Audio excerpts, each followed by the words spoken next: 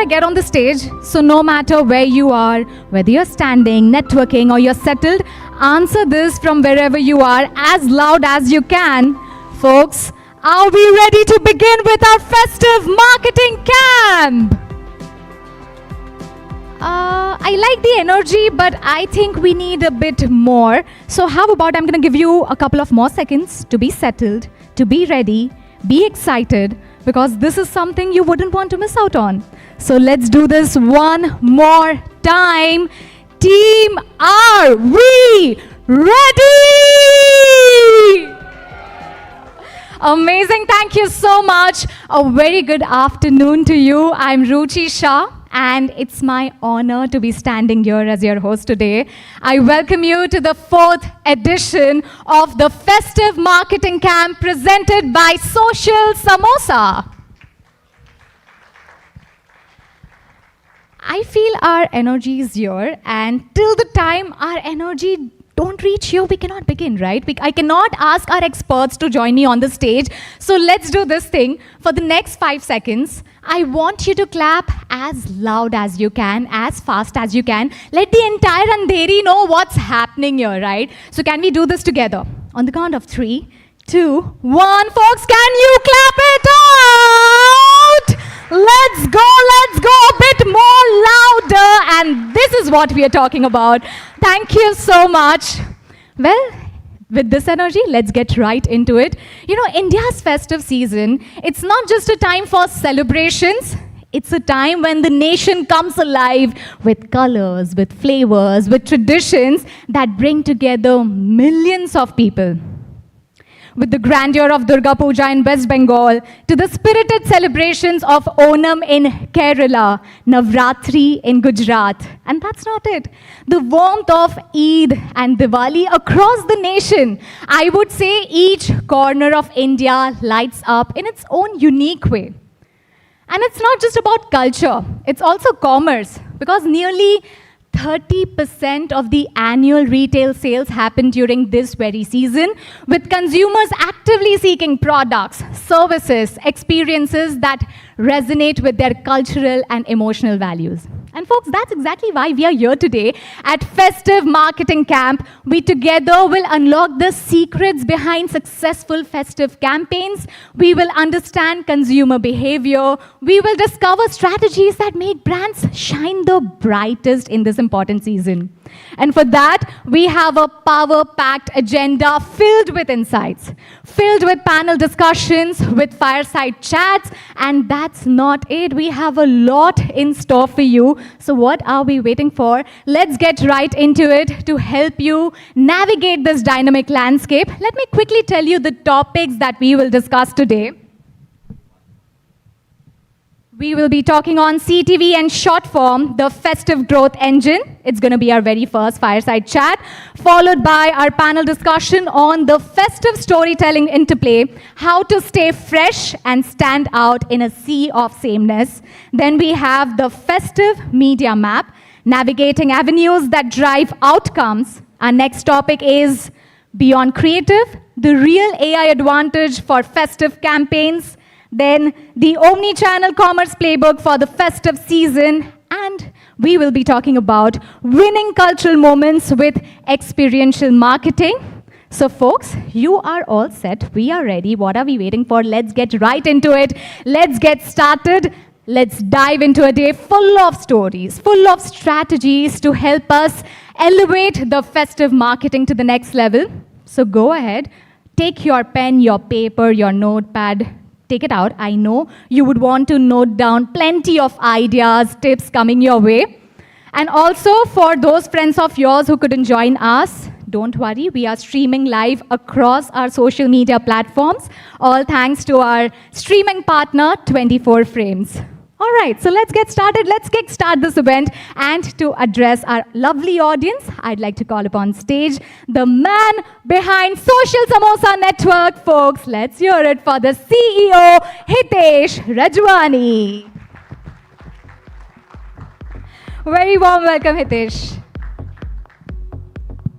I can never match the energy of a show host, though I would also be one of those hosts. But welcome to the Festive Marketing Camp, everyone. Thank you so much for making it to this venue on a busy Tuesday amidst all the traffic that you might have got here. Fortunately, most of you are on time here. So I'll keep it short because we are again, as usual, running late on time. Festive season for social samosa in general is quite a thing, because I think the team here also would agree, the ones who are sitting here, that we celebrate almost every festival with so much zeal and so much energy that it's become so that we plan our office get-togethers and office events as per the festive calendar, and that's how we bond with each other as well. And festive for me has always been that soft spot, because I've had a childhood of celebrating festivals with very distinct memories of my mum cooking very interesting food for each festival, which is very much catered to each festival. My father being very excited about some peak festive events, like Diwali is one of the biggest things for him. He's very excited during this time. He'll tell me about the new products that he's gonna stock up in his shop. He runs a shop in Jodhpur, Rajasthan. So he tells me about the products he's going to stock up in his shop. And then every night he'll have a very peaceful sleep. So, and the conversation that I have with him every night during this season is much more fulfilling than I would have through the year, because he's quite happy, quite excited about the day that comes next. And from that time to now, where I see festivals from a very different lens. I see festivals from not what they are to what they lead to. So this group of, so I've seen that festivals in general are like a masterclass by design. There are so many rituals that are associated which shape the days during the festival. There are so many hooks within the festivals that bring people together.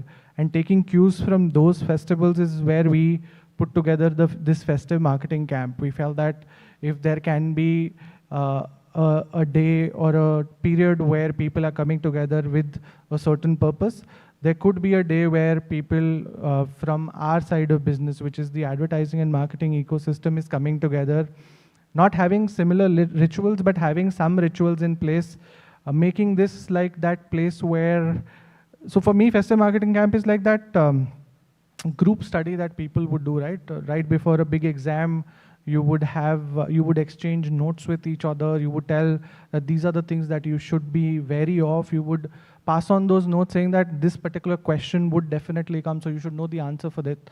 So the same way, the marketers in this room, the creative leaders in this room have those notes, and I feel that this platform is meant for them to exchange those notes with a larger audience.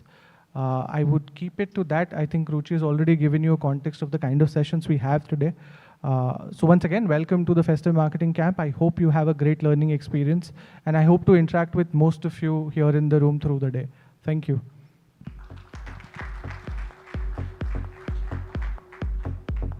Thank you, Hitesh. Well, he has set the tone for the event, and he has also reminded us why this festive season is the best time to create and, of course, sell smartly. So with this, just one thing that I would like to tell you is we want this event, this entire festive marketing camp, to be interactive, to be conversational. So we request you to ask questions to our experts on stage or maybe off stage as well. They are available. Make the most of this day, because this event is not just about gaining knowledge, it's also about building relationships. You never know, maybe you can find your next big campaign partner here. So go ahead, go for it, network with the people from the industry. And don't forget to join the conversation online using the hashtag Festive Marketing Camp. Our team would be happy to hear your thoughts, and you never know, your next tweet or post could be the next big trend.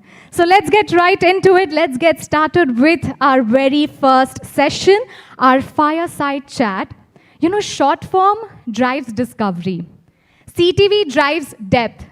So from big screens in living room to quick scrolls on the phones, connected TV and short form are changing how stories are told, how consumers engage, and how festive campaigns create an impact. And that's what our very first session is all about. It's on the topic CTV and short form, the festive growth engine. Well, this session brings together a leader at the forefront of this change. To give a quick introduction about her, she's a seasoned sales and marketing leader with over 2 decades of experience across telecom, mobile ad tech, and e-commerce advertising. Her expertise spans revenue planning, product marketing, and go-to-market strategy. Folks, let's give a huge round of applause and welcome Shubha Pai, Head of Brand Solutions at Google India. Very warm welcome. And in conversation with her, we have our very own Hitesh Rajwani. Let's welcome him back up on the stage with a big round of applause. Thank you. Welcome, and over to you. Thank you, Ruchi. Thank you so much. So I think you've already figured where Shubha is working, and most likely you might not need me for this conversation. You could just have these Q&As fired up at her and get all your answers. But for the sake of this format and for my relevance as well, I thought like I'll have this chat with Shubha. So Shubha, to understand, and like because the theme of the event is so about festive marketing, so to understand from your perspective, I think there is so much that happens during the festive season. It's like in the intros, and even when I spoke, I said that how big the season is for any brand or even business for that matter. I think almost half of the revenue that a brand would generate comes from festive or comes from the efforts they might have done during the festive period. And that makes this time very critical. And every year you can't continue to follow the same things. Like you can't write or shape your future with yesterday's playbooks. So I want to understand from you, what is it that is changing in the festive ad spends, and what is it that the marketers of today should be knowing about it? Well, thank you. First of all, that's very, very humble of you. You're very, very relevant to this, and thank you for the opportunity. And I'm very happy to be here. So, hi everyone. Like you said in your opening note, festive is very important to me as well. It's my favorite time of the year. And I was discussing with you backstage as well that I come from Bangalore, and for us, festive kicks off actually with Nag Panchami. So that's what heralds the start of the festive season. So we are kind of smack in the middle of it right now. If you're in the south, Varmahalakshmi is another big festival which follows Nag Panchami. Then of course you have Janmashtami. You have some version of Raksha Bandhan. It's not as big in the south as it is in the rest of the country. And then you've had Ganesh Chaturthi. So there's a lot that's happened. And Onam, how can we forget Onam? So there's a lot that's already happened. I like how you articulated you can't use last year's playbook or the past playbook for current years. It's because the shift is very apparent. Things are changing so rapidly. For example, YouTube has emerged it has emerged as the new TV now. And I don't just say that connected TV has been a fastest growing screen for us for the last 5 years continuously. And it is, at the other end, it almost seems paradoxical because Shorts has had a blitzkrieg growth as well. And day after tomorrow, we celebrate all things YouTube for an event called the YouTube Brandcast, where we will be unveiling a lot of stats. So therefore, I can't share them with you. It'll be like giving the thunder away.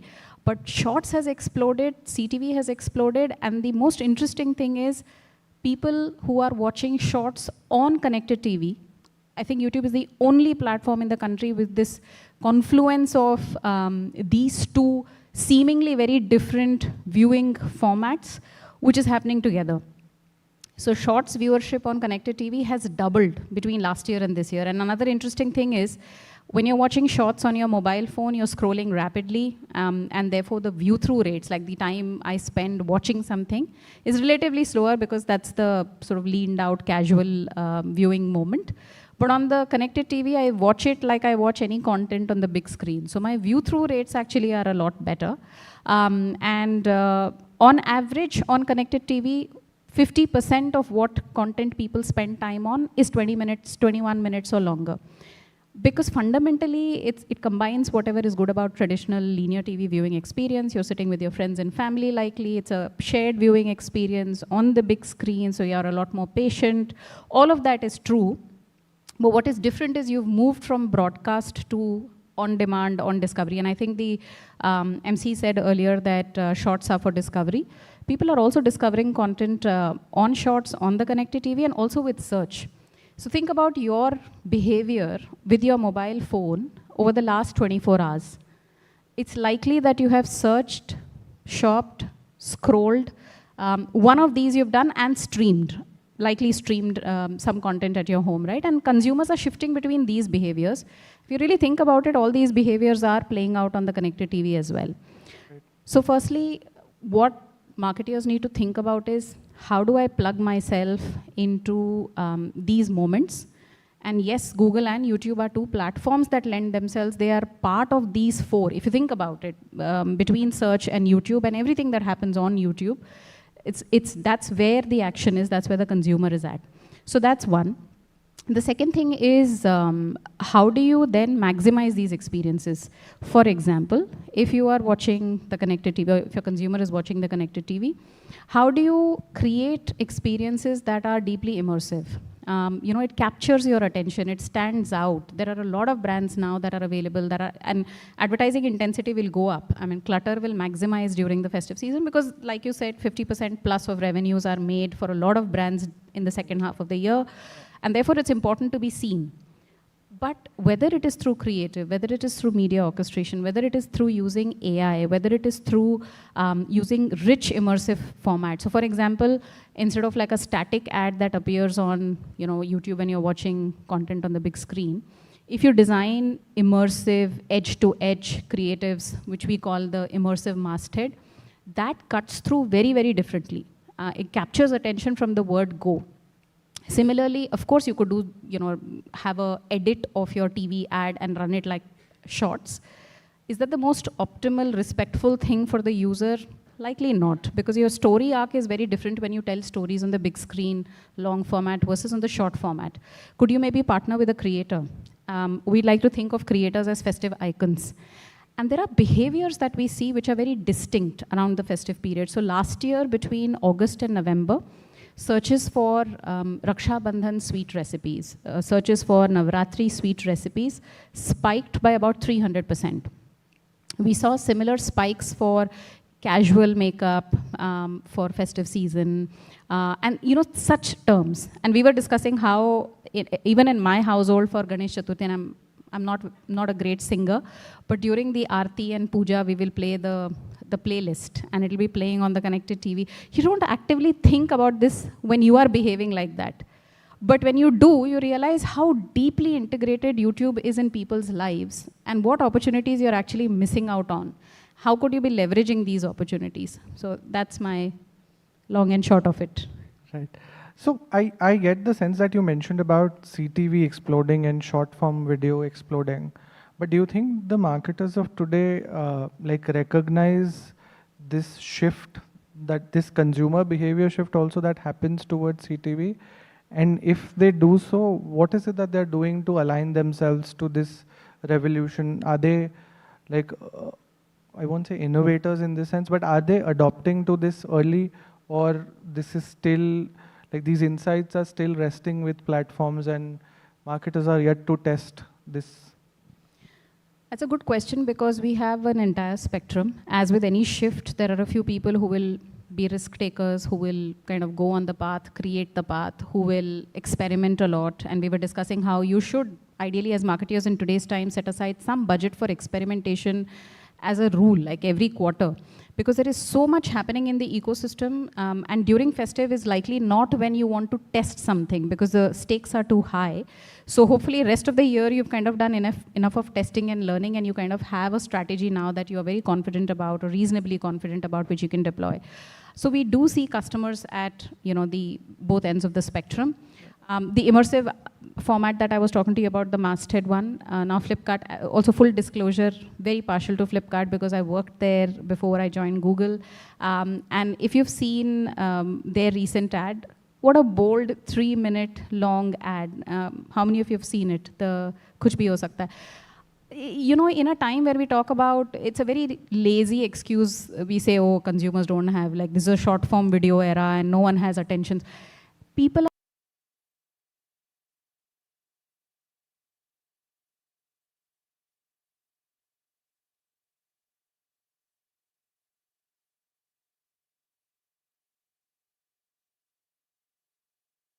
views, and these are ads that get searched. People are looking, I mean, imagine, usually you have to why for user attention. These are the ads that go viral in a way that people are searching to say, okay, everyone is talking about this ad, what's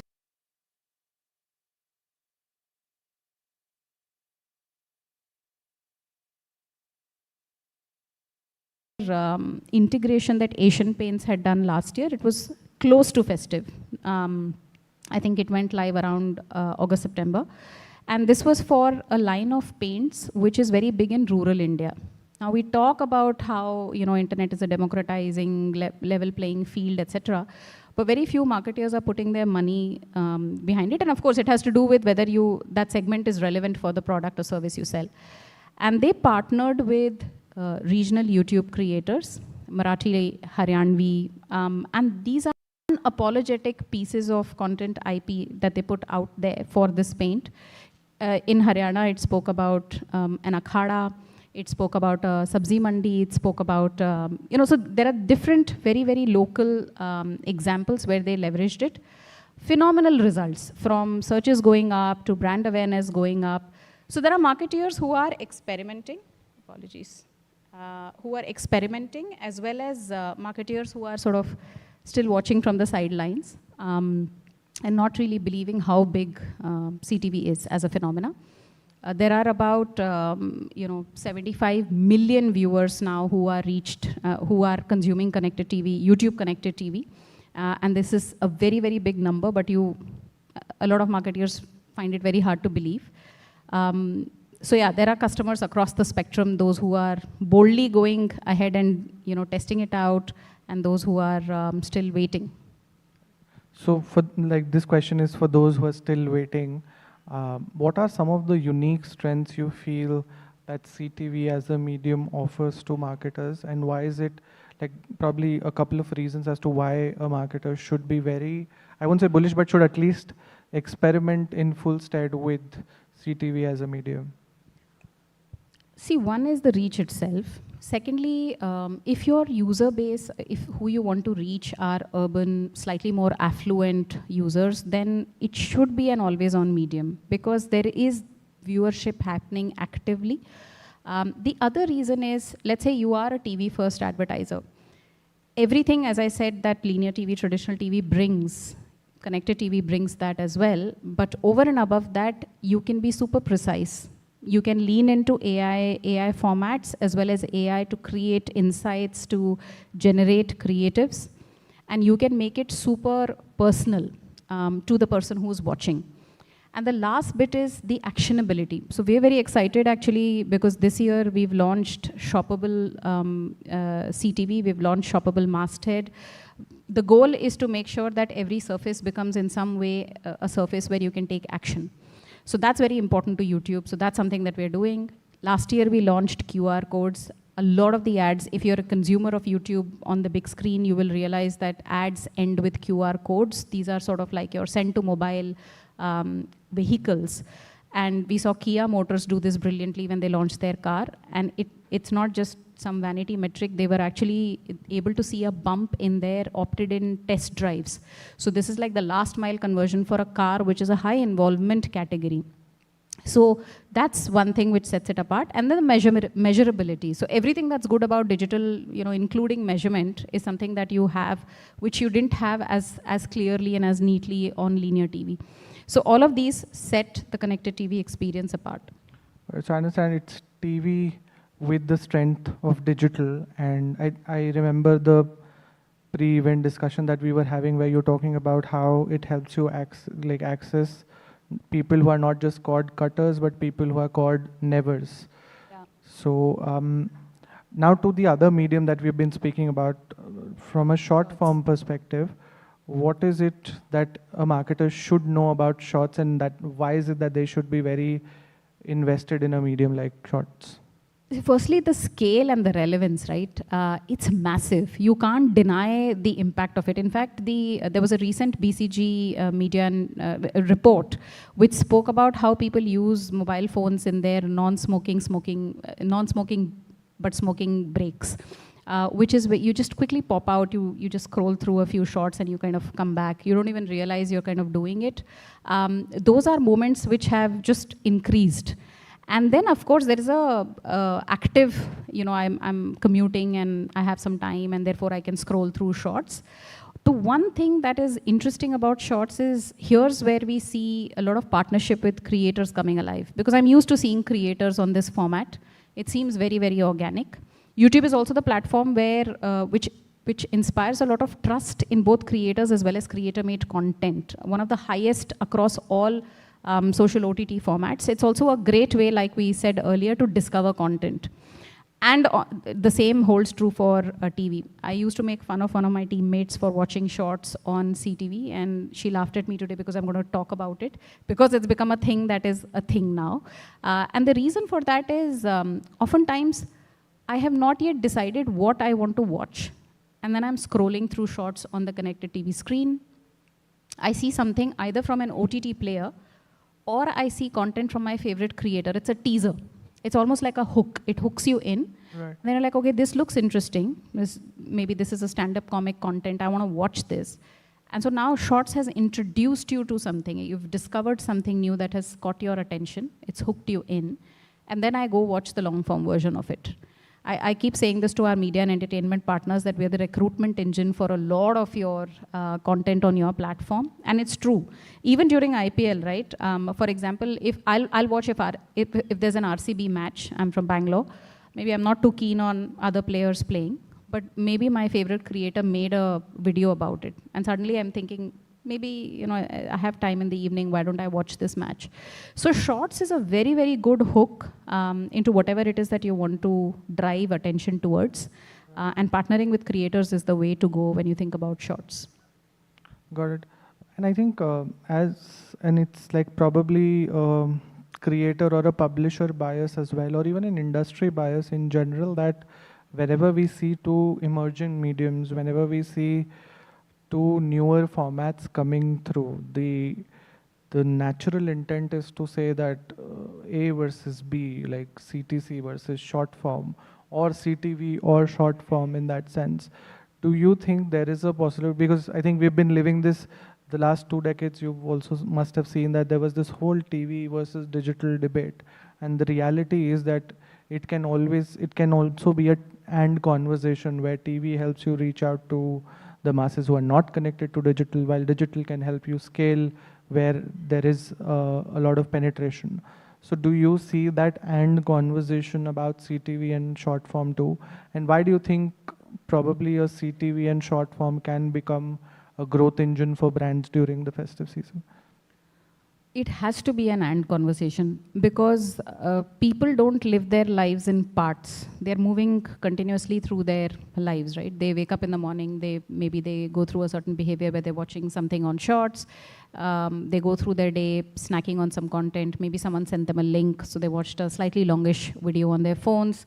They got back home and now they're watching, it's their leaned in moment, so they're watching the connected TV. Now, as a marketeer, your goal is to reach a certain set of customers a certain number of times in certain number of ways that creates those memory structures and helps them the moment they're in the moment to buy your brand, or the segment in which your brand plays, your brand hopefully is in the consideration set. That's your ultimate goal. So you need to be there whenever they are interested in watching whatever they are interested in watching. And I think one of the advantages of digital is that kind of targeting, right? So let's say you're targeting cord nevers. So an overwhelming 65% of people above the age 18 that are there on YouTube are only there on YouTube. They are incremental to even TV, which means that you're not going to find them anywhere. And cord cutters and cord nevers is not just now fancy phrasing, it's a reality. We were discussing backstage that if you go try buying a TV today, you're not going to buy a linear TV, you're not going to find a linear TV. By default, the TV that is being sold in the market is a smart TV. So if you think about what in the, we used to call media dark geographies, parts of UP, Bihar, where electrification has not yet happened, therefore traditional media doesn't reach. As electrification starts to happen and those households go and buy a TV, the first TV they are buying is a smart TV. So they're leapfrogging directly to connected TV. And we don't think actively about this, but that's their first experience. And if you think to the urban India, younger folks, they are doing this by choice. I mean, I don't understand why I need linear TV, why I need cable connection. I can just get TV, and it gives you an option, so many different OTTs, right? Not just YouTube. Therefore, this whole by-demand viewing is the single biggest sort of shift in this entire ecosystem. And that's what we are seeing play out. And if you throw in everything else we spoke about from a measurability, reach, etc. lens, it makes sense. To your question about the either or part of it, now that you know that there is a confluence of short form on long, like on CTV, now that you know that people are they're doing both because they can. There's nothing to it. I enjoy watching short form content because it solves certain needs. Maybe I have that much time. I watch long form content as well. Therefore, as marketers, why should you choose either or? And they complement each other in other ways as well. You can tell a longer story, give people more context when they're watching on the big TV, big screen. You can partner with a bunch of creators. I don't know if you all have seen it or not, but I get shown a lot of insurance and banking ads now, which are creator first. The relatability of a category that is I'm sorry if there are insurance folks here, but it's a boring category, right? I mean, but only a creator can come in and grab my attention. I remember, or a credit card, a new credit card which has specific savings, etc. Therefore, partnering with creators, which is why I call them the festive icons, partnering with them and ensuring that on the short form, they are helping you complement the nice ad film that you've created, which is like either a 30-second or like Flipkart, a 3-minute ad, is I think making sure that there is both depth as well as, or there is more engagement as well as there is scale that you're able to get. And there are cost advantages as well to making sure that you use both formats. So conventionally, I feel that with medium, say, even the intro was saying about how CTV could give depth and short could give discovery. Yeah. And you said that like all of it is very fluid at this point in time. I think conventionally we are all aligned to think that there are some platforms which help you go deep and then there are some which help you go wide. While with the emergence of platforms and mediums such as this, the possibility is there to go deep and wide at the same time. Yeah, I think it depends on your creativity, because let's say you want to explain a complicated product.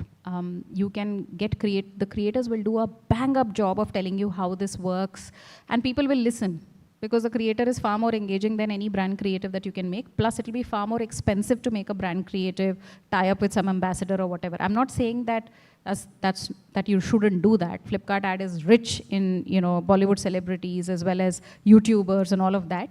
But let's say that you want to achieve a certain objective. Shorts can help break that down. If it's a complex thing, you have a longish video, somebody's talking through it, you have one short that just explains one functional benefit, and it reaches out to people who care about it the most. And here's also where AI plays a very important role. So now in Insights Finder, which is something that marketers have access to when they are working with Google Ads, Gemini-powered insights are now coming in, have come in actually, which can be used to power through what creative and communication decisions you're going to make. And once you have access to that, you have VO3 to create assets at scale. I was talking to a colleague of mine who was, he manages this food player. It's a large-ish food player. I can't name the brand. And typically they work with their, they give a brief to their creative agency. The agency takes 2 to 3 weeks to come up with the first iteration. With VO3, and this is for a regional language asset that they created, and multiple assets depending on the cohorts. the first iteration took about 3 to 4 hours, and it was 90% there. It took 3 days for the remaining iterations to be done. It's all getting powered by AI insights, and it is then VO3 which is creating these assets and putting it out there in different languages. But what is interesting, and it has sparked intense conversations within that company, is that they are seeing 12 to 14% jump in purchase intent, which they never saw with their, these 3-4 week creative agency made creative. So that sparked conversation because there is scale, there's efficiency, there is speed, there's agility, and you're seeing business results. So I think that is something which is interesting, and it is bound to be a game changer. So that's very creative. And then you have the Flipkart model where you create a nice 3-minute asset and you run that. Got it. Speaking about the matrix or like the measurability bit that you were talking about, CTV or even short form as a medium, what are some of the biggest blind spots that, like a KPI blind spots that marketers have in today's day and age, and that is what they should be aware of? It's not there in their eye, but they should know of. See, I think marketers overanalyze everything anyway. So it's not like they're missing a KPI. What I've observed is that thinking about KPIs across the entire journey makes a lot of sense. So you start still with, particularly if it's a big brand film, etc., you still think about sufficiency principles. You still start with reach and frequency. What is that critical reach frequency I need to deliver at what cost? You think about lifts, so brand lift, what is the awareness lift, what is the consideration lift. You think about, if you're running anything with creators on YouTube, at least you also have influencer lift metrics. So just as you measure for your brand made creative, you also have influencer lift studies. You have search lift. So for example, Oreo around Pongal partnered with creators for one of the new cookies that they were launching in Tamil Nadu market last year. And they saw an 8x jump in searches. That's a good metric because it's a lead indicator saying people are curious, you've seeded that curiosity. And then of course sales. So how are you going to measure sales? And there are a wide variety of tools. And then you have MMMs. I know it's very intense, you do this, but it's a very good way to study impact and ROI and efficiency.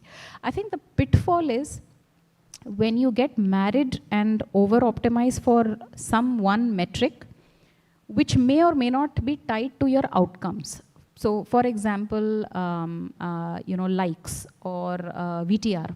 So on YouTube, because we have both long form and that's our history, that's our lineage, that's what we were known for. Now when we have shorts, there is a tendency for people to say, hey, but the view-through rate on shorts is so. Of course the view-through rate on shorts is going to be a lot different from the view-through rates on the long form traditional ads.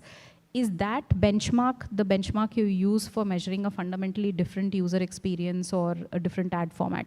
So I think building in a little bit more flexibility and understanding, firstly, your outcome-based measurement has to be there. What are you doing, whatever you're doing for? Is it to create increase in searches? So a lot of the insurance category that I spoke about cares deeply because it's such a commoditized category. They care deeply about branded searches going up. So that's a good metric. It's an outcome-based metric. Are you looking for actual sales? It's a great outcome-based metric to look for. And then how do you optimize everything that goes in the way to indicate that this final metric will move? Versus being married to some intermediate metric and then not realizing that the format you're using is not going to do justice to that metric, and therefore you need to tweak that a little bit based on the format. So I think that's one pitfall, or that's one watch out. That's interesting, and I think that is one of the key takeaways from this conversation for sure. We'll quickly wrap this up with a rapid fire. Shubha, it's not coffee with Karan, it's samosas with Hitesh or There's chai no basket with Hitesh. coming. Yeah, no, there is a hamper coming for sure. Oh, how nice. Okay. Yeah. Irrespective, actually. Okay. Great. So I'll start. One festive campaign that has appealed you the most, and like why is it so? And like you've already named Flipkart, but maybe you could name one more. Yeah, I quite liked the Cadbury's Rakhi campaign. I, in general, like Mondelee's campaigns because they're a great combination of tug at your heartstrings, but also very, very tech forward, very AI forward. They always break the clutter and do something very different, but I like their ad this time as well for Raksha Bandhan. Got it. One common mistake you see brands making during the festive season? Not really thinking about all the pieces. I always say begin with the why in mind. And I think the one place where people tend to falter is also orchestration. So you've got your formats in place, you've got your plan in place, you've got your strategy in place, but festive is a long haul, right? And depends. When do you want to amp up? When do you want to dial down? But if you start at Nag Panchami, like I said, assuming that that's when festive season kick starts and you're going to go through till your Black Friday sales and Christmas and New Year, you're preparing for the long haul. So when do you peak, when do you sustain, when do you pulse? That orchestration, I think, needs to be thought of rather than it being just, oh, let's do a Rakhi campaign, let's do something else, let's do something else. I think orchestration is one thing to think of. Got it. And one trend amidst CTV and short form that marketers should watch out for? One CTV or shorts trend? One CTV and one short form trend that marketers should know of. At least on YouTube, shoppability, interactivity in every form is going to be a trend. It's here to stay. We are going to be launching a lot of features which are going to, like if it's a creator, you can actually participate in the live stream with the creator. So there's going to be a lot of back and forth. So direct participation and a lot of interactivity in terms of your ability to take action, to shop, to request more information. All of that is a trend to watch out for, and it's going to be there for the next 1 year or so. On shorts, actually, the trends come and go, and the trends are oftentimes created on YouTube. So just making sure that you are plugged into those trends, or you are participating in creating those trends and partnering very closely with creators, that's something to do. And lastly, one advice for the marketers in the room while they're stepping into this festive season. I think we've said it enough, but please do think in terms of and rather than or. It's long form and short form, and it's CTV and the mobile phone. Thank you, Shubha. Thanks a lot for your time. I hope the audience had a good learning experience. Thank you so much. You were a very good audience. Thank you, Shubha and Hitesh, for the insightful conversation. And Shubha put it so well that there is no either or for short form and CTV. Like short form is a little teaser which then drives attention to the bigger story. So thank you so much. And with this, I request Hitesh to present a token of appreciation to Shubha for being a part of Festive Marketing Camp. Let's hear it out, folks, for Shubha Pai, Head of Brand Solutions at Google India. Thank you so much for your time. Thank you.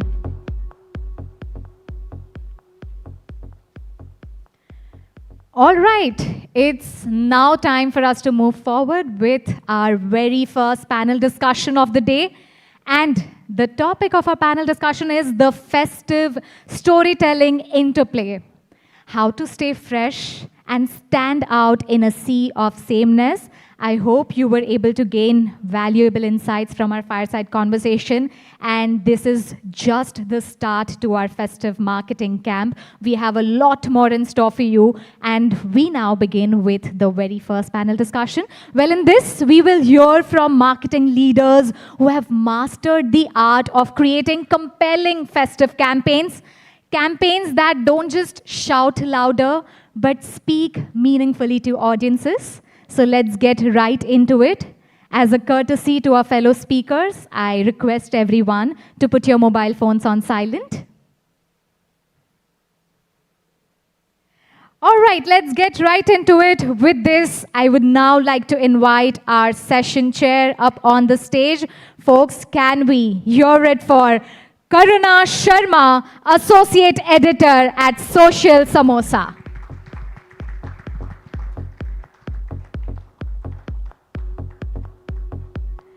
Very warm welcome, and with this, it's time for us to call upon stage our panelists.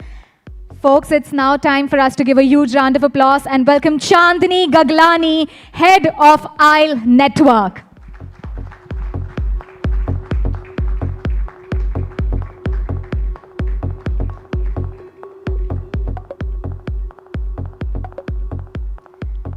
Joining her up on the stage, we have Hemant Shringi, CCO and Managing Partner at Wonder Lab.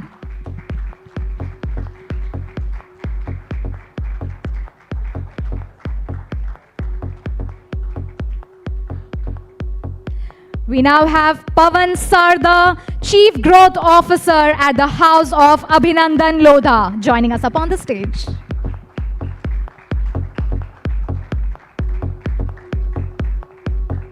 Last but not the least, joining up is Shazia Khan, Chief Strategy Officer at Enormous.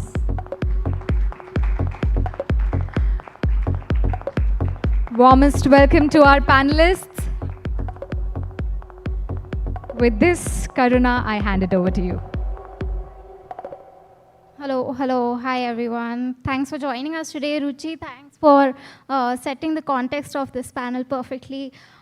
So the other day while researching for this panel, I went through a couple of Diwali ads. I watched this particular ad where a young couple entered their home and there were lights everywhere. And of course, a gift box was exchanged. And this was for an apparel brand, which the logo gave away later, of course. But this ad could have been for sweets, for lights, for even a bank. And that's what we intend to discuss here today. We want to talk about the sameness and the patterns that are developing in ads. And it was, even though it was a beautiful ad, it was an emotional ad, it was also interchangeable. So with that, Hemant, I would like to start with you. You have worked with brands like Ariel, Whisper, Gillette, and WhatsApp, brands that are big on festive. So from you, I want to understand from your experience, what patterns have you noticed in festive storytelling? And do you think there are some tropes that we need to retire? Hi everyone. I think to start off with, just to build on the point that you said, right? I think one of the things that sometimes goes wrong with a lot of the festive campaigns is people feel that maybe through the year we've been doing brand communication. At this point in time, we should be doing festive communication. And in the process, they end up leaving the brand a little behind. In fact, it's the exact opposite. It's the time where everyone's going to be speaking festive. How are you going to make sure that the core of the brand thought comes in the festive campaign as well? And I think that's what happens, right? If they're interchangeable, it's only because the brands and the people who are working on the communication are letting go of the core of the brand. And I think it's actually during festive season that you should say, hey, I want to hold on to my core so tight that, I may go anywhere and I may have any kind of an execution, but yet my brand core should shine through with the festive communication that I'm doing. I think that, of course, is one of the biggest shifts that I feel we should do. The fact that how do you hold on to your core so tightly that no matter what you do, your brand shines through. And in terms of tropes that we should probably let go of, as much as a fact that festivals are universal and timeless, I think there might be an opportunity to let go of the timeless tropes of communication. This whole ghar walon ke saath Diwali, ghar wali Diwali, while it's beautiful and of course it'll never change, I think there's an opportunity today to give the timelessness a twist of the times. In a way, how can you create how can you bring together a timeless insight? Of course, because celebrations are about traditions, festivals are about traditions, but how can you hold on to the tradition and add something of the times today? I think that is one of the tropes that I think, this whole thing of let's hold on to the timeless conversations that we've been having. I think that's the one trope that we should definitely let go of as soon as we can. Yeah, absolutely, Hemant. It is important to be timeless and yet recent. Good point you made there. Chani, in your view, what makes a campaign distinctive and rather than repetitive, especially in a festive context? I think a lot of points that Hemant said, completely agree out there. These are the kind of intense conversations we're doing internally at ISLE as well. I think each marketer, the times have come where we're forced to rethink a lot of these pieces, right? The myth of pan-India viewer. It forces us to really, especially a dating app or matchmaking, which is as old as 10 years, a dating in a category in India. We start thinking, really, is there a user, or is there a campaign that can hit all of them in the same way? And the answer is actually no. It forces us to go hyper-local. It forces us to see multiple layers and nuances that we really will have to address if you want to talk to that user in a meaningful way. So one, to make sure that we're not all sounding the same, the answer comes back to, are you really talking to the same user? If not, what is this? How is this user so different? How can you move away from demographic mapping to mindset mapping? So moving away from that myth, and also the trope that he mentioned, right? That Diwali, especially, this was literally an actual conversation that happened in our meeting room, saying that today the Hum Saath Saath Hai sort of campaigns are becoming passe very quickly.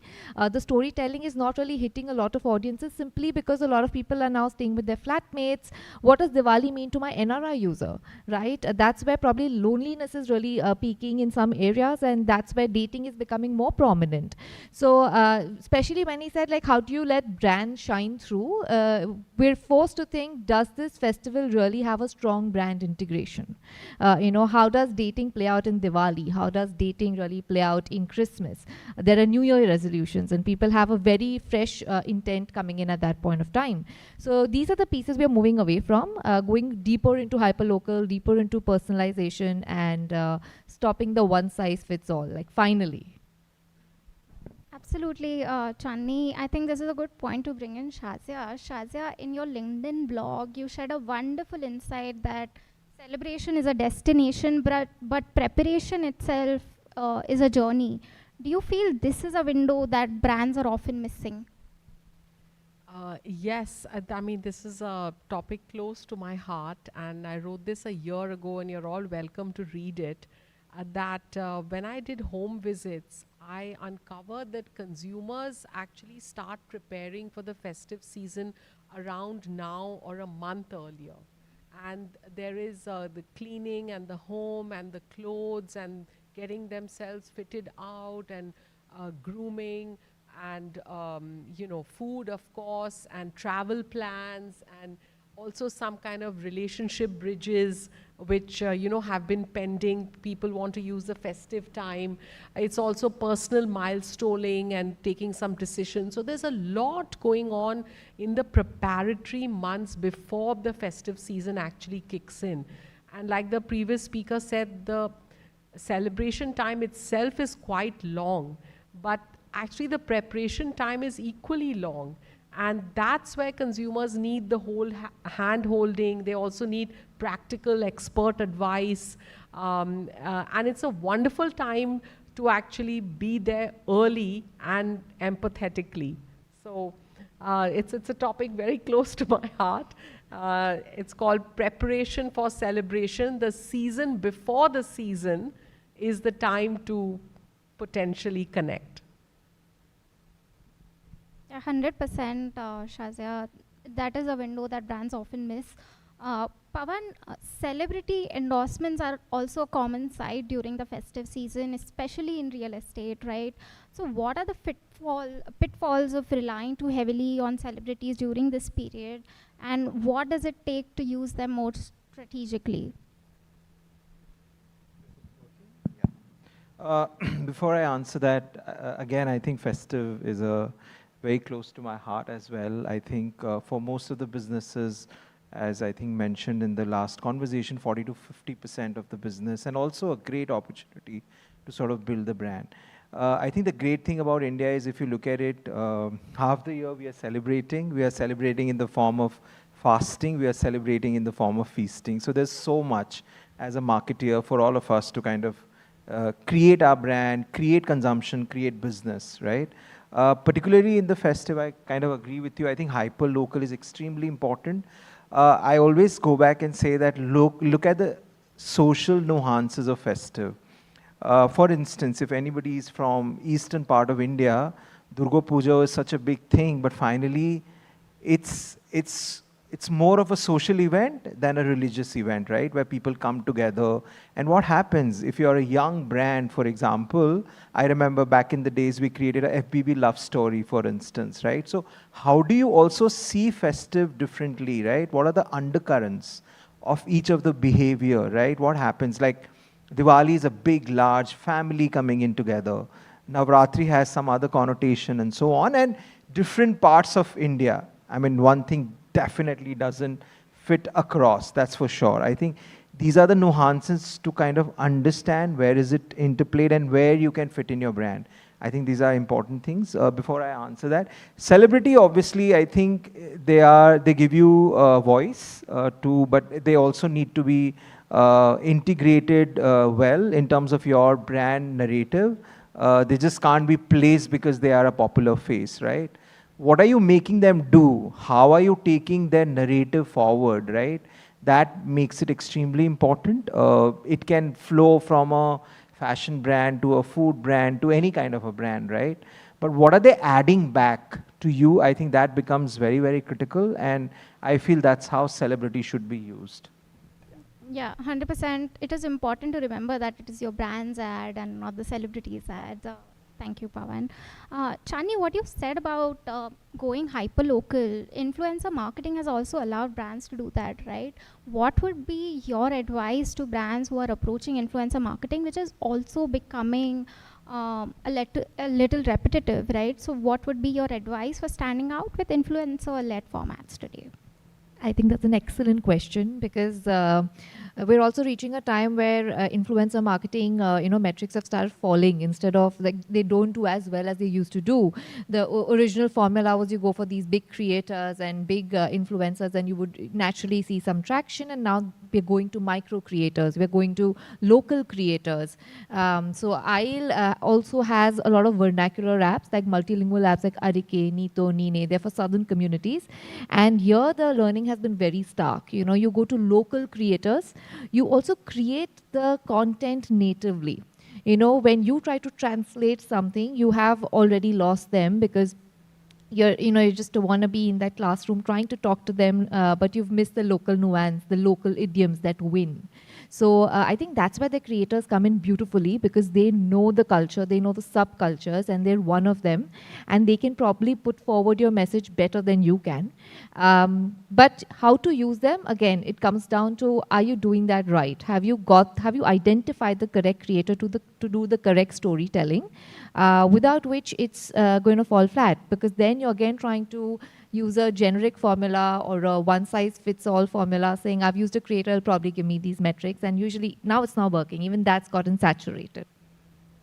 Yeah, and just to build on that point, right, I think this whole conversation of influencers and micro-influencers and nano-influencers is so interesting, which is why even again that conversation of how closely you're holding the core of the brand becomes important. Because earlier you were creating content. Now you're really letting go of that power and that control.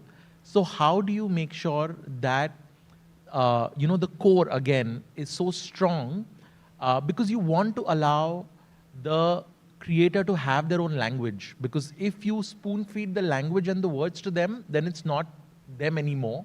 And the reason you're doing this, because it's the kind of authenticity and organic language that the creators are really putting up. And yet, how do you make sure that what you wanted to say doesn't get slipped away in the language as well? So the language might change, and there should be an absolute liberation in what the creator creates themselves. But at the same time, what you're saying is so core and so important that you've got to pass that on in as sharp and clear way as possible. Yeah. And these are definitely very difficult decisions, because in the traditional marketing world, I mean, you will see this between traditional brands and young brands as well. The integration of storytelling of the brand, right? A traditional brand will be like, but it didn't come in the first few seconds. My logo is not there. It's not in your face. Am I sure I want to spend like this? It takes like giving away that control. You're moving away from consumption first to co-creation. And this is a new era. So sitting back and saying, hey, you know, this will do better because the brand integration is smooth is a very tough call. It's a tough thing to do, but finally works. It's important to put your trust in the creator. And Shazia also said earlier, we were having this conversation before this panel. She said this festive period is the time to take a pause. And this taking a step back, taking a pause and trusting the creators. What you were speaking about finding the right moment to advertise, about preparations. So how important is timing? This question is open to the panel, feel free to take it. So how important is timing when it comes to your festive marketing plans? Sorry, what did you say? How important is? Timing. Time. I can just kick it off, you know, and everyone join in. But I think all people face the issue of clutter and crowd, right? And like you're calling it the sea of sameness. So definitely coming in early is an advantage. But the fact that the consumer comes in early because he or she is preparing gives it even more strength to do that. And it's also appreciated. You know, it's something that is so timely. So that's one. The other aspect of timing is, I just picked it up from a consumer home visit last week, that, you know, all the serials that people are seeing are echoing whatever is the current festival going on. So that is another aspect for us to take into account, that how should the brand advertising be? Because there's already this happening in the context. And consumers are actually seeing a lot of it, that now every serial is about this festival. So that's also a point to keep in mind for timing, that can you reach there before that as well. Yeah, just to add, just two things. I think Shazia kind of said it really well. I think it's about preparation before the celebration. I think therefore, like, what's your business? How does it fit in? Because I think these are the moments, and nobody decides anything overnight, right? I mean, we all give and we all are in love with performance marketing. I get it. But the point is that the decision making and the process happens much in advance. Therefore, I think it's also about building your brand, strengthening your brand, seeing this period in a certain way. Don't see it in blocks. Don't see it in, like, you know, one over weekend, right?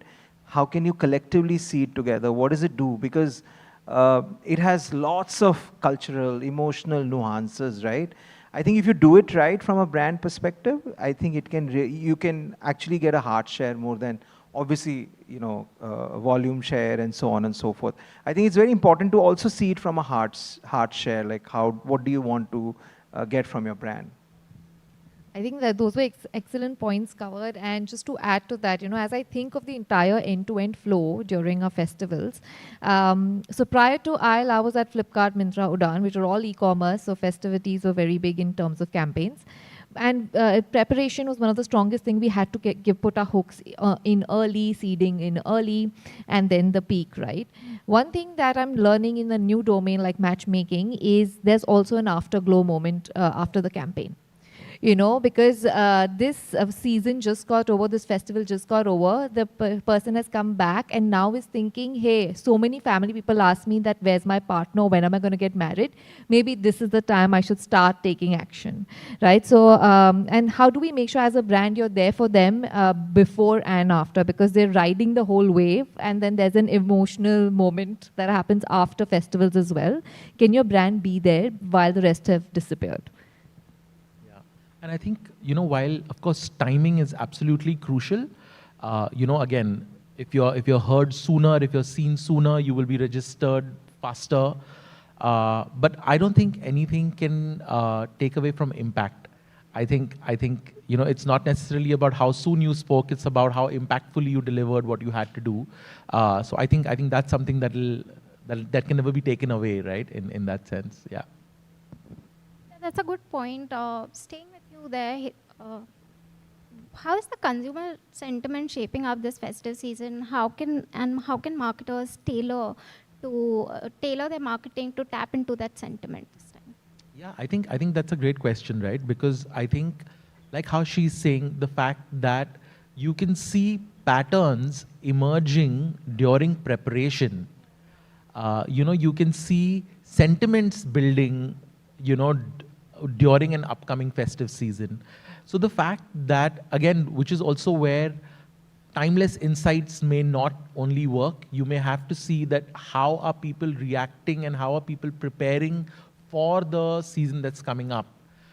So I think a lot of the things that are at service for us, right? Whether it is, like how we were speaking on the previous session, for example, the trends that are coming up, all of these things, I think, which is interesting, right? The fact that you should see and observe trends for what the sentiment is and create for that versus recreating that. People tend to feel that, hey, this is a trend that's going along. How can I jump into the bandwagon and do the same thing?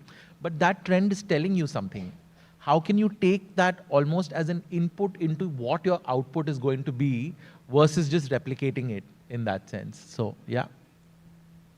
In the previous session, Shubha mentioned that experimentation should also be budgeted in your calendar, but she also said that festivals should not be the time when you experiment. What do you think about that? I agree, actually, and I'll tell you why. Because I think that experimentation should be a part of your overall plan. And experimentation is something where you are trying out what is a little outside of what your brand language or your brand pieces are.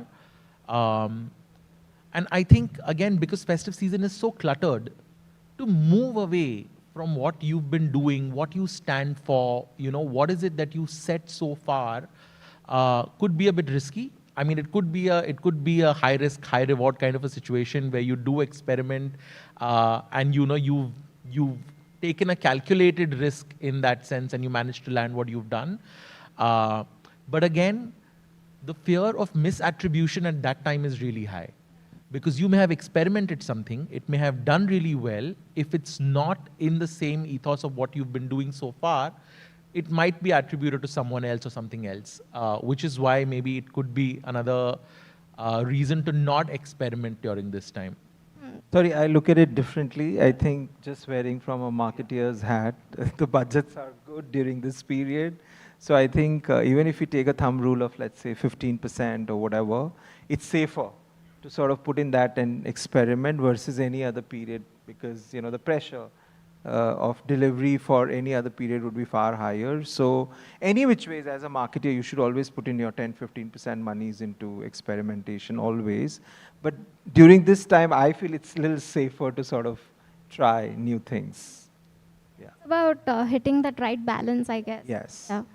Sticking to the tried and tested methods and experimenting a little bit. Shazia, yeah, just to plug in here also, like the previous speaker said, that the festive celebration season is very long. And if we take a leaf out of what the wedding season has done with this concept of the pre-wedding, there are, even within festivals, there is the main festival, and there are many other festivals which don't have this main spotlight but are still there. And they're waiting to kind of, if it's appropriate, be a part of the canvas.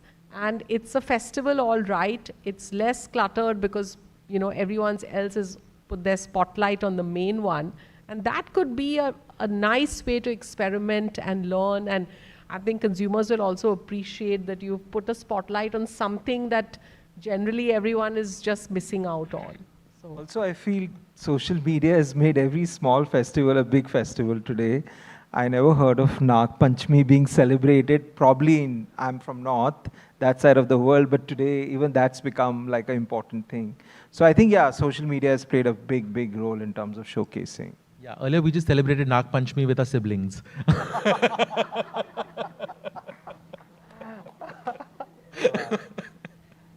I think bang on, right? I'm just trying to think everything that social media is sort of getting us to in terms of moment marketing. You're always looking for a topical topic to speak about or market on.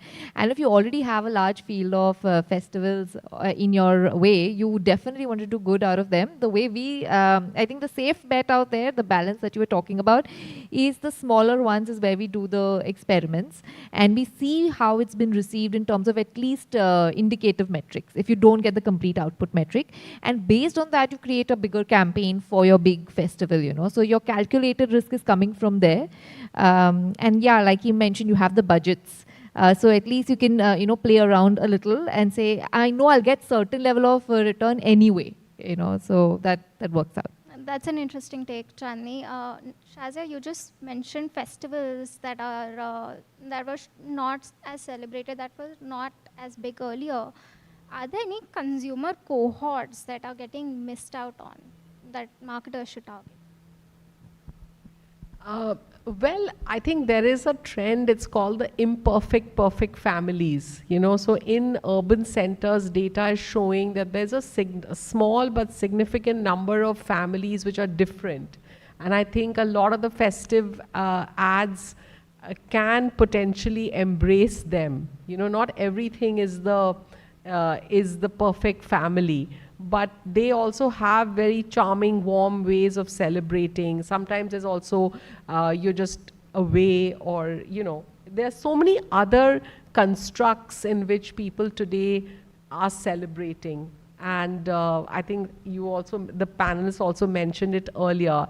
And it is quite delightful for storytelling as well. It's a real phenomenon, particularly in certain urban centers. And maybe it's something that we can really do very rich and very fresh work on.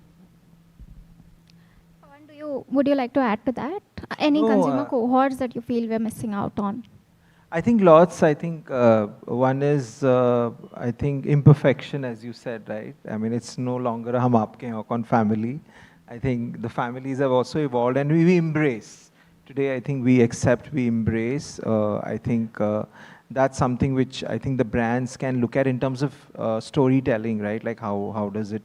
And I think, I mean, from my 10 years back, I think, the stories would more be at a dream level. Today, I think it's more at a relatable level. I think that can also be created. Today, it can be more authentic. It can have its own voice, right? Because I think that's the kind of things which is noticed, which is acceptable. I think the risk-taking ability 10 years back was very little, right? Everybody used to do similar stuff.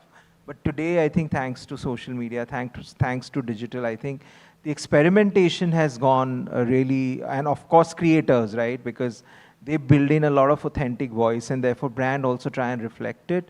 So yeah, I think that's another thing which the brand should kind of look at.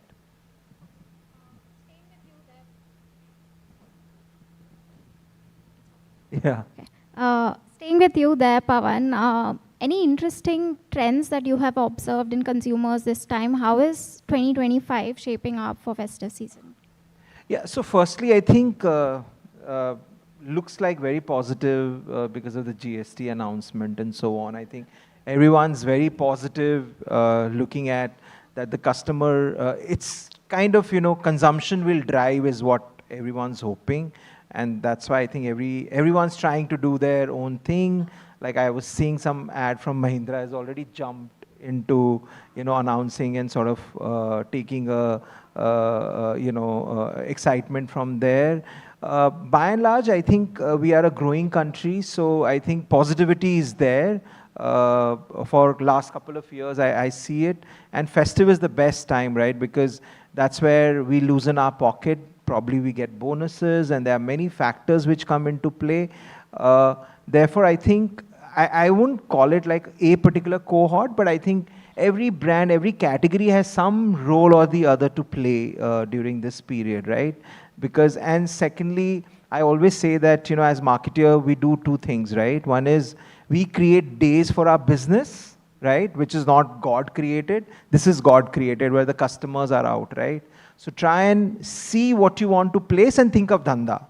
I mean, just don't think of just building brand alone. I think the customers looking out, they are looking out for right things for themselves, right opportunity for themselves. So also think dhanda. I think that's extremely important, and look out for, you know, whatever best you can do during this period. Yeah, I think the other marketer here on the panel will agree with you.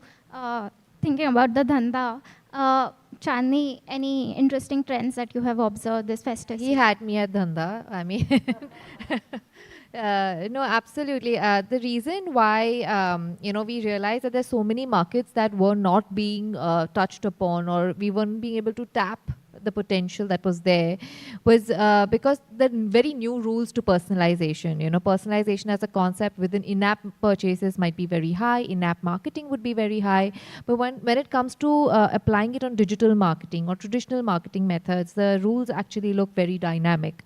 So when we actually start seeing users as a segment of one, when we started breaking down the demographic cohorts that you were mentioning into, say, mindset mapping, we realized that the same person who comes and uses dating app or IL, say 5 years ago, comes back to the same app and uses it for very different reasons. Right? So how am I going to talk to this one person in different ways? So I've got to understand, what does this life stage mean? What does this festival mean in this life stage of a person? We already did cover multiple use cases, right? Where I think largely what we're really trying to say is, how do we make it more inclusive? We've had stereotypes which talk about one idea of perfection or one definition of what a perfect Diwali looks like. But now we have multiple types of Diwali happening, and there are multiple Indias coming within India, right? So now you got to talk to all of them. How are you going to do that? So I think that's where the cohort is becoming more and more finer and more nuanced. As a marketer, one campaign is not cutting it. Going hyperlocal, going personal, a few examples that I already gave, like it's not only within India, we're also talking to NRI sentiments during Diwali. It's the opposite sentiment that's going on in some of these regions. We're talking to flatmates, we're talking to Gen Zs, we're talking to millennials. Boomers have something else going on, but they're also key opinion leaders. So very different storytelling on each level, and tying it together is what's the exciting part this season. I'm picking up a few trends which are just started off as niche and are really exploding. One is the desire for some kind of sustainable celebration. It's the concept of sustainable weddings, whether it's the venue or the the accessories. People want that. They're leaning into us, and they're willing to pay a premium for that. I think the second is people want a channel to showcase their participation, and I'm quite amazed to see over time color.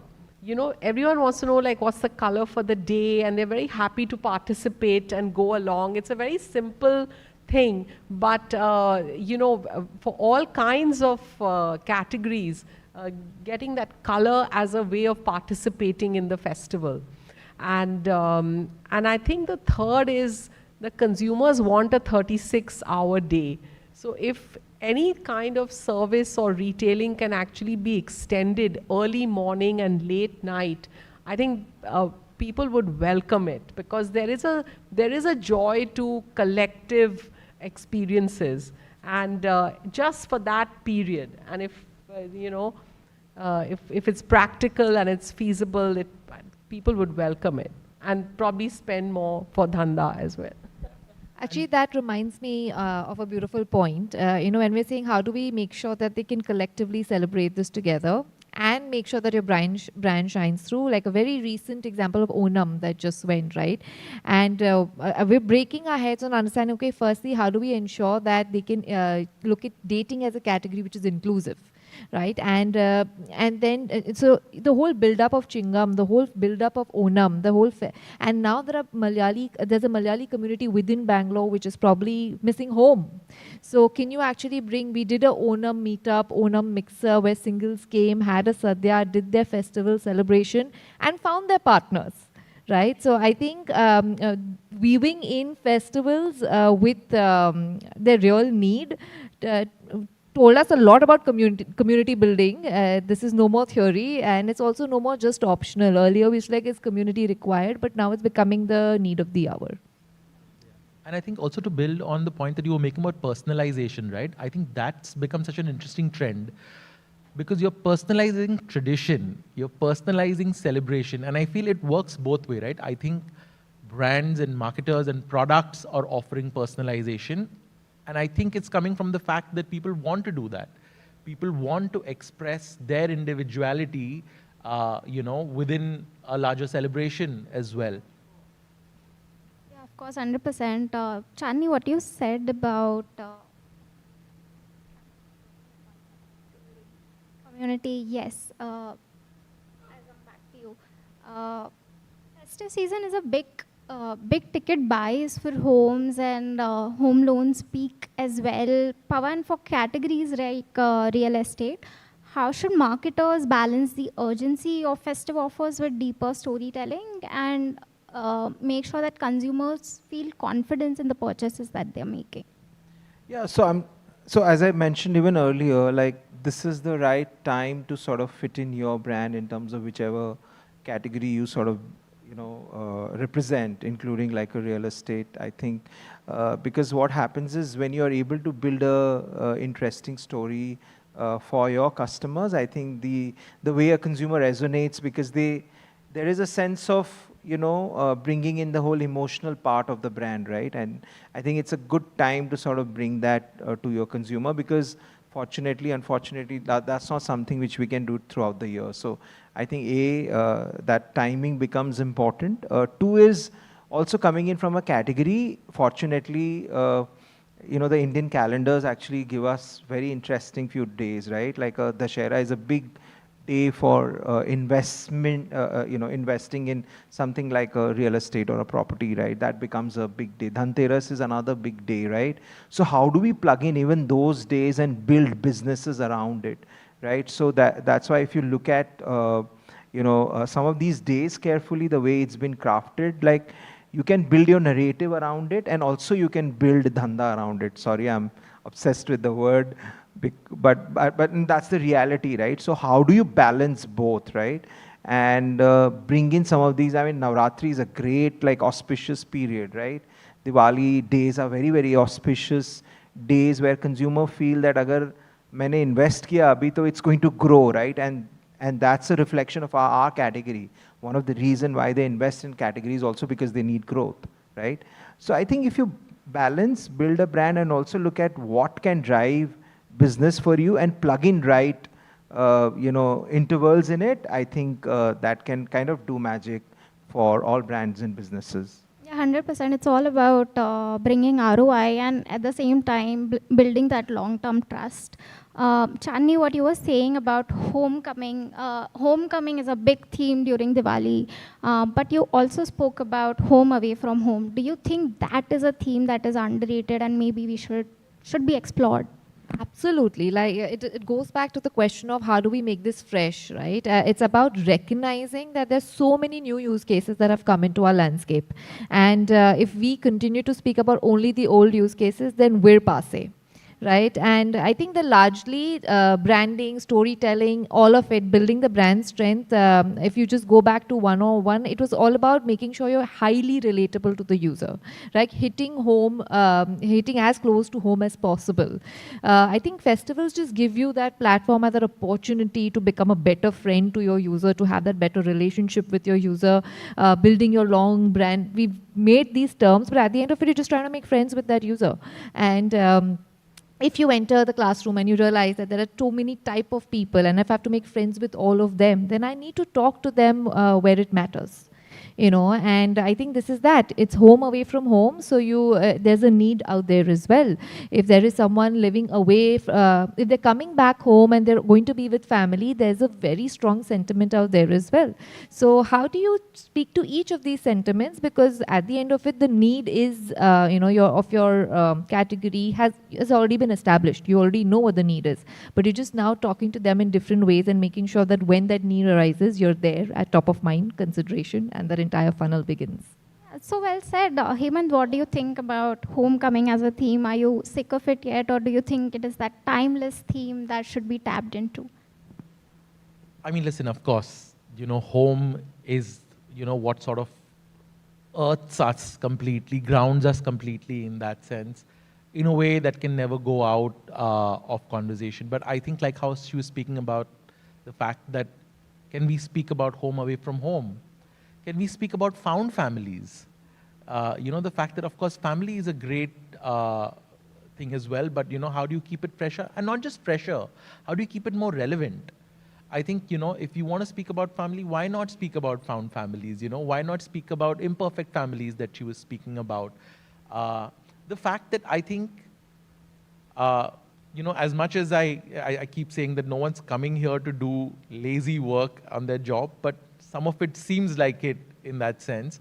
But the fact that, there are layers to some of these timeless conversations that we've touched upon in the last 15 minutes, it really gives us a sense that there is so much more left to be explored in a way. So yeah.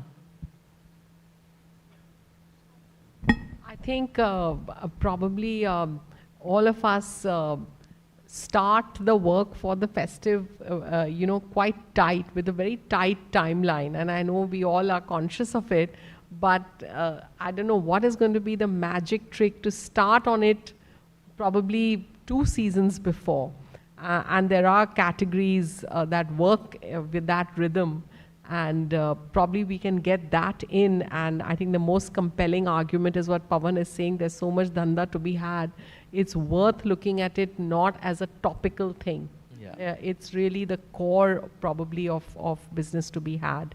And that can then, people can invest in the understanding the sentiment, preparing for it, doing special innovations around it, and expanding the way business is done for that limited period of time. There's so much to explore there. Yeah, no, absolutely. And we were speaking about it this morning. We were sitting in a discussion. We were saying, but didn't we know the festive season was going to happen?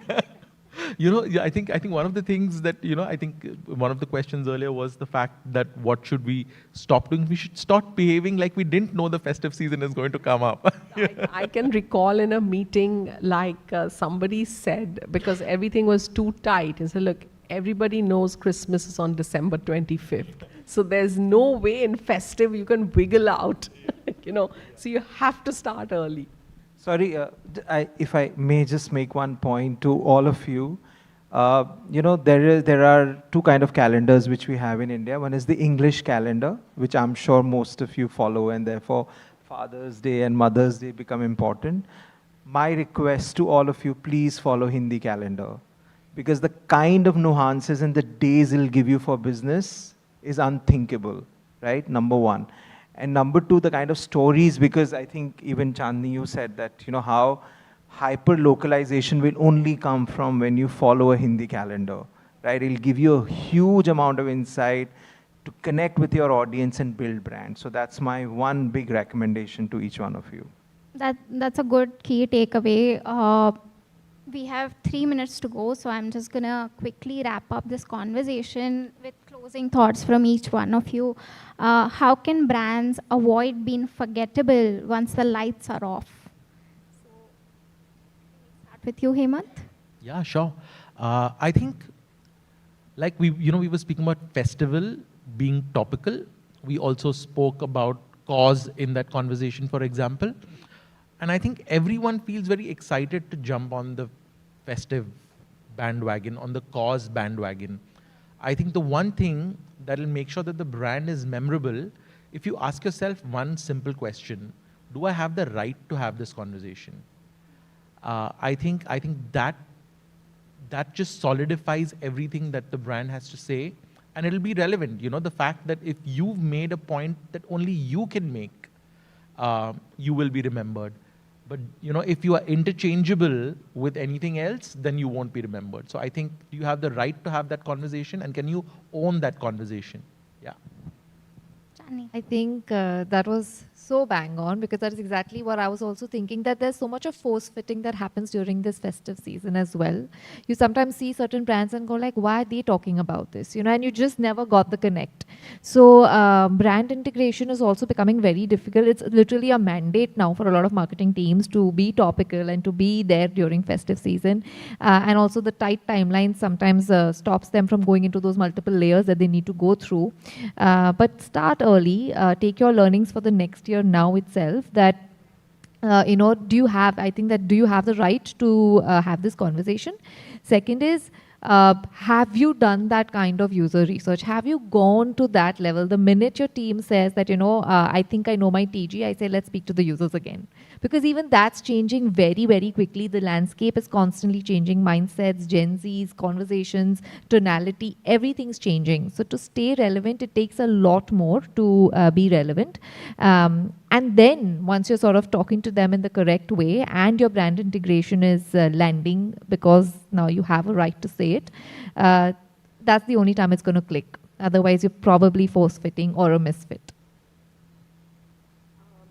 Yes, I mean, I was telling you that if we just follow the consumer's calendar, so if her calendar is like we discovered that in August, she's saying something like, we start preparing now only. And that's a direct quote, so matter of fact. Then all of us who are creating brands that are trying to connect with her, we need to get on her calendar, her festive calendar. And that's where we'll pick up all the insights and the sentiments and the points of connection and so forth. So, and I feel that's a bit of a change. I mean, if we actually land up in a meeting and say that I want to do research for the festive celebratory season starting in July for 8 weeks because I want to follow the consumer's calendar, how receptive are people going to be about that? But actually, that's an experiment worth doing. Let's do it for 1 year and let's see what it yields.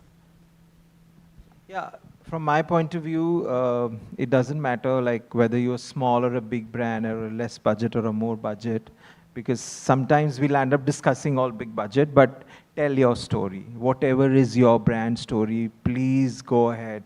Whether you create it through your creator, whether you do, sorry, I hate to use this word, but through AI, but tell your story. I mean, this is the time to, build your story, create your story, what you stand for, and this is the best time to connect with your audience.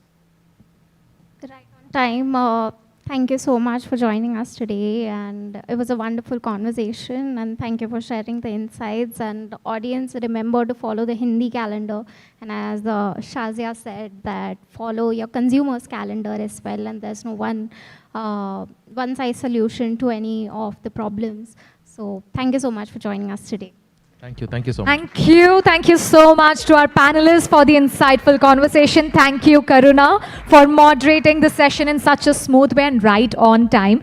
Well, this discussion showed us what really cuts through sameness is genuine connection, and eventually that makes our dhanda grow. So thank you for that, and with this, I request Karuna to hand over the token of appreciation to our speakers.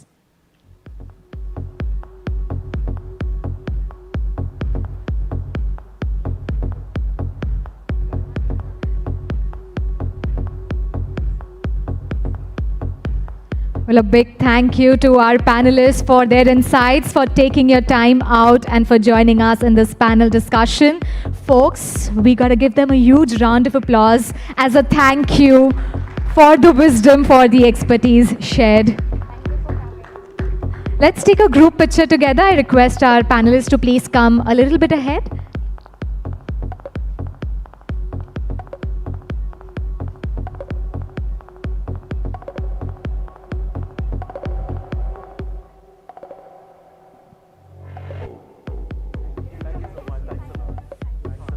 Thank you once again. Thank you so much.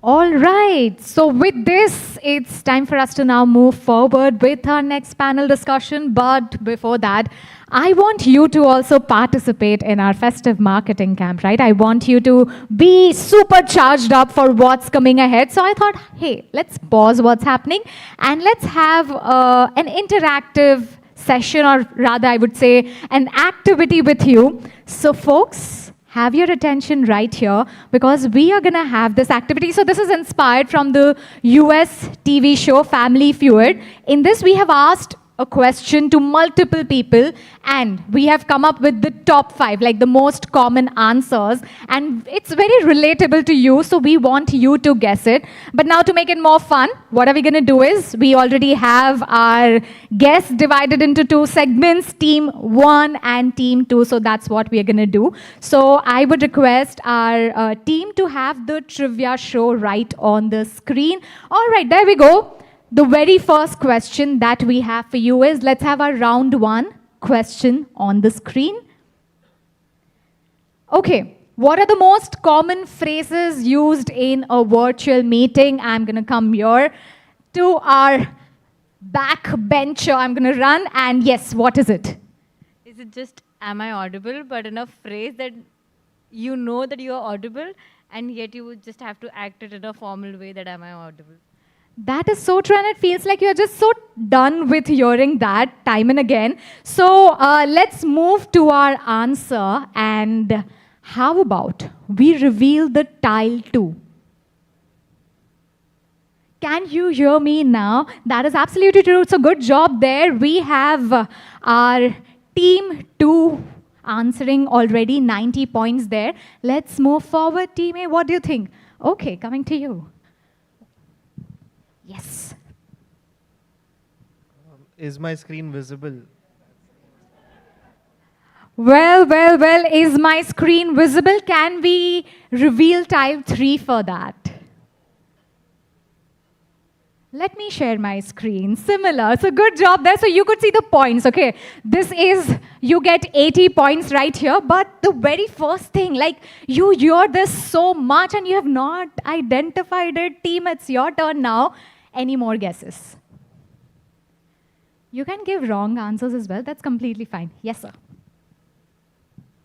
You're on mute.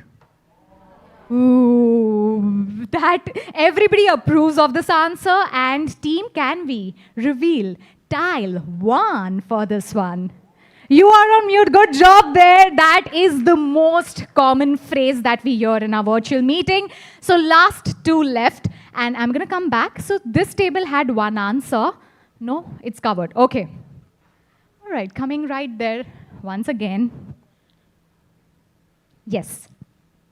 I think my network's a little shaky. Wow, I'm just loving how on point we are with the answers. Can we reveal the tile 4 for this one?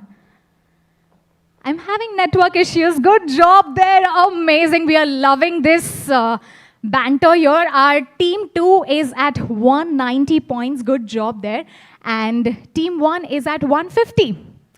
Your chance to shine now. Last answer. Anybody would like to give it a guess? Wow. To the extreme corner of the ballroom. Yes. Could be like, we'll get back to you, or leverage. We use the word leverage pretty much in every meeting. Wow. How many of you think this could be in our tile 5? Anybody? By the raise of hands. Your team also is not like confident with you. but I think this is similar to what we have in our tile 5. Can we please reveal that? Let's take this offline. So good job there. We have our team 2 at 190 and our leading team is team 1 with how many points do we have? You gave the points to, sorry, this was team 2, right? Yeah, my bad. So it's 250 points. Good job there. Congratulations. And our team is at 150, but don't you worry. We have our second round for this. Can we please move forward to our round 2? You know, this is related to the panel discussion that we just had. It's, you know, like cutting through the sameness. We have so many times seen ads that are like predictable. We know the script. We know what's going to happen. So next one is about that. Can we please have the question on the screen? Okay, name something you find in almost every Diwali ad. I'm going to come here to our winning team. I'm going to come back to you. Yes. You have the diyas? Diyas is, can we reveal the first tile, please? Diyas and rangolis we see every time in most of the ads, so good job there. And moving forward now to our team 2. Wow, we have 3 answers here. Yes, please. Family vibes. Family vibes. Okay, can we reveal tile 2 for this one? It is the family emotional scenes, and she made it a bit Bollywood by calling it Hum Saath Saath Hai family vibes. So thank you for that. Okay, moving forward. Any more guesses? We have 2 more tiles. Once again. Yes. Up in the Indian traditional attire. Ethnic wear. Okay, that's very true, but unfortunately not in the top 4. I'm going to be back. We'll give them the chance, and then I'll be back right here. Let's have new people.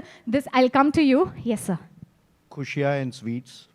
Kushia and sweets. That's true, but not in the 3rd or 4th tile. I'll come to you, sir. Lightings and all. Lightings, somewhat similar to our tile 4. Can we please reveal that? Like in each and every slide at the end of the ad, we see kids doing fulgari, sparkles. So something similar. So good job. Last one. I'll give him the chance and then, okay. Please go ahead, ma'am. Gift boxes. Gift boxes. Good one, but not in the 3rd tile. Okay, this one's, I think, mentioned in our panel discussion as well. Yes. Ghar wali Diwali. Ghar wali Diwali. So, isme what will be there? Like? The home setup and all of that. Okay. I think we are coming close to the answer, but not right to what we want to hear, what is in the tile. So, we'll have just last two chances, and then we'll reveal the 3rd slide. Anybody would want to give it a guess?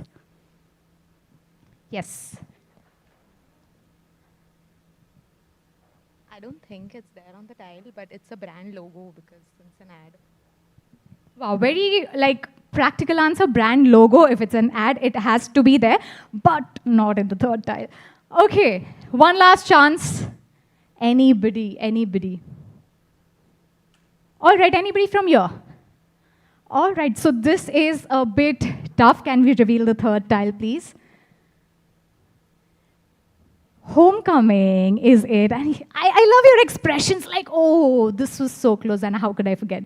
So thank you for that. And our score right now, team 2, you are doing amazing. But we have one last round for you. And this is going to decide which is going to be the winning team. So can we move forward and have our round 3 up on the screen? Now, this is, again, very much relatable to you, and you might have, been a part of this situation. Can we have the question, what do employees usually say when they need a day off? I know this is going to be super easy for you. Let's have new faces. You didn't answer so far yet, yeah. So it's a bit sadistic, but usually people say some family member has died. Yeah, somebody died. We do this in school also. We have done it, but not in our top 5 for now. But you're very close to what the answers are. Yes. I'm sick. I'm sick. Well, that is so obvious, and we of course use it. And that is our tile number 1. Can we please reveal that? I am not feeling well, so good job there. I love your expressions, that's obvious. Okay, team 1. Anybody, other than this table, we have each and every one of you answered one question at least, so I'm going to come back. Yes. Family emergency, can we reveal our tile 2 for this one? Absolutely correct. Have you used it? You have. Okay, next one. Yes. We can say I have a doctor's appointment. Is the answer paper revealed? How are we getting so on point with the answers? Can we reveal our tile 3 for this one? I have a doctor's appointment. Like on point, he said 5 words and we have 5 words on the screen. Good job there. Okay, so team 1 is doing pretty well with 330 points and I'm going to come to you. Last 2 slides left. I'm stuck in traffic. I'm stuck in traffic, but would you take a leave or would you reach late to the office for this one? So not in, so not in the 4th or 5th tile. And wow, I have to walk a lot. My 10,000 steps will be done for the day. Yes, please. It's raining heavily. It's raining heavily, and I am sure we might have used it in the last past few weeks. Can we reveal our 5th slide for this one? Rains it is, so good one with that good one. And lastly, yes, coming to you. Something came up. That is so vague. How would your manager approve this? We do, he's saying. Oh, you are the manager and you approve. Okay, something came up, not in the top 5. Yes. I'm on my monthlies. It's that time of the year, a month. Okay, yes, and I think we have reserved leaves for that. In some companies, some we don't here. But not the 4th one for this one, not in the top 5. Well, I'm going to give you a hint once you answer. It's either I'm traveling or I'm out of station. Very close, and what do you think would be the reason? Why am I traveling or why am I out of station? There we go. That's what we were looking for. Wedding or a function. Can we reveal our tile 4 for this one? There is a wedding in the family. And with this, we wrap up our trivia show. The scoreboard looks like Team 1 at 400 points. Let's give yourself a big round of applause. And this table, you guys did like amazingly well. And our winning teams at 740 points. Good job there and congratulations. Well, you get lots of love from each and every one of us. Thank you. And with this, I want to know where are we in our energy meter. I want to come and talk to you. So I love the participation that we had right now. So just few, like, you know, this is also about networking, meeting people from the industry. So let's do a quick, short networking session. So what are we going to do is, I'm going to come to you and all you have to do is give me your name, the company you're from, and what are you expecting from the Festive Marketing Camp, okay? Pretty simple. We can start it off with you. Hi, my name is Rehan, and I've recently started my own agency called Drew Up, and majorly we wanted to like make a connection with the people instead of like just doing an ad, like not a happy Diwali, but is Diwali hum ghar aa rahe hai types. So like I wanted to make connection with my own clients and connecting with the people. That's what we believe. That's so good to know. We wish you all the best in your journey in this new venture. And who would you want me to pass the mic to from this side? First table, okay, coming to you right away. Yes, please, ma'am. Go ahead. My name is Asmita. I'm the co-founder of Monarch Media House. I'm here from Pune, and I'm here to meet people from Mumbai, and I want to see how agency operate here. I want to meet new people here. Thank you so much, and congratulations. My bad. Can you please tell me the name of the person we should ask this question to? Over there, the next table. Okay, so we're going to hand it over to you. My name is Nikhilesh. I'm working in this industry from last 6 years, shifted from banking to this. I'm here because I recently started working for an agency in the brand side. So I wanted to have a large perspective towards a brand because I was working only towards social previously. So I wanted to have that. That's so good to know, but why this shift, like from banking to this? Because a banking job was just tap in, tap out. I wanted to do something creative on a daily basis. So that's what the shift is. Amazing. Thank you so much. And from this side, who do you want me to talk to?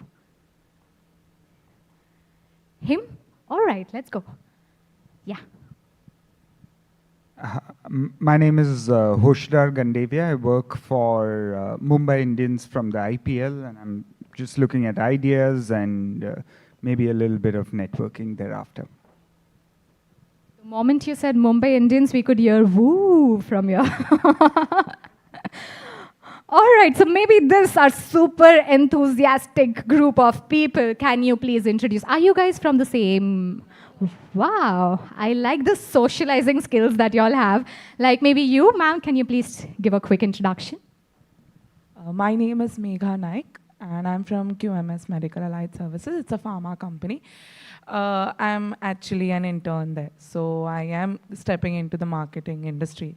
So I just wanted a broader perspective from the panels. And thank you. How is it going for you? Like we had one fireside. You're loving it. Amazing. Well, I'm just loving your energy there. I am going to go to our super active row right here. Maybe, sir, can you please give me a quick introduction about you? So I am Rishabh Goenka. I am planning lead at Shabang. So here I am just to, my mind was stuck to get the certain insights on the brands which we are working on. So just a new bunch of insights which I can get from the Festive Marketing thing. Yeah. Amazing. Thank you so much. Let's have one more, a couple of more introduction, and then we move forward. And maybe from this table, we would like to connect with you. Hi, I'm Shubhra. I'm the founder of a consumer brand called Koji, and it's barely been a month we've started putting out our stuff on social media, so I just wanted to get a lot more ideas and just really gear up for the festive season. And honestly, you're doing a lovely job keeping the energies alive. It's amazing. Thank you so much.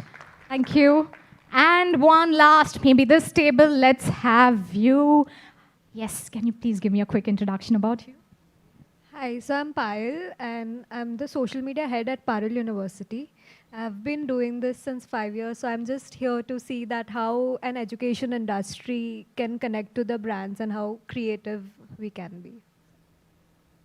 That's so good to know. Thank you. Thank you to each and every one of you for taking your time out and for joining us at our Festive Marketing Camp. And with this, we want to see our energy level right now before we have our experts join in. So I know on Instagram, there's this trend or reel that we come across that this is me at like first drink or before the party, and this is me at fifth drink or after the party, like before, after.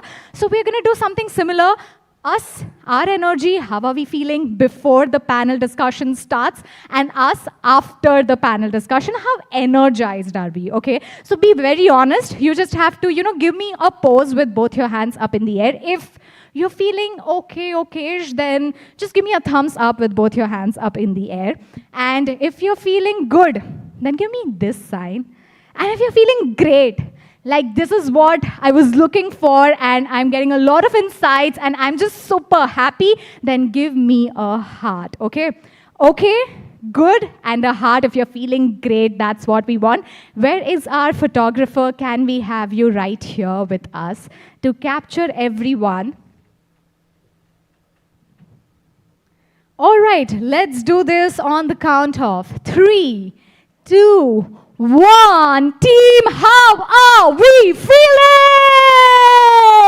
Hold on to your poses. I want to see what is it. I could see a few hearts and a lot more feeling good expressions. Thank you, ma'am. You're feeling okay. We hope we change that for you sooner or later. Thank you so much. And I could see from here, like you were under pressure to like make a heart, or you're feeling great. Okay, thank you so much. And with this, let's do this thing. I like the competitive spirit that we have between our team 1 and team 2. So we want one volunteer for this activity. Anybody from this side? I'll tell you what it is going to be about, and then we can have one person on the stage. So on the screen, we will have brand name. Okay, let's say it is Vodafone.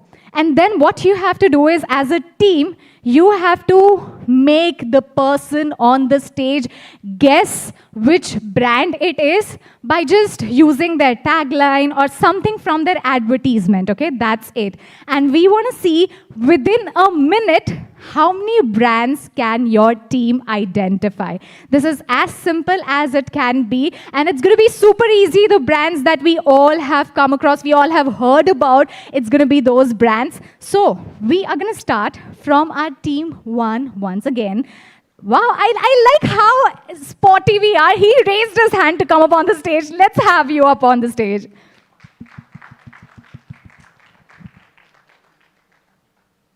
Okay, team, so it's your time to shine. Like a quick introduction about you. Please be welcome on the stage, and please tell us about yourself. I'm Anant, and I'm a strategist at Brand Movers. Pretty crisp. Okay, so with this, can we have the slide, Damshara slide? Okay. Wow, you saw the... Okay, so you're not supposed to look back. We're going to have this, we'll discard this one. I'm going to turn on the timer. Can we have the... How honest you are. I love your honesty. Can we please shut this monitor for a while?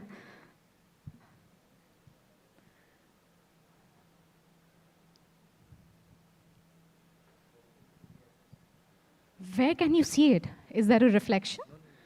Okay, no, we are going to shut this one. Wait.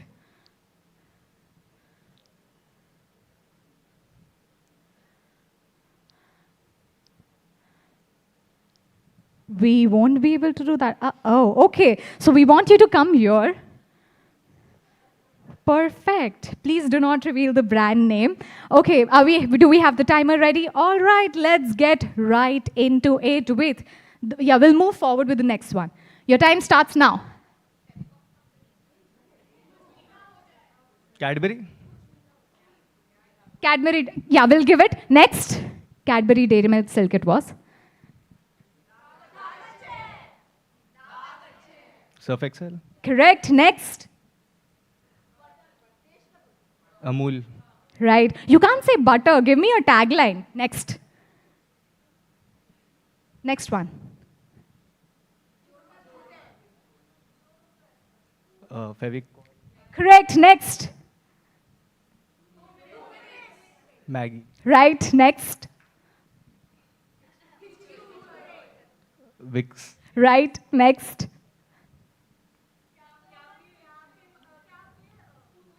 Colgate? Correct. Next. Dawat? Chawal? I don't know.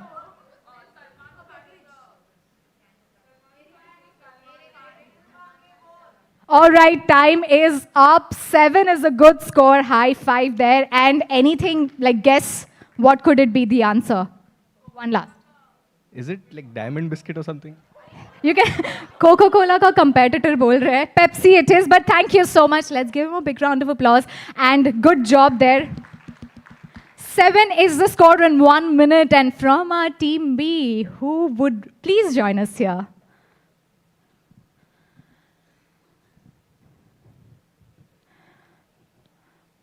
All right, can I know your name? Hi, I'm Krisha. I'm a creative strategist at Geo. Ooh, we're getting ooh once again. All right, can we resume with our slides? LIC. Right, next.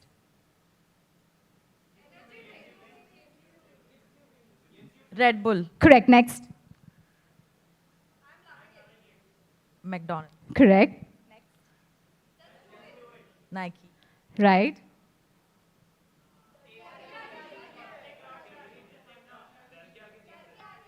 Mountain Dew. Right. Bonvita. Correct. Kurkure. No. Center fruit. Right. Thank you for doing that. Next.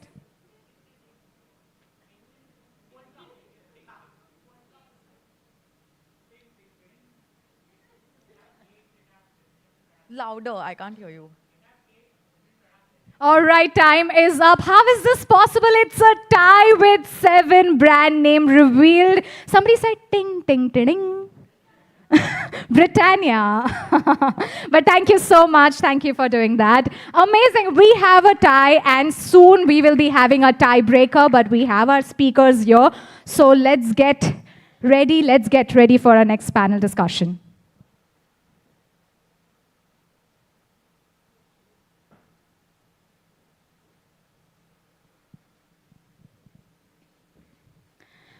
All right, with this, it's time for us to now move forward, and building on the momentum of our last panel, it's now time for us to widen the lens and look at the bigger picture. Festive campaigns are powered not just by creativity, but also by the right media mix. From traditional channels to emerging platforms, brands today face the challenge of navigating the increasingly complex media landscape and choosing the avenues that truly drive outcomes. So our next session is going to be on the topic, the Festive Media Map, navigating avenues that drive outcomes. And this session brings together experts who will help us map this terrain and choose paths that matter. To chair the session, I'd like to invite Mrinal Mathur Rajwani, Editor-in-Chief and Managing Partner at Social Samosa Network. Folks, let's give her a huge round of applause. Very warm welcome. Moving forward, joining her up on the stage, we have Jai Kishan Chapru, Head of Media and PR at ITC.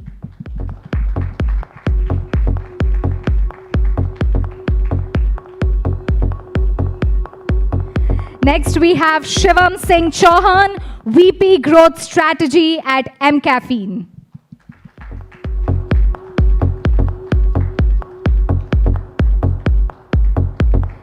Joining us, we have Tejas Chaudhary, Head of Performance Marketing at Unilever.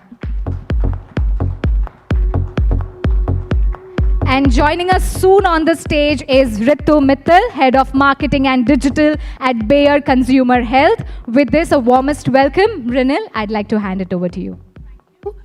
Like Hitesh mentioned at the beginning, reaching here is one hell of a task. My speakers here know, and my speaker, Ritu, who's just 500 meters from here, and she's been stuck in traffic since 1 hour, so I can understand the pain that you guys have also taken and they are taking. So I just respect that, and in order to respect your time, we're resuming this, like we're starting the session, but Ritu will join us as early as possible. So let's begin.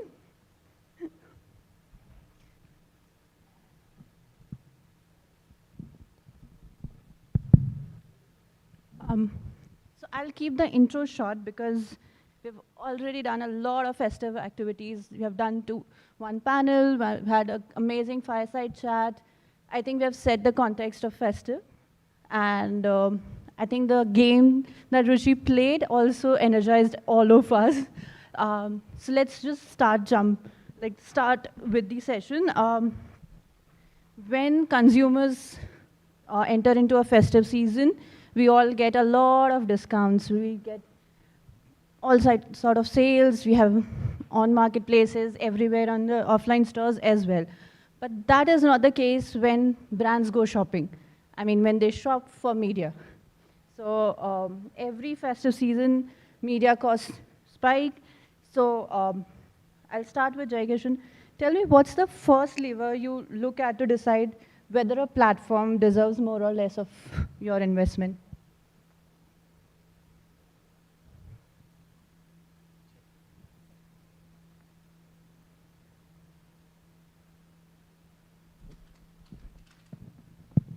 Hi, good evening, everyone. See, I think festive period overall is a period of high expenses for everybody, whether as an individual or as a marketer. Yeah, so when we kind of put in the lens of a marketer, there are multiple things that come into play. And sorry, I actually end up referring to my notes because I take an effort in terms of putting them up.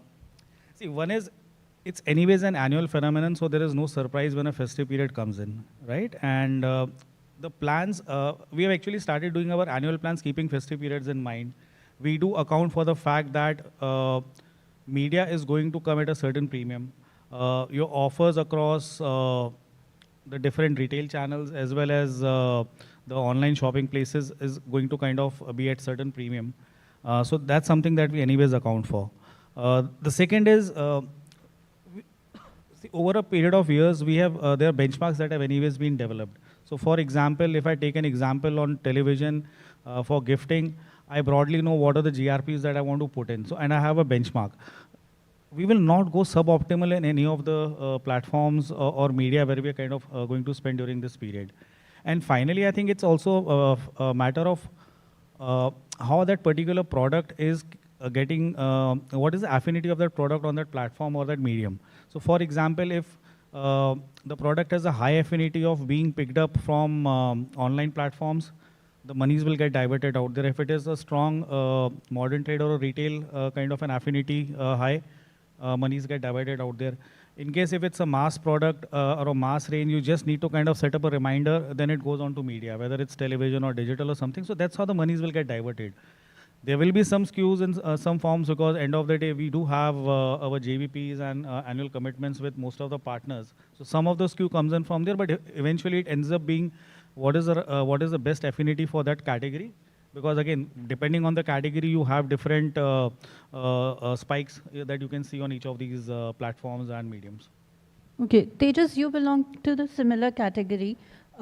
What is your take on this? Where should you spend a lot of money? Where should you say that it deserves a less involvement? So at Unilever, I think there has been the media principles. I think he is ex-Unilever. He'll also know from years that consistency over anything. Like we believe that, and but I think in the last few years, while we are consistently invested in media as a whole, when it comes to commerce media or retail media,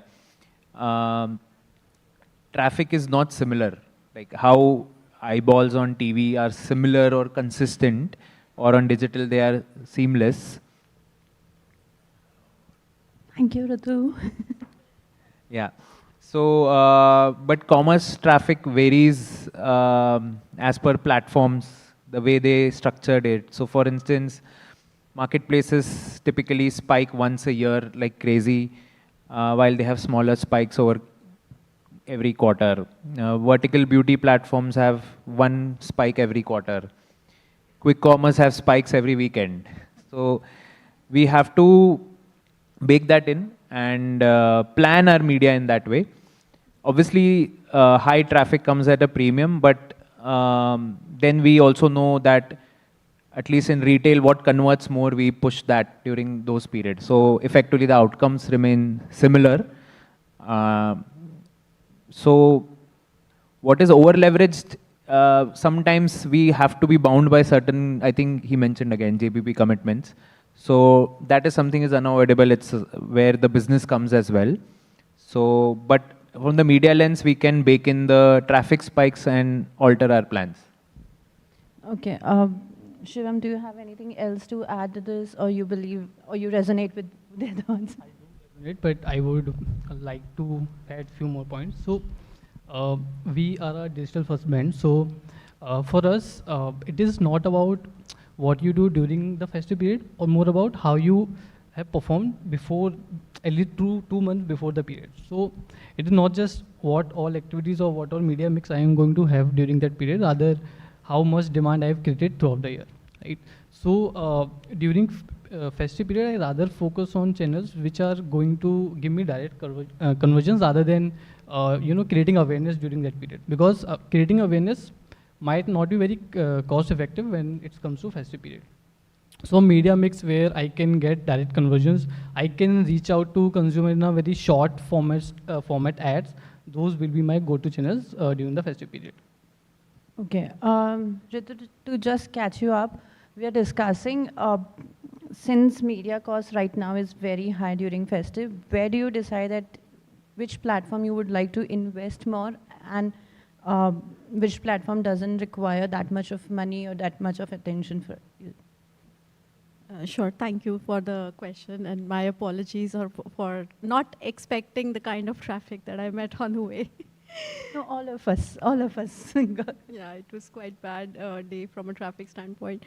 So for me, this decision is always more numbers based. If resonance, impact, reach, depending on what KPI you are trying to drive. So if I'm trying to build reach for a particular campaign, then essentially get the list of the relevant campaigns, first of all, the right context, the right relevant platforms, and which one drives the best contextual reach at the best cost for you. So that mathematical comparison is the best way to arrive versus going by the gut of, I feel this platform is better than the other platform. So I think the number-based equation works the best to identify. Of course, whether the platform itself is relevant to your brand, to your category or not, that you first need to identify from a context standpoint. But beyond that, if it is relevant, if there are 5 platforms which are relevant, then which one is offering you the best, let's say if you're looking at driving reach, then which one is offering you the best reach in the right context at the best cost? That's the choice I would make. So while you're saying relevance is important, for a category like health, credibility is what is very important. And since we spoke about this, how do you define that, okay, this is my efficiency and this is the relevant platform? And during Festive, do you think that, are you building that trust? Are you going ahead with that platform? Or are you going ahead with the platforms that you know have already built trust on, like maybe a TV or a print? So where do you lean yourself? So I think it's not an either or choice in any case, right? So you need to always keep building trust or the long-term equity, credibility for your brand.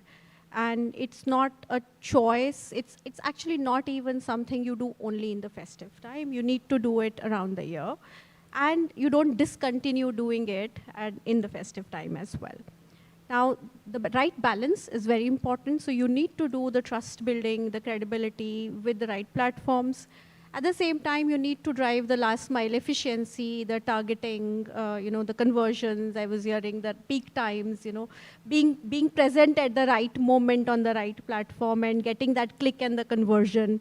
So you need to do the right balance. It could be 50-50 for some category, 60-40 for another category, 70-30 for another one, but there is always a balance. So it's not a either or choice, and that holds true even in the festive times. Yes, when there is festive times, there is more traffic of people coming onto platforms to shop. So you want to get a better share of that conversion. These can be moments which drive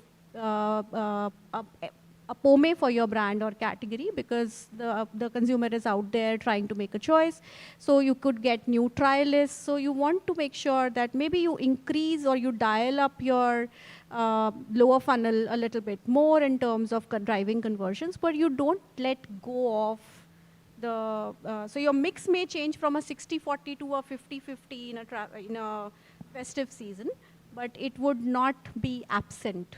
Do you feel that a category like this is more prone to noise, more prone to eyeballs in terms of questions that are raised on the credibility? The very simple is, the reason why I'm asking you this is because a few months ago I was going through somewhere with my family, and my mom is doctor, and she catched that billboard of Ceridon. And my dad said, medicine के पास कब से इतना पैसा होने लग गया कि वो बिलबोर्ड पे लगाने लग गए. So that is one of my reasons, because he didn't have the trust that, okay, a medicine brand can advertise. My mom is like, allowed to nahi hota hai. So there was a lot of confusion and concerns when a medicine brand was up on a hoarding. So. Sure, and those are all valid questions, valid concerns, I would say. But it's just that, of course, Ceridon is a medicine, but it is a medicine that people make a choice on their own. It is something that they choose from their first aid box or medical box, without really consulting a doctor. It's an OTC, right? It's as much a OTC as any powder we put into water for an acidity issue. So, but it's just a mindset also that, you know, we look or we think of some of the OTC medications a little differently. But I look at it from a very reverse logic. I look at it from the logic of, it is very important that healthcare brands advertise with the right information, because it then helps the consumers make the right decisions. In the absence of the healthcare brands advertising, there is a bigger issue of you know, whether it is going to Dr. Google or trying to figure out through whatever other means available around.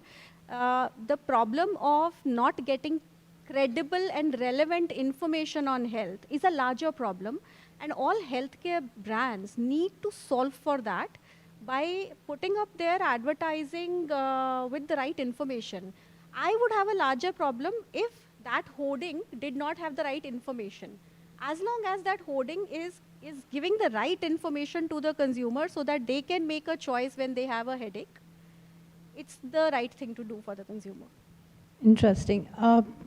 Taking these conversations ahead, I also have something for these people who are very much into FMCG sector. And so I believe that retail media is something which you guys are heavily dependent on also because with quick commerce and with Amazon and everyone, I feel that retail media is taking a lot of festive spends as well. So is it a backbone right now in the festive media mix, or do you think that you're over-indexing your brand or on a short-term goal? Jai Kishan, yeah.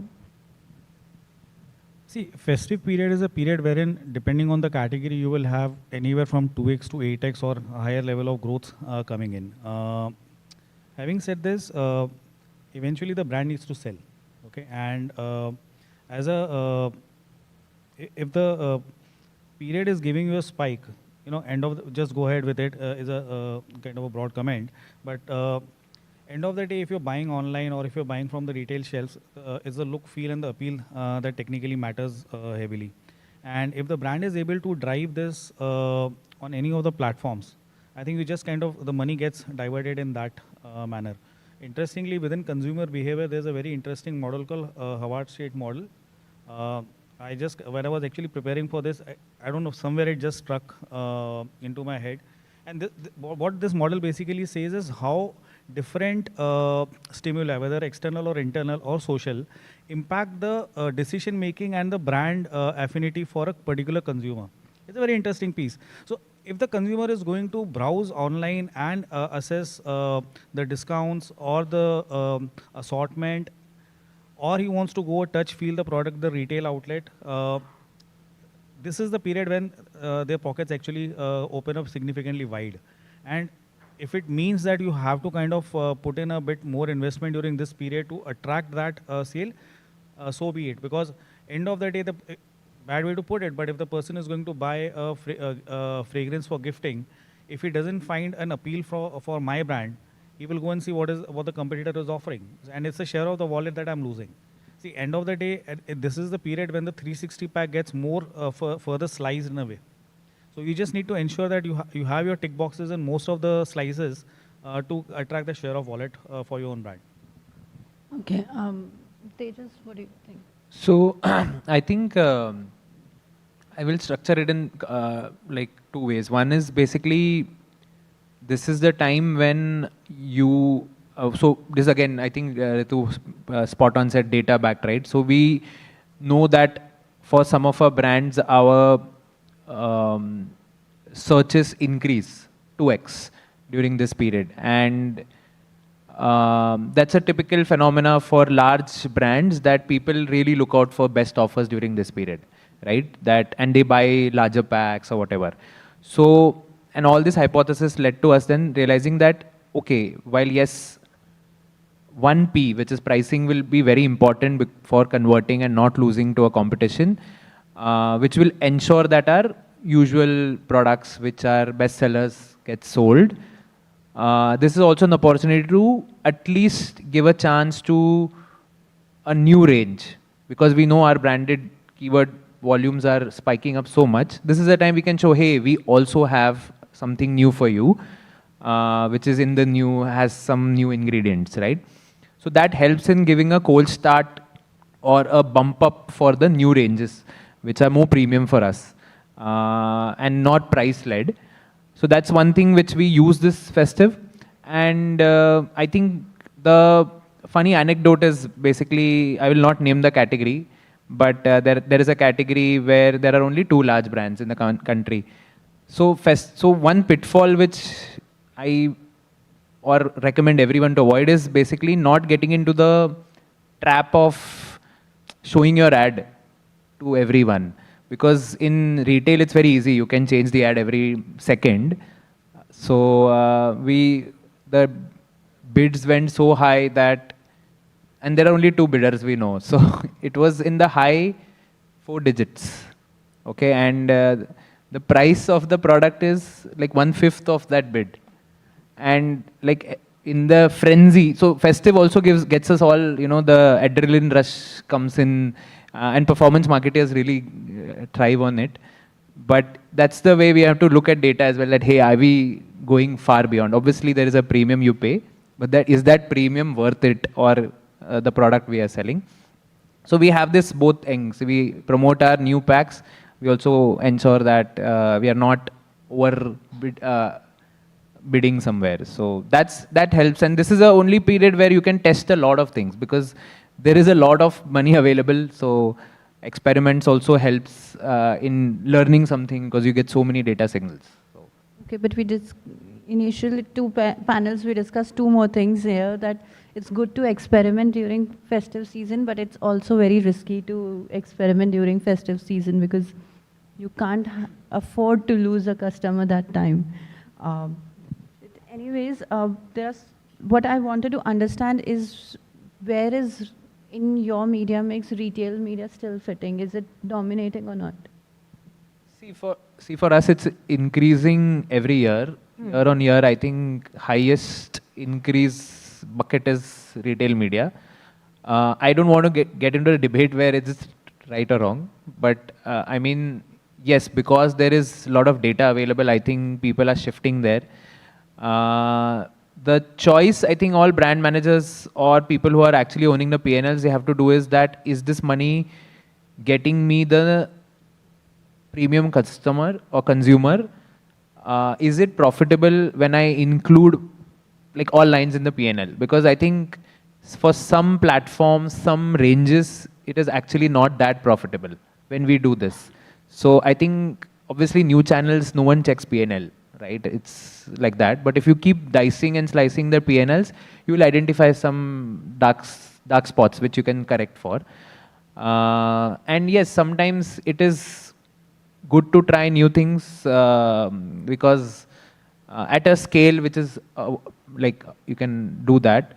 But at high scale, yes, it's risky. But I think more if you start baking in P&Ls for the new platforms, you'll understand where you're going right and wrong. Because at the end, listed companies, profitability matters. So obviously sales growth is important and trumps everything. But having that angle always helps us balance a lot of the craziness. So. Okay. Shivam, M-Caffeine is also a product that goes into gifting, because with the gift boxes and everything. So how do you think that being on retail media, like going for that route helps you? Or do you think that for you, you've always gone with the trusted channels? So how we look at it is, we divide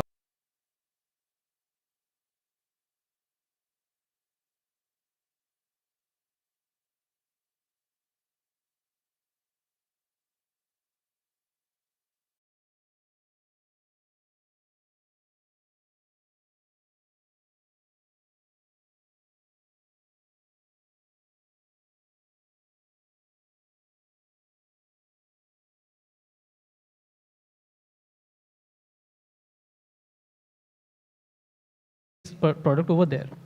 So as a marketer, it is always important for me to, don't lose the mind share of the consumer while this journey is going on. So I'll put some penny, let's say 20% of my overall budget into this particular module, but not more than that. And one thumb rule that I always follow is that my ROI from these retail investment should always be higher than what I'm getting in the demand generation modules. So this is how we look into it. Interesting. Jaikishan, ITC is a brand with a lot of categories. Like, you just don't focus into one, you have so many under it. So how do you decide that this is the category that deserves a lot of prime time, like a lot of media budgets, or it deserves like say a typical media, or this is the category that I would like for a digital activation? Where is that you decide that, okay, this category goes here, this category deserves this much of your media budgets also? See, from a communications perspective, the objective is to basically try to reach out to the potential consumer wherever he or she is present and target your communication at that touch point. And what typically happens is, if you look at the way the media landscape has evolved over a period of time, the choices have kind of changed with that. So just a quick show of hands. How many of you got a television at home? How many of you have a cable TV or a Tata Sky DTH connected to the TV? How many of you watch TV on a daily basis? Okay, so see, we have a good range of cord cutters and some cord shavers currently. So this is how the audience is kind of behaving right now, yeah. So end of the day, if I have to kind of, if the consumer is watching content, and if see, appointment viewing as a practice is completely vanished. If you look at the age breakup of audiences watching TV, it's either kids below 10 years or it's adults above 60 years of watching linear television in a way. Remaining, everybody is consuming content and consuming it at their own convenience, either on their handhelds or on connected TVs. So if my audience is moving towards connected TV, I will look for options to reach to the person on the connected TVs. If they're spending a disproportionate time on the handheld, today there are solutions which I can actually reach out to a person on their handheld after after triggering ad on their CTV. So those are the ways I reach out to the audiences. So whether it's a prime, see, end of the appointment viewing phase is completely vanished unless you're watching a live sports or something. Today, every time a consumer is consuming content and have an opportunity, it's technically a prime time for me, because that's a kind of a captivated audience for that. And you will realize more when it's a non-skip ad, you have no other alternative but to kind of be out there. And unlike Set Max and other channels wherein the timer starts after 5 minutes of advertising saying 120 seconds left, you know that you have only got 30 seconds, so you kind of immersed into that. And that's how you kind of end up trying to reach out to your potential consumers. In the current scheme of things. Now the choice comes in terms of where do I reach them. So today there are options that I get even on shopping platforms to target my ads. And if I know for a fact that the person is searching for either a skincare product or is searching for a premium biscuit range or whatever. So it's very easy for me to kind of trigger that creative to that person. Okay, Jitu, do you have something to add to this? Do you think that there are categories that need a little more prime time or digital activation versus retail media? Sure. See, I think there is just one single word answer to the question you asked, and which is the consumer, right? So how do you define which brand should advertise where, should which platform, whether TV or digital, or through signals from one e-commerce platform on the open internet? So what should it be? It's a function of who is your consumer and what are they watching. So if the brand has a consumer segment which is 50-year-old plus, and that's a prime audience, and that is still watching TV, the brand needs to be on TV because that's what that consumer is watching that you want to reach. But if my audience is Gen Z, which is not watching TV at all and has very short span of attention, then I better be present on the apps that they are watching, and I better be present with the kind of content that they are watching. So if they are not watching long advertising, but they are only watching reels on Instagram, then I need to make sure that I'm present in that format on that platform at the time of the day that they are watching. So it's a function of who is my target audience, and sometimes a brand can have more than one kind of target audience, and then they need to make sure that they are present, they are talking to the different audiences in different ways. I'll give you an example. We recently identified that for Saridon, Gen Z is an important audience with the rising incidence of headache, and we were not connecting as a brand with the Gen Z audience. We recently created a whole influencer campaign targeted only and only at Gen Z. To bring, talking in a format that is relatable to them, the kind of scripts, the content, the kind of influencers, more relatable to them, plus the regional layers in India. Like even if you're doing an influencer campaign, it is no longer enough for a brand to just do a couple of influencers who have a metro reach and be done with it. If your brand has a deeper reach, you need to identify, if I'm trying to talk to somebody in Lucknow or a Barabanki, I better be talking on a platform which people watch in there, in a language that connects with them, in the kind of genre of content that connects with them. So I think the single answer to all of this is who is your consumer and who are you trying to talk to. If there are multiple cohorts and they behave differently, then you as a brand have to create the right content, be on the platforms where they are at the times they are watching. Okay. If I have to ask you all, which is, if you have to pick basis the experience of just one medium for this festive season, that if I say that the the brands that you represent is allowing you budgets only for one medium, which medium will it be? We'll start with you. See, it's a bit difficult to kind of answer like this because the kind of offerings that you, that at least from my portfolio, we operate from fairly niche product ranges which cost like some 5,000 bucks for a 60 ml of perfume down to, let's say, a 5 rupee packet of chips or biscuits.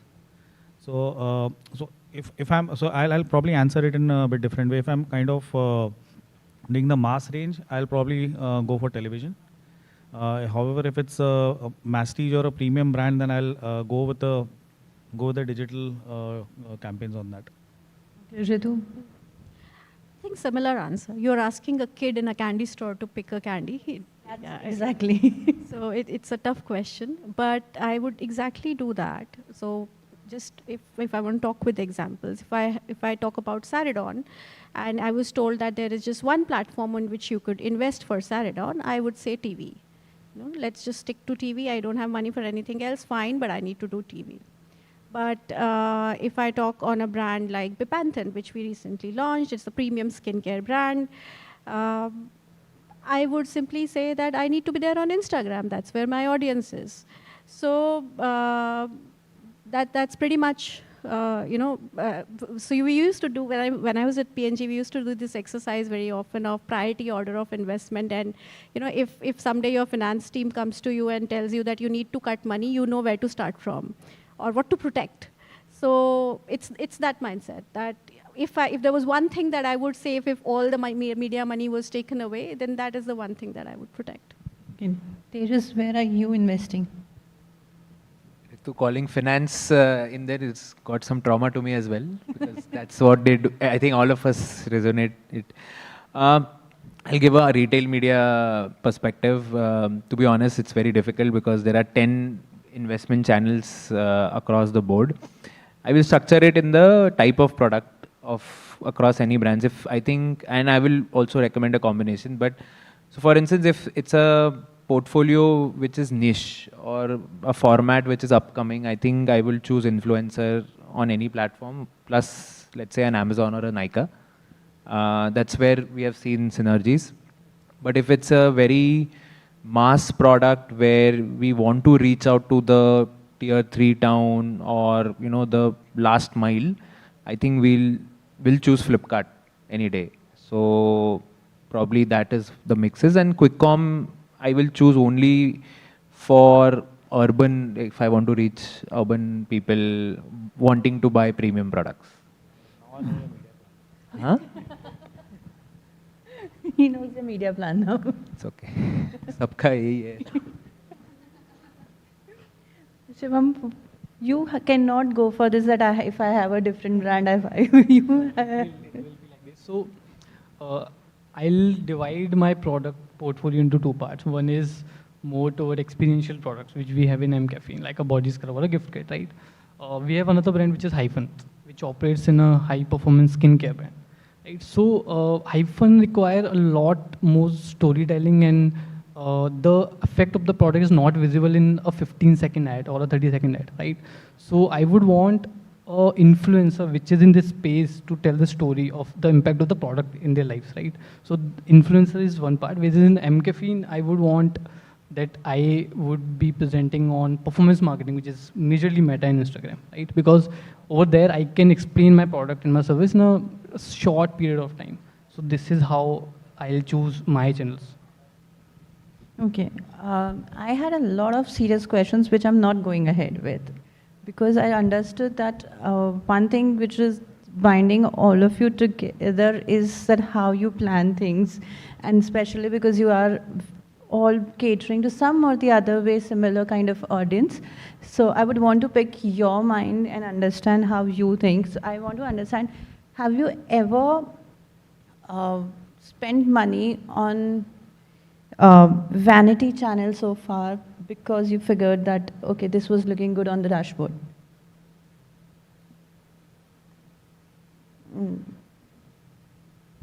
No, I don't recall anything like that, specifically that, okay, this will look good on a dashboard or something, no. Or you realize later on that, okay, this has just drained money. Yeah, that would happen. That would happen multiple times. But in the first instance, when you took the call to invest money in there, there was confidence, there was data which was demonstrated this could work for you. In hindsight, certain things may not work. You may not, your content may not get the kind of clicks that you wanted. The money could have gone down the drain. Yes, it can happen multiple times. But in the first instance, when you make that choice, when you say that, let me try this, because of course if you've not failed, you've not tried enough, right? So you definitely have failed multiple times, which would have meant that that money didn't work for the brand. But in the first instance, when you make that call because you think that this is the right choice. Let me try this. Let me see this at a small scale and see if this would work for me. You definitely try to minimize how much money goes down the drain by when you are experimenting, so that you're not, of course, burning large sums. But you don't make the call in the initial stage thinking that let me do this just because it will look good on certain dashboard. No, I don't think. Fortunately, I don't think I have. I think I've been blessed to work in organizations where I've not needed to do that. Shivam, Tejas, do you think, or how do you resist yourself that, okay, you are not overspending or you're not draining money?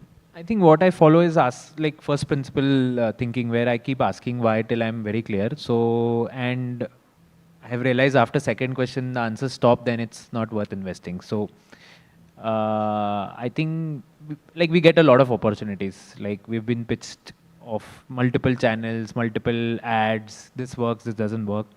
So I think since I worked in a startup before coming here, where it was very drilled down that, hey, money is not on offer for free, that helped me ride in the Unilever stint, because Unilever, obviously money is not in shortage, but hence the role became very important. I had to question everything, right?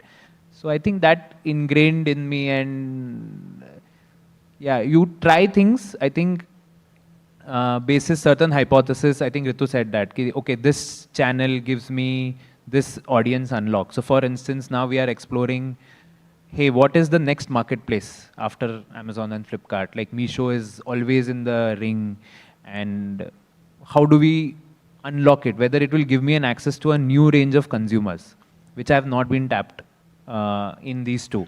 And you test with a hypothesis, and if the metrics and the measurements show that yes, we have reached to a certain audience because they have bought these products, they are the information, data signals, then yes, you have done it. Otherwise, you fail and say, hey, we tried, it didn't work. So I think that helps, that approach helps. Dashboard, I think we have hundreds of dashboard, everyone has. So that is very easy to game, and I think if we spend more time there, we'll not be sitting here. So. Shivam, how do you resist that, okay, you're not overspending? So again, since we are a digital first brand, so for us, these online channels become a key distribution channel, right? So we have to constantly experiment on new channels and put some budget over there. But earlier we used to make a lot of mistakes. Now we know on what channel we should market and what channel we should not. Earlier what used to happen is if there's a channel promising a certain ROI and certain scale, after a point of time we realized that the marketing budget is going into same set of audience only, right? It is not bringing any incremental sales or an ROI. Though the dashboard ROI used to look like 3 or 4, which is not a very realistic case scenario. So, and I'll not name the partner, but there's a big partner. We used to spend 1 crore in a year, in a month. Over time, what we realize is the incremental sales from that partner is not even 10 or 20%. And we cut down the whole marketing, right? So we had these experiences in the past, but right now, because of all the data points that we have around our consumer, it is very easy for us to understand which channel is going to work and which channel is a vanity channel for us. Okay, and this question is for all of you. If you believe in if you have to plan a festive media mix and there's one channel you believe that is being overestimated and one channel you believe is leveraged, like under leveraged, so what's that? Maybe not from your brand perspective, but in general, if you feel that, okay, these are the two channels that are either overestimated or under leveraged. Jai Kishan. See, I'll rather give I'll answer this with a different comment. I think one of the definite investments you need to do is in brand building, because currently what is happening is a significant amount of digital first brands that are coming in. They're getting sold, they're making money, but end of the day, there's no investment behind building a brand. So, I think that's one investment we definitely need to do. And certain investments that you need to observe and kind of manage an equilibrium is the spends that you do on the channels, because it's a high burn. Any of these channel investments is significantly high burn. You have your matrix on ROI or ROAS or whatever, but it's a burn. So that's one equilibrium you need to kind of bring to the table. So that's how I would respond to it. Okay, Ritu. I think not exactly a platform, but one aspect which I feel is still underutilized is the utilization of local regional platforms. I think a lot of times, because of the larger numbers at a national level, you tend to bend towards the larger platforms, while I truly believe in the winning in many India. I think India truly, as particularly for mass brands, for larger brands, you need to be locally relevant, locally present. And since we're talking about festivals, festivals are really local in India, right? So if you want to connect with consumers on festive content, nothing better than local platforms or regional platforms that they are on. So I think there is definitely room for tapping in the local regional platforms better. I think not overutilized per se, but I do feel that influencer marketing is a little bit overhyped.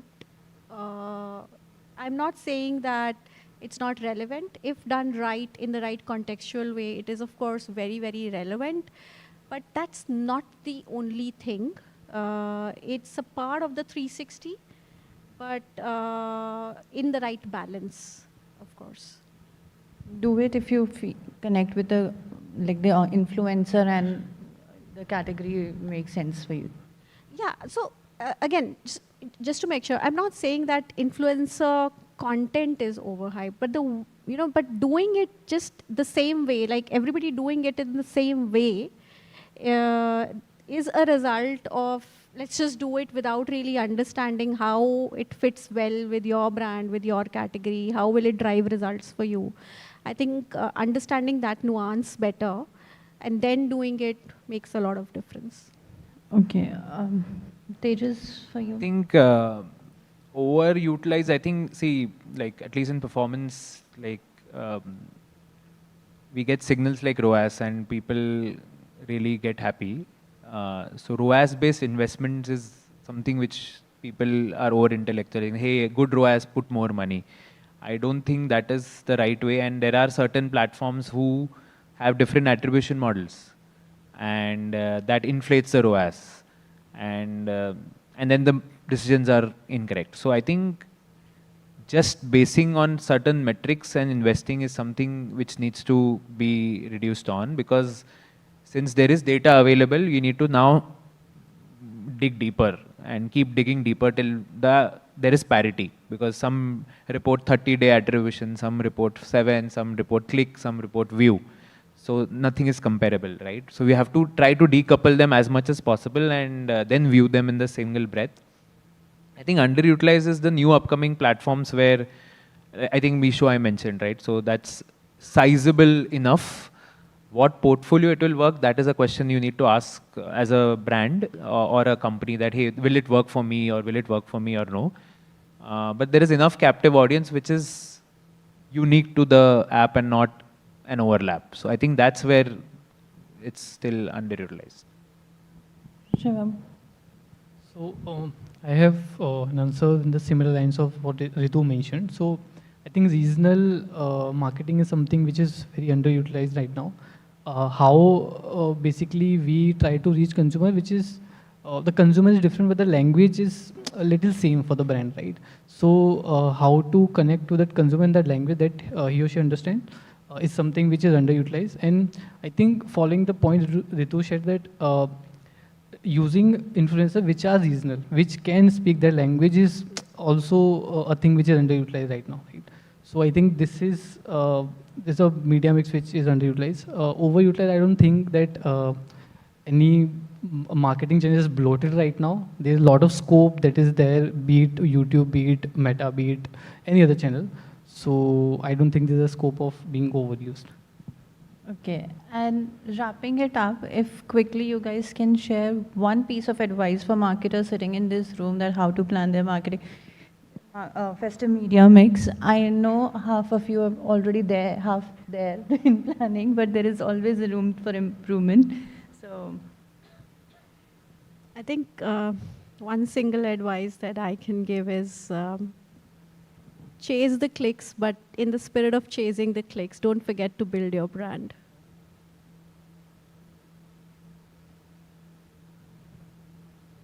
I would say don't get biased by the numbers or anything. Also use a bit of common sense. that's most important. Shwam, for you. So I would advise that during this period, focus on your hero SKU. If you have a hero SKU, focus on that. And secondly, do not try to create a lot of awareness during this period. Rather, capture the demand that you have created throughout the year.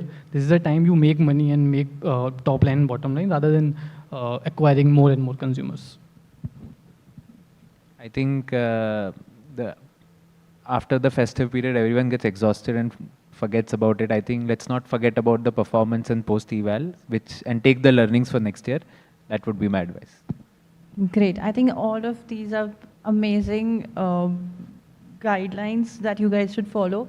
I'm sure this session was a learning one, because I had my points. That's why I thought, like, forget about the questions that I have. I want to know more about what they think, how they think. But thank you so much. Thank you, each one of you, for sparing out time. It was an amazing session. Thank you. What an insightful discussion. Thank you to our esteemed panelists. Everyone, let's give them a huge round of applause. Well, the festive media, we have a question there. Okay, can we please pass on the mic to her?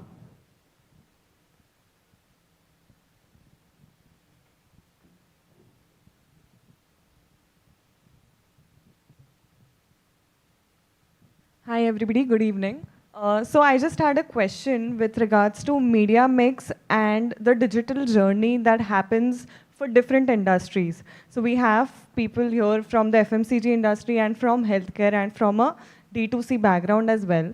So wanted to understand how would your media mix look like for a mass brand, for example, Saradon or Caniston in the case of Bayer, or any biscuit or personal care brand for ITC and HUL. What would the media mix look like in terms of offline versus your online media channels? And is there a difference between the consumer journey, right, till awareness to purchase when it comes to advertising? So if I could just understand the difference and the nuances between the industries, that would help. I think it's an interesting question. See, with regards to the media mix for mass versus, let's say, slightly premium products, I think for mass products, okay, let me just construct the answer a bit differently. See, typically, if I have to kind of go through the entire funnel of purchase and other instances, broadly it would be 60-40 in terms of 60% being focused on the top funnel and 40% being focused on mid and bottom funnel. When it comes to mass, because a disproportionate amount of spend goes in onto television, the 60-40 kind of has a very different play out there. So it ends up being a slightly heavier top funnel, because a 5 rupee product or a 10 rupee product you will not find online. So it ends up being more of an awareness or a reminder kind of a mechanics. However, when it comes to let's say fragrances or let's say some premium chocolates or something, then the 60-40 principle comes into play. And because the consideration and conversion happens digitally, so therefore you can assume that the split between TV and digital would be 60-40. Okay, I hope you got the answer. Well, so sorry to interrupt, but our experts will be available off stage as well, as we are running behind the schedule. Fake Saradon. But they are here. You guys can catch hold of them. Definitely, I think their category also resonate with yours. Exactly. Amazing. Thank you so much. Thank you, Mrinal, for moderating the session. And with this, I request you to please present the token of thanks to our panelists.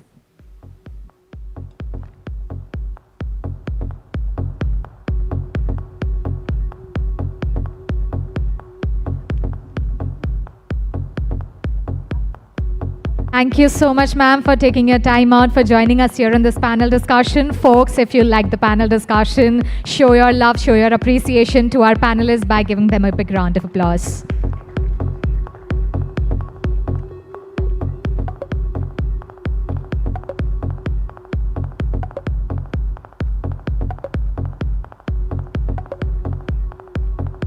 Thank you once again for sharing your expertise with us. Let's take a group picture together. Can I request you to please come ahead?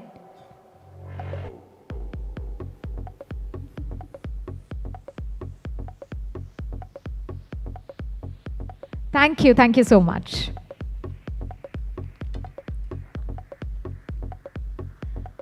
All right, with this, we have explored formats and media, and now it's time to talk about the force that's reshaping all of it, and that is artificial intelligence. Well, AI has moved beyond just being a buzzword. For festive marketing, its true power lies not only in sparking creativity, but in unlocking sharper targeting and measurable impact. So our next session, Beyond Creative, the real AI advantage for festive campaigns, dive into exactly how brands can harness AI to drive festive outcomes with scale, with precision and purpose. Please join me now in welcoming our session chair. Let's hear it for Hitesh Rajwani, CEO at Social Samosa Network. All right, moving forward, joining him up on the stage, we have Nishant Kedia, CMO at Rebel Foods. Everyone, we got to clap a bit louder for our panelists joining us up.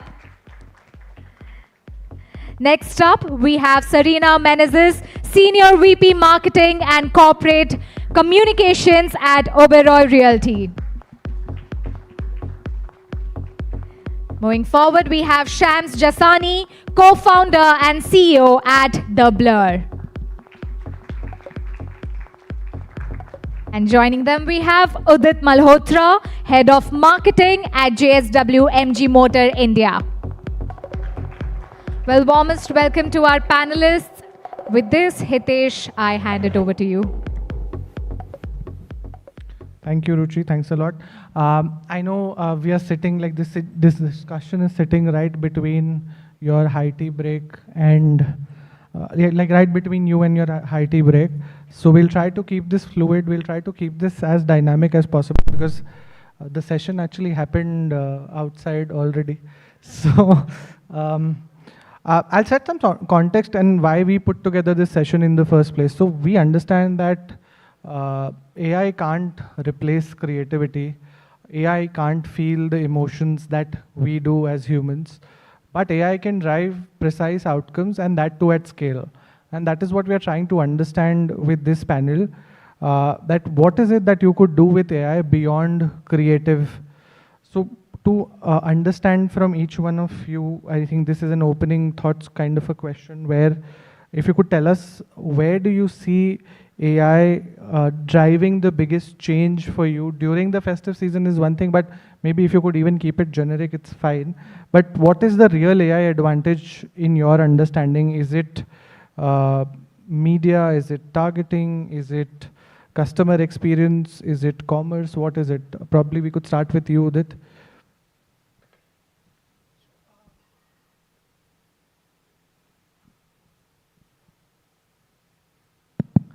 So, firstly, thank you for inviting us and keeping this session.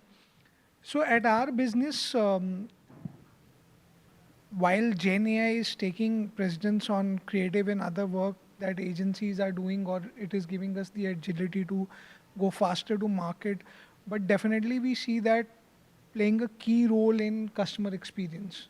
So, how the entire marketing funnel is being nurtured with the power of AI, thereby giving a personalized yet progressive experience to the customer is what I think is the biggest value add that we are seeing from an AI standpoint. Because what personalization used to be 10 years ago, or maybe 5 years ago, with third-party cookie and second-party data and whatnot, is very different on what we are doing in the automotive space today. With AI, what I am seeing at the customer service layer is, or the customer experience layer is, it is almost giving you the agility to scale direct marketing campaigns and yet delivering almost the same level of personalization that any other product or let's say media outlet would actually give you. So yeah. Understood. So it's about driving personalization to at scale and doing that so much so that it's become like a direct marketing channel for you. Shams, your thoughts? Yeah, so for me, I think, first of all, we are born AI. The whole idea and concept of the blur is that we're blurring lines between human and AI. One thing that I want to be very, very clear about, that we're not in the Terminator 2 era where AI is going to come and replace all of us. So let's not think about that. Very much human plus AI is where things are going to go. We personally believe, and I think that's where, as the Blur, what we want to try to do is that it allows someone like us to really scale campaigns which earlier needed hundreds and thousands of people. So we can compete with the largest agencies today because AI allows us to kind of do a lot of the heavy lifting which earlier you needed to invest a lot in. So today, as an independent agency, as a startup today, I can use the human talent that I have and some really amazing talent to also drive scale. which also converts when I'm speaking to clients. Because the clients first they want is, yes, okay, of course there'll be a Diwali film, of course there will be all the big campaigns, but I want my bread and butter campaign to do really, really well. I want my everyday campaigns to do fantastic. How are you ensuring today that you're using AI in every part of your media delivery, your creative, your CRM journey, as he rightly pointed out, the entire consumer journey to really say, how is it giving me the maximum ROI to drive better performance overall? And then I switched to saying, okay, how can I use AI now to drive better creativity? Because once I free my team from doing the everyday mundane jobs, because humans want to do better and better work, they are now allowed to do better creativity. They're pushing the boundaries of creativity that is there. And AI allows you also to kind of shorten the time frame with which you come with insight, with which you come with the creative thought that you're there, because it allows you to do a lot of the beginning part of your creative journey is now crunched. But at the end of that, you still have a human who really takes that leap of thought and gives you that amazing script, that gives you that amazing creative. And I think that's where we really are today. Sarina, your thoughts? Hi, good evening. So as a real estate company and a luxury real estate company, Festive is very huge for us, especially in our two of our business verticals, that is our homes and our retail, which are malls, Sky City Mall and the Oberoi Mall. So AI is a great enabler and a great tool for us, for me to market and target very precisely. Both the luxury brands, the premium and the luxury brand are high ticket products, which means that I have a very high customer acquisition cost, which then helps me to use those AI tools to understand consumer insights, the behavior, their shopping trends, what are the brands that they gravitate towards. So as much as we are the malls, we are a real estate aggregator that houses brands, and for us, the pull strategy is far stronger than the push strategy, because the brands are what the customer comes into the malls for. So using AI going forward, and even in whatever that we do during the festive season, is going to be something that is really going to enable us to be successful if we use it very prudently and effectively. And Nishant, for you? Yeah, so we being a digital first brand, 97% of our sales are originated and fulfilled, originated digitally. So we are discoverably only in digital domains. So I think for us, AI is actually becoming a core part of our business as we speak. And while we're talking marketing, I'll maybe take a step back. So for us, AI is playing a role in demand and supply both. When I come to demand, again, all the things others said, customer targeting, personalization, and so on and so forth. And in terms of supply, predictive AI is helping us demand supply. So we are in roughly 400 pin codes, 600 products across 10 brands. So everything is digital. So we have customer data through our D2C. And then AI can tell us what to stock where, which warehouse, which kitchen, and that's the supply part. On the marketing part, I think since our customers are digital, the entire cohorting in-app, out-of-app, what menu do they see, what pricing, what offers, what at the cart checkout, what upsell do you give them, what packaging charge you charge them. Increasingly, a large part of it is moving to AI, and all our ecosystem partners, be it Swiggy, Zomato, even Meta, Google, everyone is leveraging AI, and it's fitting seamlessly into the entire business model now. Got it. So I understand, now, for a company like yours, because you're a digital first company, AI is part of almost everything that you do. But with other categories, I think in general, Festive is very, it's associated to culture, and it's a lot to do with human emotions. So my question to all of you, and you can answer, anyone can answer that, is how do you balance automation, personalization at scale with that of, like, how do you balance that with authenticity? How do you make sure that you don't lose cultural relevance while making sure that you are driving outcomes with AI at scale? So I'll start with that. Since you talked about festive, and I think Onam is the best example that I can share, which we've, did for the festive campaign. So 86% of Kerala market is based on EV sales. And Onam is the main period where, we are focusing on the electric vehicle sales. Coincidentally, you're hosting this panel also on World EV Day. The thought behind that is, see, content is your base stimulus, and at MG we strongly believe that content, communities, collaboration eventually lead to commerce. Now, when you talked about the human aspect of things, the first point is what is the content and community stimulus that you are building even for a festive campaign? Now, if it's only about the discount, then there is no human nature or there is no emotional connect that you will build with the brand. So just as an example for Onam, we created a property called Onam Avahanam.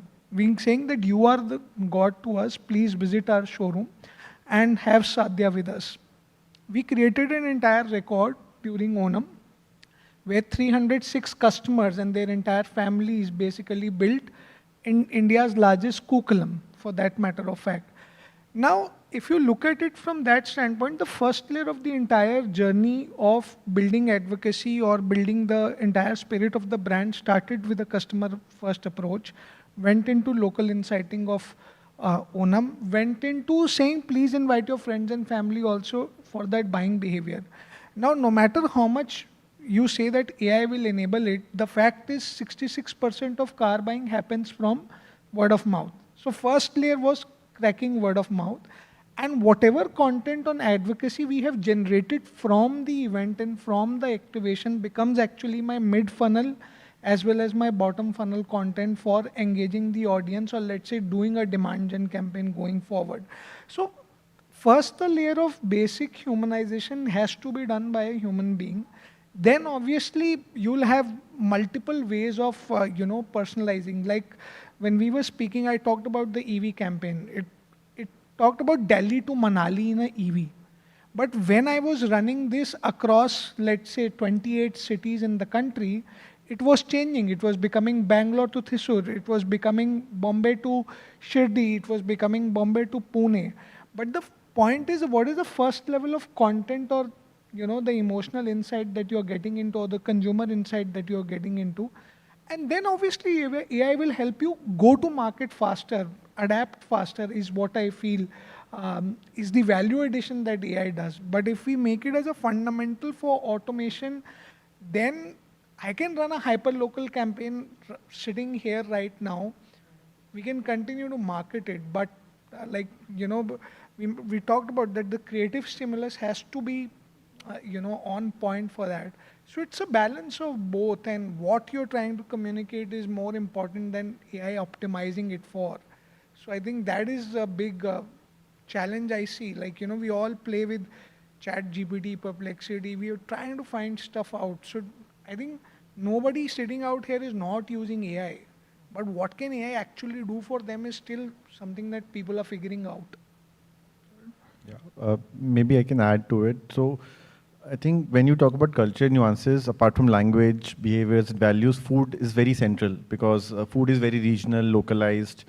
And we kind of, over time, I think a lot of our growth across brands has come from festive offering, be it, say, Lunchbox or Good Bowl or Behroo's, because there's need, the supply of regional festive food, like you would say Onam, then during fasting from Shravan Shraddh, now Navaratri, the fasting food. Now, last 3 years, I think it has become huge. Like you get fasting food, but not everywhere. Maybe north you'll get.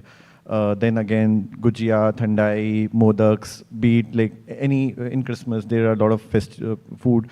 Over time, what we figured out is that while in some pin codes the demand is there, supply is there, but it's not there nationally at our scale, like 400 kitchens, 50 cities.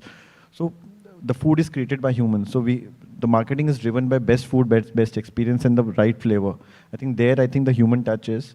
But when you communicate the story about the product, and when you're doing it digitally, like when many people haven't, say, tried the products, so fasting food, not many of us would have tried, because people who fast generally it's limited to that, and people think it is a boring food, you can't have excitement there.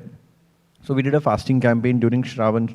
We will go into Navaratri, that fasting food can be tasty, and we have such a menu which will make you taste it like a chaat, which have various flavors. It'll be tastier than the regular food. On Onam, we had a mini Sadhya, and we launched it with a campaign where delivery boy is kind of dressed in Mahabali, and we had AI avatar of, even I posted on LinkedIn with that, like I turned into a Mahabali dress, and a lot of our leadership did that. Last year Diwali, we had SAF as an ambassador, so there was a greeting card with, you scan it and there's a personalized greeting by SAF, wish X with your name, your family very happy Eid, very happy Diwali. It's all AI led. So the whole creative idea at the start is by human, because the humans know the customer insight, the need gap, etc. And to bridge the gap, or to communicate to customer what we are offering, there's a creative brain, and then execution is done by AI, and that's how the AI is. But the human part to make cultural relevance is very much there, be it in food, be it in communication. And Shams, from your perspective as an AI native agency, what is it that brands could use AI for, on how to probably elevate cultural experiences? I think these two examples are good examples, but is there anything more to what? No, I think just kind of adding to what they were saying, and then the way we are working with clients. So I think extremely important, inciting. I think what are the cultural shifts that are happening earlier to spot those, when you have an army of a research or a planning team, used to take you a lot of time. And I think, coming to, for example, what you were saying in an e-commerce first brand or a digital first brand, spotting that trend, spotting where things are going is so critical in terms of, answering those questions. AI is extremely important in spotting those trends, because speed is going to be very important today. How do you, at speed, communicate things which you see are changing, and who is going to take advantage of that is really, and then marrying that with hyper-personalization. So understanding consumer behaviors, understanding how people are shifting their, as he said, over the last 3 years, we're seeing a change in, people having the certain kind of food. That kind of insight comes very quickly when I'm using the right kind of AI tools, the right kind of AI inciting to do. And then you have someone creating those campaigns and then using tools to then personalize them. And again, making it extremely relevant to that single person is going to be very critical. So we're working with clients to, of course, create those massive festive campaigns, but then more important to create, and those have cultural insights, those have research that's happening, those have all the kinds of tools that we're using to create those, those creative campaigns that are there. But more important is that how do I make them relevant to that individual that I'm communicating to? Because today people want to be spoken to directly. And that's where the ROI really switches, and the ROI really takes a big jump up. So there's a lot of things that can be done, but we're just talking about in this context in festive, how we actually work around that. So I think that's very critical. So I think like all of us are almost on the same page on like the kind of use cases AI can deliver for a brand. And like if I had to narrow down into the festive season specifically, are there any use cases that have really worked for you at Oberoi Realty, whether it is predictive lead nurturing, or it's about scaling certain efforts which were quite manual for you, but there have been you've seen that massive shift in the way things were being done? So I agree with Shams when he said speed and spotting trends. I think this is something I think every marketer has to really keep their tentacles out there to understand what is working and what is not. When we were outside, we were just talking about this whole Shraddh period that starts, I think, from today, tomorrow, when all the marketers there's additional pressure on what are we going to do now for the next 2 weeks until the Shraddh period tides over. And I think once you reach September, this whole country goes into a festive frenzy. There's one thing after the other, and after Diwali, then it's the weddings, and you go on and on until Christmas, New Year. So one of the things that we spotted and we realized was to keep the buying period continuous was we did a wedding vogue or a wedding festival at the malls.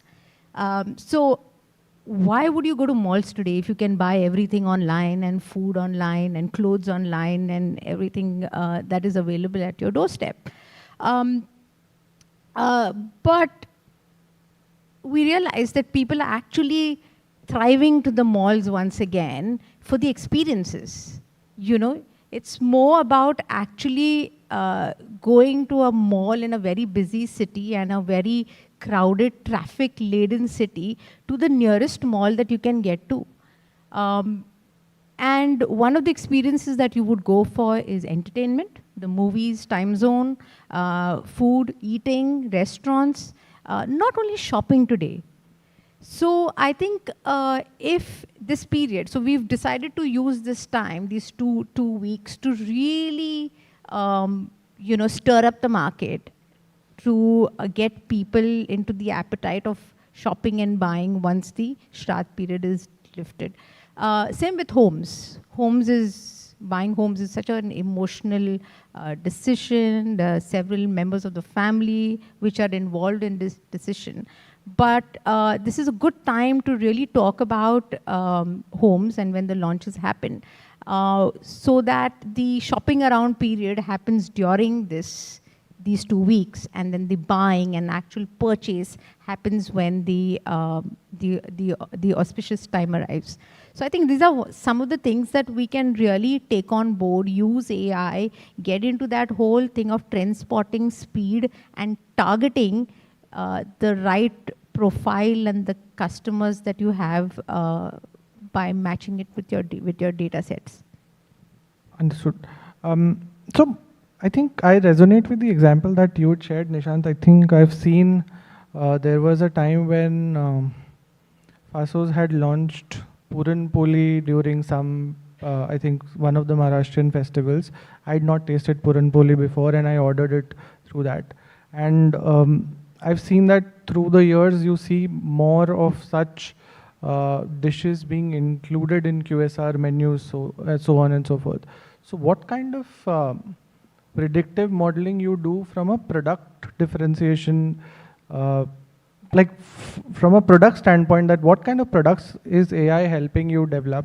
What kind of insights are you banking on to build products which can be hot selling during this festive season? So the example that you gave of Onam Sadhya as well, I've not seen as many QSRs do it, but I think one of the few is yours.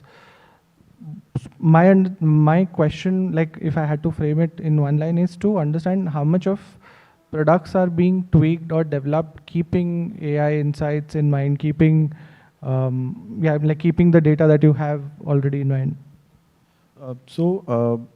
Most of our product development has, till I think a year back, was basis data on aggregators, because we are national account, so they share what are the cuisine trends, market research we do, and in general our D2C platform, people do search on Eat Your app, fried chicken, blah, blah, blah. So we know keyword searches, so we know intent. Therefore, the sales pool, which is market size from Swiggy, Zomato, our customer researches, keywords on our D2C app, these have been kind of levers to identify what are big white cuisine gaps or product gaps. And AI in general would help because it's kind of consolidating information from various sources. It would probably lean into some of these which are more public and share. So I think AI has been more secondary validation for us, because I think the whole AEO geo optimization is still in phases, like people would say which is the best biryani around me. And we have started work on this with some agencies on how do we optimize search and ordering pattern moving from Google to these algorithms. But I think there'll be a journey in future when people will move to search more than searching on Google or a Swiggy or Zomato. I want the best biryani around me delivered in 15 minutes at the price point this with the highest rating, and they'll write some prompt and then AI will throw a link, just order. Maybe that is 5 years away, but I think we see an early trend towards that. So therefore, right now AI, we are looking at more, see we have zeroed on a particular cuisine or product. What is AI talking about it? And we will do some searches around that, but it won't be our primary source to get customer insight because we have more deeper layer of data around it. But we are very close to it to see where it emerges because the algos are changing every week, I would say. So yeah, but it will be interesting to see how it helps us in future. I think this reminds me a bit of the conversation that we were having about AEO and GEO. Where do you see there is this knowledge gap in how brands look at SEO at this point in time, and how much of it is getting disrupted with AI? So I'll tell you, a journey, people still, I'll not name it, like somebody from your leadership would come and say, let's do SEO, this will rank you this. But I'm telling you, working with folks like Google and all, 20% of the job is left with SEO. Except for direct marketplace brands which are selling on Amazon and Flipkart, everybody is impacted by the blink of AU and GEO. And even there you are looking at 65 to 70% zero-click searches. We just did one for the flight that I have to head back with. AI mode is already answering. So information is already being served. So as we progress in our strategy, like he mentioned, we are working with select partners. And I'm just giving one example of a GPT contract which talks about they need to scrape Reddit and they need to scrape Quora to build search intent on their GPT prompt engine. So that is one signal that I've already started working on. That may be just one of the signals. But for example, like he mentioned the app thing, when we are working on with AI specifically and with partners like Meta as well as the likes of Google, high intent keywords precisely targeted towards a particular pin code is why we're spending 70 to 75% of our money in hyperlocal. I mean, I can run a same national lead gen campaign today at a lower CPL, but it has lower intent as well. So hyperlocal automation along with Google by My Business automation, including a comprehensive suite with Meta products, is something that I feel is really adding to the AI stack. Now, one bigger benefit of that is not just the lead gen part of it. It is also that the agility my CRE or sales consultant gets to handle that query. Because if we imagine if a showroom is in Jogeshwari and I'm targeting, let's say that particular pin code and 40-kilometer radius out of that pin code. So only that particular lat long is what I'm basically focusing on. Rather than saying that if there is another dealer who's in South Bombay, I cross-sell that same lead to the South Bombay dealer. I may run a separate campaign for the South Bombay dealership. Now, other example is MG Select. There is a separate campaign for accessible luxury storefront of the dealership that we are running. So the stacks, we've been working with 3 or 4 stacks in the last 4 years. We've worked with single interface. We've tried sales assist. Now we are working with UpLocal for AI automation on the bottom funnel part of the things. But how I feel is it's an iterative journey because every product update that comes determines what will be your next leap on content-led AI. If you see Google's last verdict, they talked about the fact that even if the content is AI generated, it's genuine and it's giving the right information to the customer, they will not derank any page.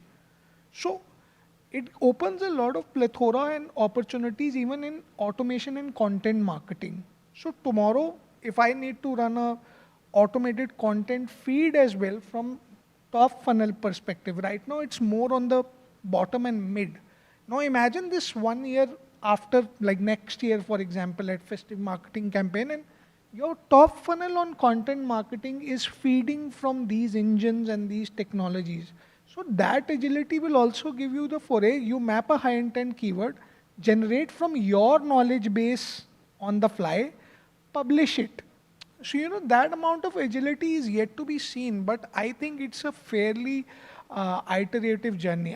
Almost every third day there's something new. But the point is you need to identify which one do you genuinely want to chase versus what are you doing for vanity. Now, people may say films are made on AI. In automotive advertising, I may actually land up spending more on building the AI models to render a car, just saying, or almost equal to the cost of that than shooting a film. Maybe it's there, but maybe it will take time to be, let's say, frugal or democratized to everybody. But the bottom funnel stack is really strong at the bottom funnel and mid funnel is very strong. The last point I want to make is, and I'm going back to the MarTech era. Everybody used to think MarTech ले लिए काम हो जाएगा. Technology सिर्फ एक enabler है. जब तक आप टेक्नोलॉजी को सही यूज केस नहीं दोगे या आप उसकी फाउंडेशन ही सही नहीं बनाओगे तो लाइसेंस लेने से आप कस्टमर एक्सपीरियंस नहीं एनहांस कर सकते. आप बेस्ट प्रोडक्ट भी ले लो which is available today in any ecosystem. If you're not analyzing the use case of that licensed or the product for your business, then you can just go and brag about it to 10 people, I have this MarTech, but what is it doing for your business is more important actually. I think that's one fundamental thing every marketer needs to understand, that it's not about just because this guy is doing it, I need to do it. ये भेड़चाल नहीं है. It is deterministic on your business. Maybe what happens in the F&B space is completely different than auto. 30% is still physical touch and feel. Like housing, it's the first biggest purchase. This is still the second biggest purchase in the country. It's still psychologically second biggest. So I think that really matters. Shams, you were talking about like AI being a full funnel thing and not just about creative, but across media, across targeting, across commerce. What's that one thing you think marketers are still missing and it's like a blind spot for them? And like, how is it that they should be approaching that blind spot? I think the blind spot is something which has been existing without AI for the last, I think, 25 years, is that the age, at least from the ecosystem of the marketer, involves a lot of agencies. So the marketer today is working with multiple agencies across multiple parts of their business. So where you're talking to brand agency, digital agency, a performance agency, a hyperlocal agency, agency which is allowing him to understand the bottom funnel. The problem really is that there is not a single view of how this is actually taking together. It is making the marketer's life more difficult and not easy. If I go back 25 years ago when there was one medium and everyone said TVC bana liya, khatam kar diya, marketer ke side pe there were like 2-3 people, that was fine. Now the marketing team itself needs to be like 100 people because they need to interact with 100 people. So I'm taking a step back. I'm saying that our role, for example, is always saying that how can I solve for a larger need that you have across and hence be a more integrated team for you. Some parts of it I might not be able to deliver.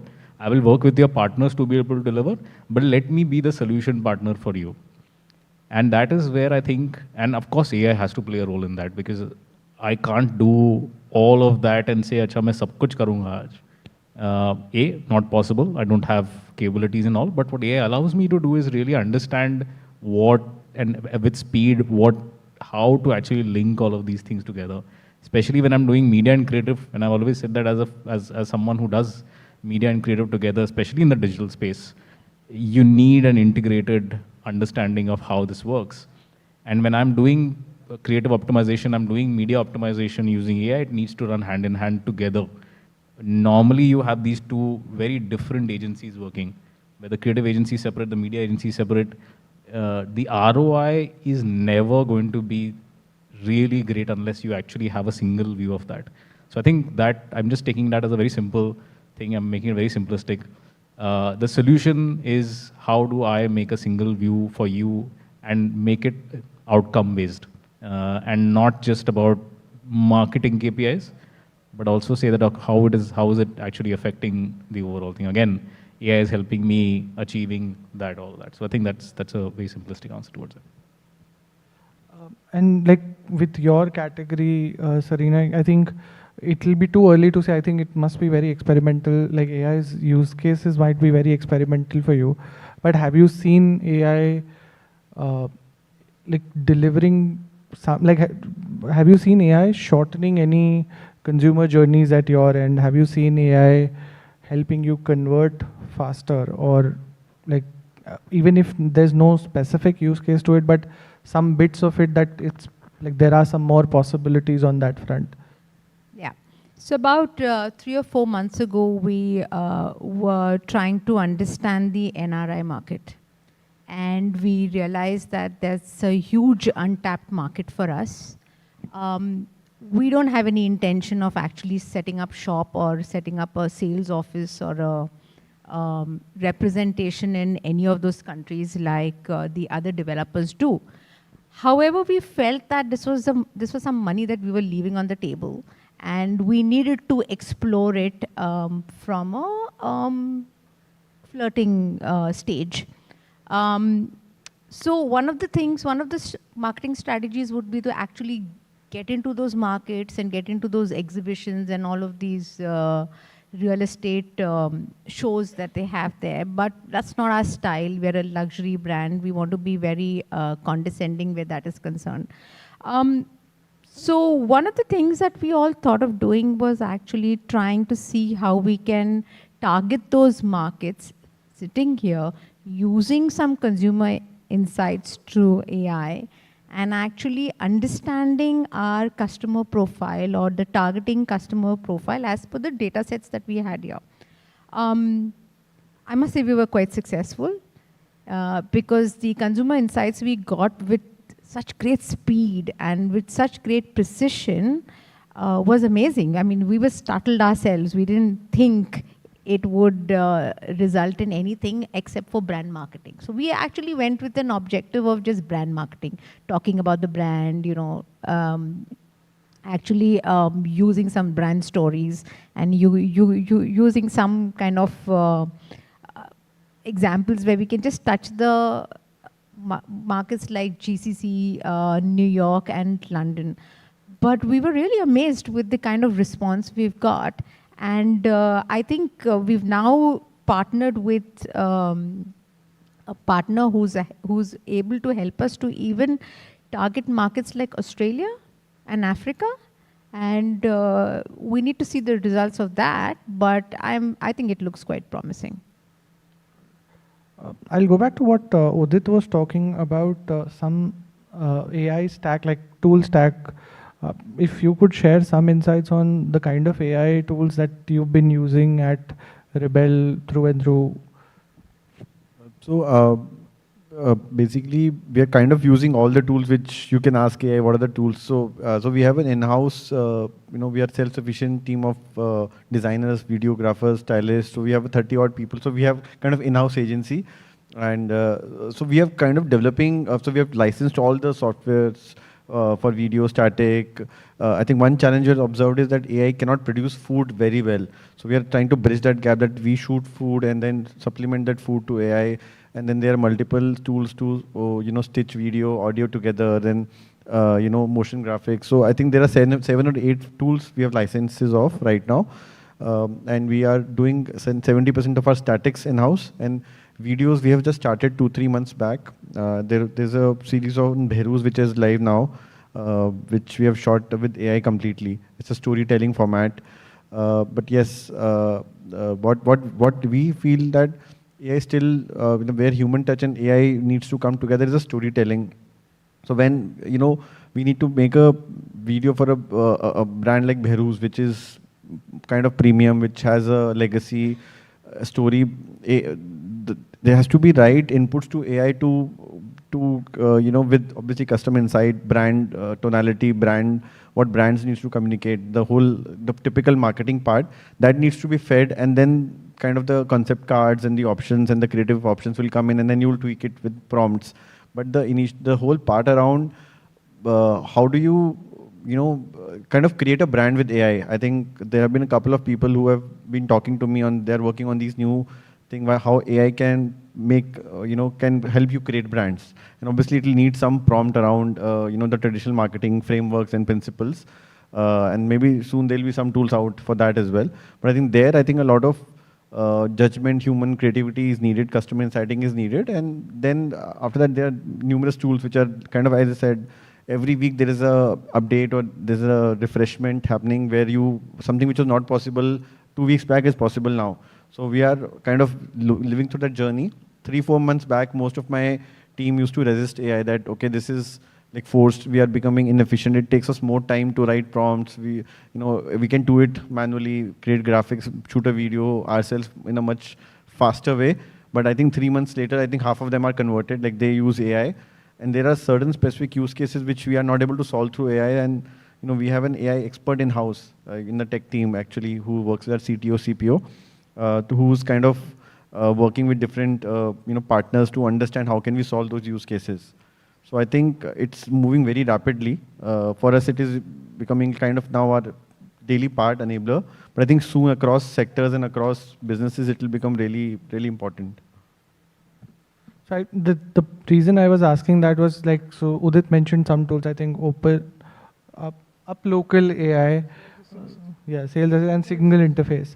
So if there are any other tools that the audience could know of that probably you see a lot of potential in, which they could also take back, maybe go check on implementing those in their current workflows, that could really help. I can share that just outside this conference. So there's a list of 15-20 tools which my team is eyeing. Like half of them we have access to, half of them they're after me to get license. But I can share that separately as well. Sure. I think we're left with about 5 minutes only. So 2 things I want to get from this, like from a broader festive sentiment, what percent, and I think it can be, like you can talk from your perspective. So what percent of efficiencies can AI drive during this festive season? When I say percent of efficiencies, I mean that like what kind of uplift you can see in your current matrix, whatever that is, using AI. And probably we could start with you, Udit. See, if you look at it from the perspective of overall creative efficiency to the bottom funnel, as of today, we see around 6 to 8% of overall efficiency through the funnel. That is clearly visible. That in turn leads to a lot of other efficiencies like CRM calling cost, like customer acquisition costs, like overall cost per booking, cost per retail. So all those metrics down the funnel get implemented overall. And the other use case which I feel, which you asked, there is a strong foundational agentic AI stuff that is also happening at the digital CRE level. So if we train the knowledge base of customer responses going forward, that will either further bump up the efficiency. But at this stage, close to 6 to 8% of overall funnel efficiency we see, and which leads to other functional efficiencies as well within the business. Shams? I'm just going to add to what I had said earlier in terms of, I think the festive season, or because 40% of the overall spends of a lot of categories happens in this season. And hopefully this is a bumper season that we're expecting. Why do you say so, Jams? Oh, well, I mean, hopefully with the GST cuts, the audience here will buy more MG cars, will spend more on Fasus, and hopefully spend more on the malls that are there with run by Oberoi. And then they spend more and we earn more and we hire more. So the idea basically, I think, is that with hyper-personalization, with real understanding of audiences, with real, as I said, understanding of the cultural nuances, and then the power of human creativity, I think that you can really make the communication more relevant and hence work harder for you. And if it works harder for you, of course, it has a huge effect on how the ROI actually works. So that's why we always say that as our punchline is brilliant outputs and smarter outcomes. It's how are we concentrating on those brilliant outputs and fine-tuning it, fine-tuning it, fine-tuning it. And AI really allows us, simplistically put it, how are we continuously fine-tuning at every stage so that that's better ROI, a better bang for the buck. There is no longer, I think, that old adage of saying, if you've been in advertising for long enough, it was like, I know what 50% of my ad spends actually do, the other 50% I don't know. I think that is completely out of the window now. We know each and every rupee, what happens to each and every dollar that is spent, each and every rupee that is spent. And more importantly, it's not about saving, it's about maximizing your ROI and maximizing and how are you spending more to get more bang for the buck. So I think that really is the focus. Yeah, I'm going to take a different take on this. My advice would be, don't be gullible. There are loads of these guys selling you all kinds of tools and all kinds of things that you would be tempted to try out. But the most important thing I would think is that as a brand custodian, you have to be very prudent and careful about the brand safety of your brand. So this is something that you have to be very, very mindful of, because there's a lot of hype around AI. There's a lot of stuff trending, but you need to see whether that works for you. It works for your brand. It gives you what you want or what you're targeting.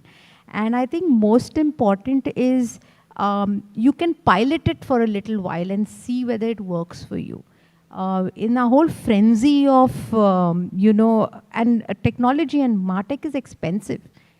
The integration takes a lot of your time and it takes a lot of your bandwidth. So you really need to see where to focus your energies, your resources, your people, your creativity, and how that works for you as a brand. I think I agree. When 3-4 months back, when we were kind of getting into AI big time, like say 6 months back, we were hardly using in creative marketing. But now, as I said, 50% plus creatives are generally on AI, and obviously the targeting, promotion, personalization is more linked with the models on D2C app. We have figured out over time, when we started, we took a couple of licenses, saw how the tools were helping us out, because we have different brands, some are massy, some are premium, they have different tonality, different purpose. We started small, we figured out what works, what not works, and then everything doesn't work for every brand. So we are into multi-mission, multi-category model. So everything doesn't work for everything. So we know what AI helps us in, and we know what it doesn't. And what it doesn't help also is changing every month, because tools are evolving. So therefore, we are kind of being very cognizant about the benefit it gives us. Maybe the proper payback will not happen right now, because we are taking licenses worth few lakhs every month, but at the same time, there is no headcount reduction. The efficiencies are available in terms of how much time a creative person needs to write a script, to a creative graphic, to a video. A video, for example, Bheru's videos we shot, if we were shooting it in a traditional way, it will cost us 1 crore. Now it is costing us 3 lakhs. Therefore, there is a creative development efficiency. There is a CTR deficiency online when you look at creatives. There is a ROI efficiency, which is not fully isolatable. But there are efficiencies visible. But if I have to do creative work at scale, personalize, I think there is definitely a merit as we go forward. But we need to be very cautious. If we get into that hype game that I need to use AI for the sake of it, you will probably burn money and you will not use it effectively. I think time's up, but one last thing, and like this could be an answer in a word or a line. What's the real AI advantage according to you? It can be real AI advantage during festive or beyond. It's personalization at scale. Jobs. Pretty much, that's something that I was going to say. Agree. But I think it's really what we call the real advantage is how we're pushing the limits of, all of this, but pushing the limits of where humans can go in terms of their thinking. I think this is a great revolution, not to be scared about, but more to really embrace and say, what next? Where can we really go next? And I think AI is really enabling us. So don't be scared. Just enjoy this. Take it as a great challenge, and let's look at it at the bright side, saying where can we now take human evolution forward? So I think that's really one thing that I want to point out. I think AI is digital of 2000s. Serena. as a marketer, you have to build to last. So whatever you do, remember that you will leave a legacy behind. So if it is AI, then make sure that it will build to last. I'm kind of with Udit on, we are moving to one-to-one marketing. So personalization and everything, not just communication in the product, the experience, after sales, your continuous interaction across digital and maybe an offline platform, everything, is foremost important. And how AI plays a role in it, I think we need to, depending on the category, consumer, TG, etc., we need to figure out what the role it plays and keep an eye on how the role can change over time. I think that is more important because, getting into this hype, you will do things which are suboptimal, which will hurt the brand, which will hurt privacy, ethics, multiple things which you'll not even know right now. I think having taking a step back on what works for you and then just being very iterative about it, I think that will help. Finally, I have some contradictory opinions, but we are not left with any time. But thank you so much, Nishant, Serena, Shams, Udit. I think we had a great learning experience. I hope the audience agrees. Some claps in the middle of the quotes were like a thing. Thank you so much, guys. Thank you. Thank you to our panelists. I request you to stay back. Thank you for showing us how AI usage goes beyond creativity to build a brand. Hitesh, I now request you to hand over the token of appreciation.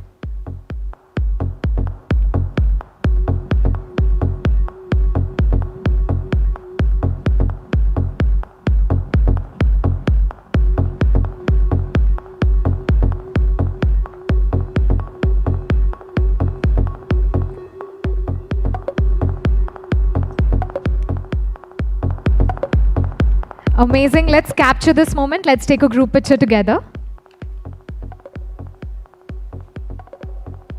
And folks, let's keep the claps rolling as we thank our panelists for joining us, for sharing their wisdom with us today. Big thank you to you.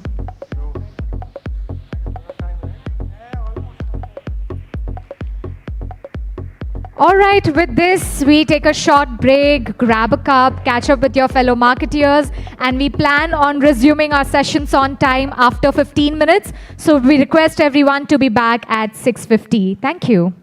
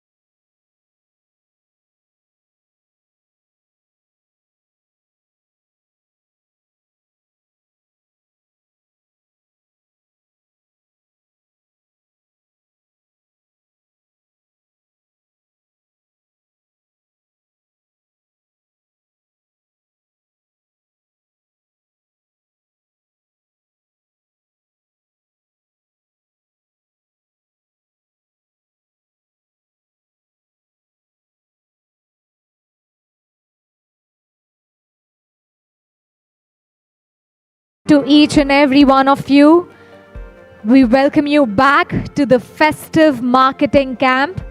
Well, it's now time for us to commence with our panel discussion, and I request all our team members, all our guests to kindly enter the ballroom. Be settled as our experts, our panelists are all ready, all set. We are waiting for you to join us here so that we can commence with our panel discussion. I once again request all our guests to join us in the ballroom and be settled as we will now commence with the panel discussion. Thank you.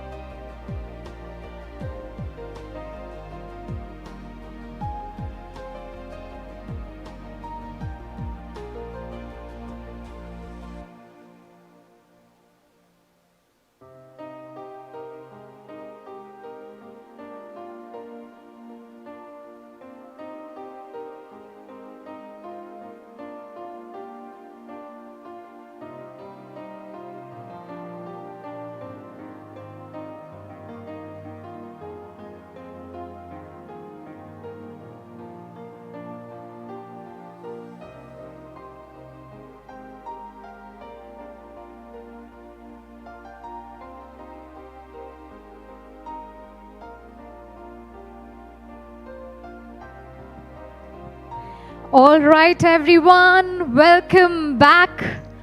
Good evening and welcome to the Festive Marketing Camp. I hope we are recharged, we are excited, we are ready to dive into our next set of discussions and keep the conversations going. I just have one question once again for you. Are we ready? I think we are not. so I need to do what I'm here for. I need to make you ready. I need to make you super energized, charged up for what's ahead. So let's do this thing that we did at the start of the event. I want you to clap as loud as you can. I know you are ready. Wow, wow. All right, the energy of our clap right now is here, but you know the drill. We want it to the maximum for us to begin, right? And I know you are energized, but the person next to you is not as energized as you are, right? So clap so loud that you wake up the person seated next to you. Come on, let's do this a bit louder, faster. Everyone, can I hear it from this side as well? Amazing. Thank you so much. Let's get right into it. Festive shopping today is no longer about a single aisle or one app, right? It's about creating seamless experiences across every touch point where consumers choose to engage. From discovery to checkout, from offline stores to online platforms, omni-channel strategies are becoming the backbone of festive commerce. And our next session, the omni-channel commerce playbook for the festive season, will explore how brands can stitch these journeys together to not only capture attention, but also drive conversions and loyalty. So let's get right into it. Let's welcome our session chair, Mrinal Mathur Rajwani, editor-in-chief and managing partner at Social Samosa Network. Welcome back, Mrinal. And to join her up on the stage, we have Bhavin Devpuria, Head of Marketing, India and Sri Lanka at Triumph Group. Everyone, let's have our claps a bit louder. Well, before I continue, this second round table, what did y'all have for break? Like, I see the energy up in the air. What was it? Coffee, tea? Coffee did wonders. Okay, moving forward, we have Gautam Batra, Associate Director, Product Marketing at Xiaomi India. Next up, we have Shantanu Chauhan, Director, Marketing, Brand and Growth at Noise. Warmest welcome to our panelists. Mrinal, over to you.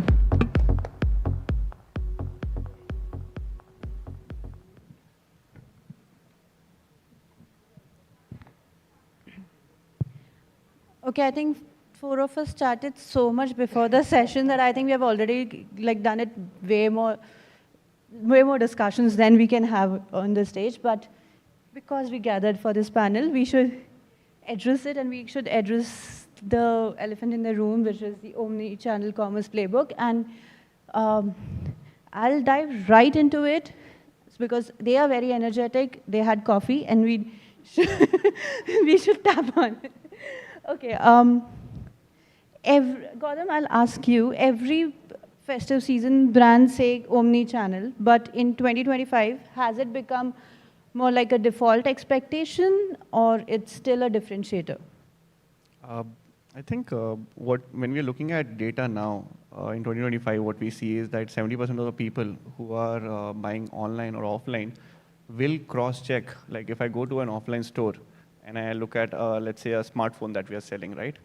70% of the people will go online, they'll check our offers, they'll check for the rating, reviews, what people are saying. Let's say we are promoting camera, what people are saying about the camera, for example. So obviously, it has become an expectation that you have to be omni-channel. And how a brand like Xiaomi is doing it is basically how do you make the experience consistent? Whether the key specs that we're talking about, does it match online and offline? Do reviewers also feel the same way? The pricing, the warranty, the entire experience. People will make sure, from Xiaomi point of view, will make sure that we are matching that experience through and through. And of course, we have 3 brands under Xiaomi. We have the Xiaomi product line, we have the Redmi product line, and we have the Poco product line. Poco product line primarily phones, and therefore it's a very online heavy play. Redmi will have phones plus some phone accessories like your audio products, some smartwatches and all that. And therefore it's like a combination of both. So it kind of is in a way omnichannel. And Xiaomi on the other hand has like the high-end products, the premium products. And therefore the touch and feel, try before you buy kind of becomes extremely important. So across 3 brands, we are playing in a way that, that experience is both online and offline. So that's how we are playing, and obviously it is an expectation that, wherever a consumer goes, especially after, 2021, we have seen that people want to go to a retail store, want to experience, but still want that online kind of a deal, online kind of reviews and all that. So it is an expectation now. Okay. Shantanu, you are also from a tech brand. So what do you think? Is it a default expectation? Yeah. Okay, before I start, actually, I'm very happy to see so many people out here, even at 7 p.m., extending their work hours. So, no doubt, hats off to you guys. Trust me, like Bombay have energy, so I can say that. No doubt. Thank you. So, right now, when it comes to omni-channel, we are in a quite expansion mode right now. We don't work in a Coco in terms of an offline space. But we are expanding in some of the best LFRs, modern trade across the globe. So from Chroma in India to Selfridges in London, or in that scenario, you don't have too much access to the data out there. So definitely that experience is not that great. But tomorrow, when we come up with any kind of an offline space, there are 3 things which we value as a brand. That whatever we do, it has to be seamless, accessible, and expressive. And we follow this rule across our product line, and we will follow the same rule across our marketing touchpoints also. But we do have our own D2C. We are an Instagram-born brand, like in 2013, 14, in fact 15, when we started marketing or when we started getting into an existence, that time the first channel which we used for any kind of a marketing was a Meta and our own channel. So we are not first marketplace and then became a D2C, but we are first D2C, then became a marketplaces into the existence. In fact, after COVID, to be honest. So no doubt, but so in short, what I'm trying to say, we are always been the first one to make sure that there is a seamless experience and there is a touch of customers in all the zones, especially, and we are much more closer to them. And that's what helped us in sustaining and becoming one of the largest bootstrap brand in India also for a longer time. So no doubt, that is something which is a must do for any brand to do. When it comes to differentiator, I think the other differentiators which any kind of an personalization across the channel or how you are actually holding your community, your people, will be a major differentiator where a lot of brands keeps on playing. So I think that's the view I have, but yeah, we are yet to do a lot of things. Great. Bhavin, I know that you belong to a fashion industry, and for fashion industry, do you think, I know that fashion industry people go and check different channels, different platforms. So for you, do you think it's still like it's a default expectation, or do you think that you have also done and dusted with being an omni-channel thing? So I feel predominantly you got to understand the business. Our business is predominantly B2B. Being a part of B2B, your omni-channel experience is supposed to be sacrosanct with primary customer as well as the secondary customer. When I say primary customers are all the different channels, be it your e-commerce marketplace, be it your department stores, or be it even your franchise stores, or even general trade.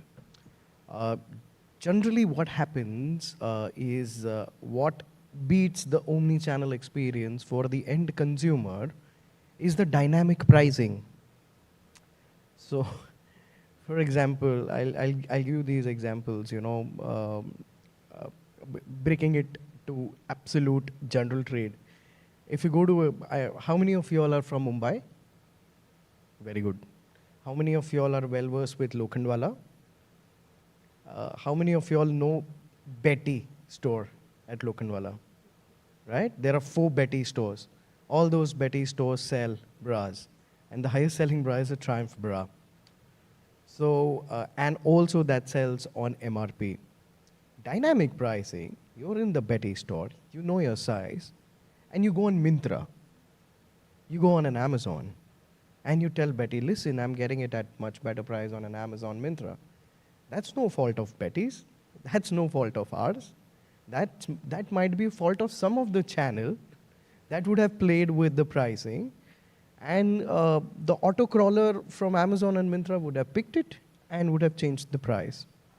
So fashion industry, to arrive at an MOP or an MAP is a bit tricky because there are different models that we operate on, which might be a bit easier for electronics as brands because all they do is they stop the billing at a given point in time.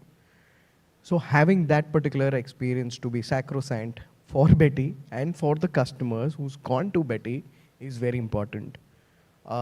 We've been trying to do that with different crawlers, with tech. Hence, omni-channel needs to be an equal playing field.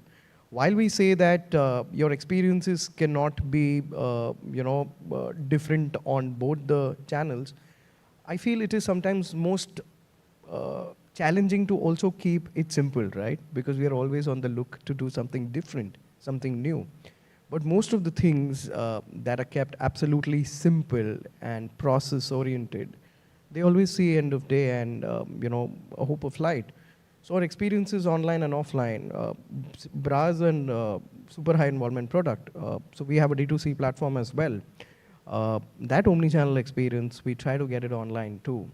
So we have something which is called as a fit calculator. You can go on in.triumph.com and you get the entire guide how to measure yourself. While you will have that in person with somebody telling you how to do the fitting, you will have an absolute similar experience that is there on our own D2C platform. It's our way of trying to keep that particular experience as sacrosanct as possible. Being in India, metros you are not, you're absolutely open for these tryouts or fittings. But in smaller towns, it's really very difficult. And smaller towns nowadays refer to a lot of content and data online, especially your tier 2, tier 3 towns. So having an omni-channel experience specifically to upgrade these towns becomes even more important for us. Correct. And a very interesting take on things. This is something for Shantanu and Gautam both, that quick commerce has evolved and it's evolved more than grocery store. But how should brands treat these platforms? It's either for sales channel, new age, or storytelling stages. How do you guys treat? Because tech products are also a little higher than a grocery product in costing. Agreed. We kind of helping them, no doubt, in making sure they sustain. So, when it comes to electronic, and especially in our category, I'll just talk about the smartwatches and audio. There's a lot of impulse buying, and especially in the gifting area. So we do see a spikes on Mother's Day, Father's Day, Rakhi, and I think most of you might have also bought or gifted smartwatches, and we also make sure that we market during that time. So in short, we use the channel objectively, like we create an objective, okay fine, if there is a Rakhi, and if it is very near to the Rakhi, my D2C can't promise to deliver something within a day, 2 days, which a quick commerce can. So I'll make sure my presence is quite high over there. And then there is another part which we are also trying to build, that we are trying to make a category with them, which is, let's say, if it is, like you yourself said, that it is grocery first, can there be electronics? So they will also do a lot of category marketing. And if you take part in that particular thing, which we did it with Zepto, let's say, we created an ad. It's the most viewed ad right now on their channel. In fact, more than their existing campaigns all across, even their individual campaigns. So why? Because they wanted to build this category more with you. So we took care of the content production, they took care of the advertisement all across. Kind of benefit you, your brand, your searches goes up in other quick commerce also. Ultimately, what I'm trying to say that, okay, now smartwatches are available on these quick commerce is also the notion which they wanted to develop. Will people consider them always? No, everyone have a different behavior. Tomorrow you can wait for 3 days and you will be okay to transact from Amazon or Flipkart because the prices are much better, or from the own channel of the brand. Why? Because you get a better warranty, much more benefits which a quick commerce or a marketplace can't give, right? So ultimately, now for example, like, but there are impulse buying happen when you wanted to gift because it's a great gifting item. I think it's, as per Amazon, it is the most gifted product right now on Amazon also, which is smartwatches. So I think we see it quite objective driven, and we make sure we are present during that time. That's how we see it. Yeah. Nice. Gautam, what do you think? I think, again, going back to the logic of, we have a huge portfolio ranging from like consumer durables to smartphones and all those things. For us, actually, quick commerce works as both as a sales platform as well as a way for us to create some experiential marketing. For example, like your smaller categories, by smaller I mean not by the value, but by that can the box be fitted in a carry bag that your Swiggy, Zepto, and all those carry, like a power bank, a watch, a trimmer.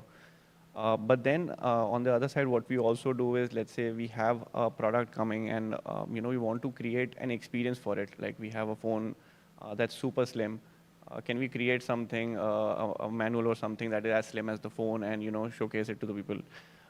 At one point, we were also trying that. We launched a new TV, and we wanted to put it on a Blinkit or something and say that get a TV at home in 10 minutes and create an entire thing. There were logistical challenges, but we personally do see it as a way to reach out to consumers very quickly. Like when you place an order on Amazon or Flipkart, while it is getting delivered, you're not going to sit on my order page and look at it, right?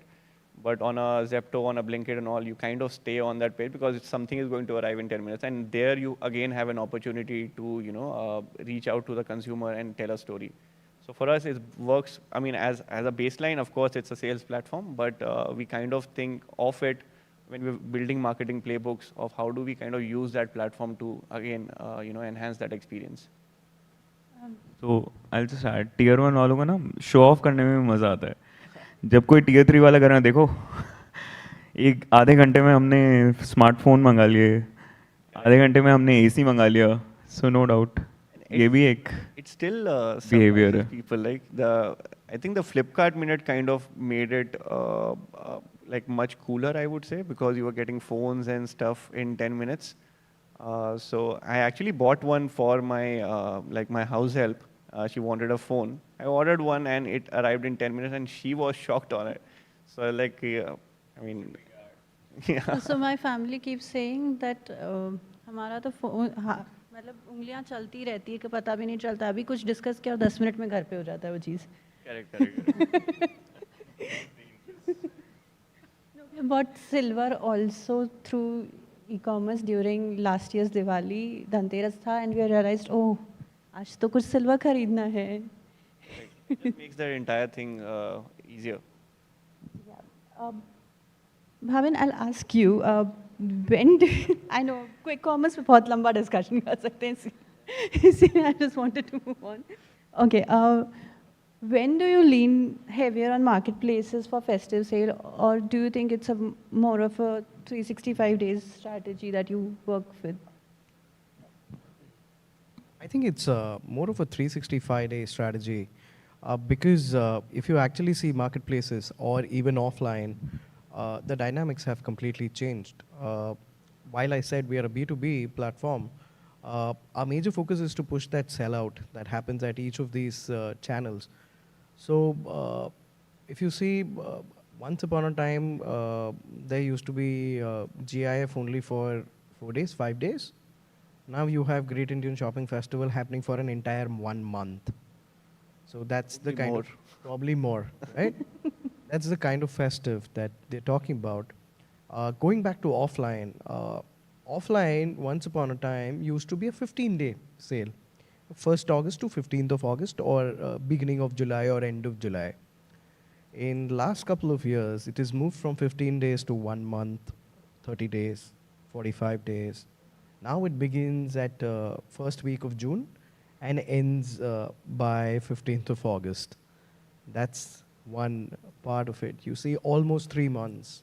And the similar trend you see that is happening also during the month of December, Jan and February. So it's also the playbook for the entire 365 days, because if offline is doing something, there is online also doing something. And you ought to be visible, right?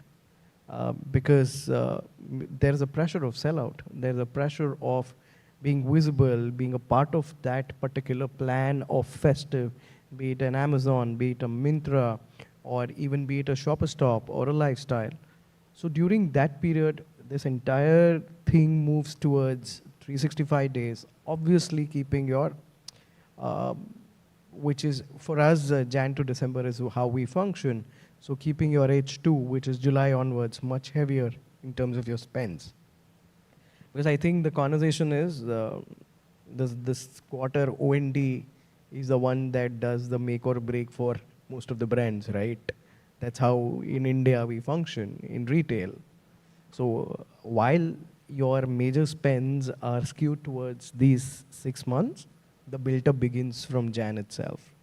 The new change in calendar with Diwali moving to O, it's more than, it has increased to September also. So which means there is a high possibility that you see partners going on an end of season sale or Black Friday sale much earlier than in December. So what we also call is a cool off period, right? Once you get into a sale and there is a cool off period of 15 days, 20 days or a month before you want to get into a new conversation, maybe the time for that cool off period will also reduce. There's going to be a discount fatigue end of the day. I completely agree. But fashion is still a very, how do I say, for a common people, it's still a very store heavy kind of category.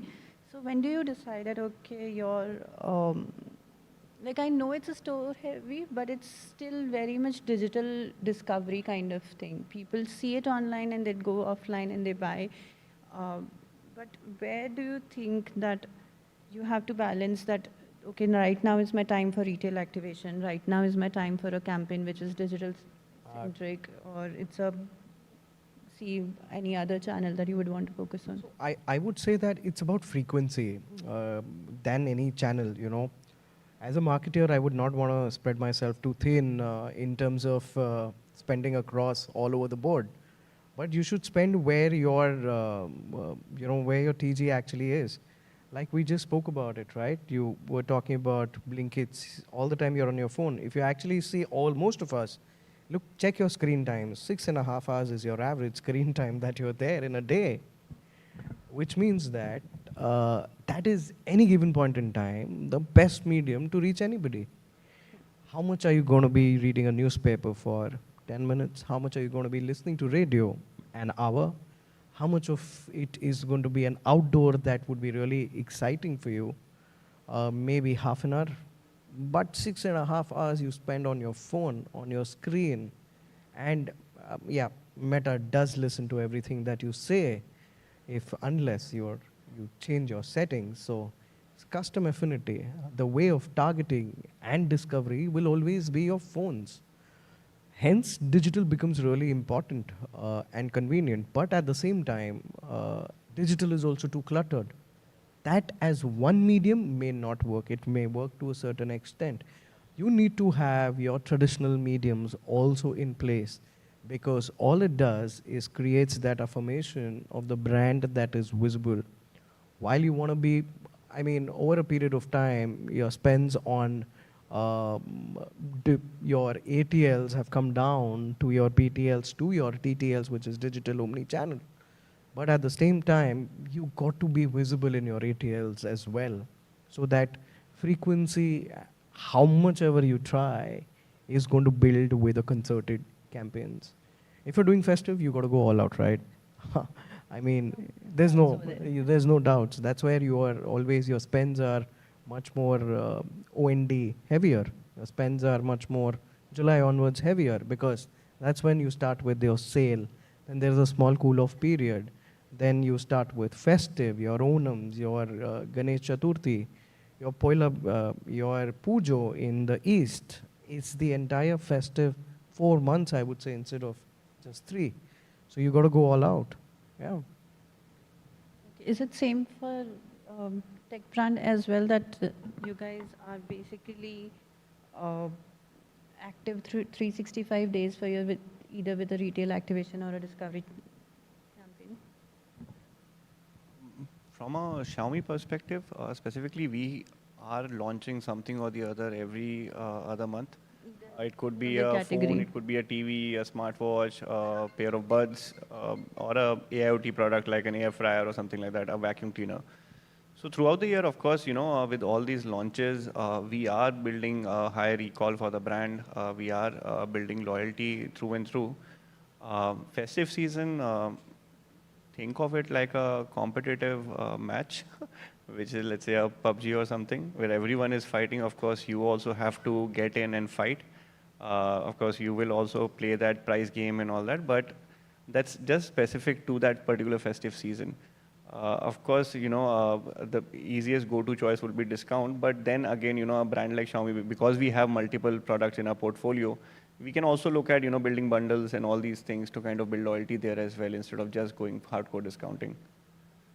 So,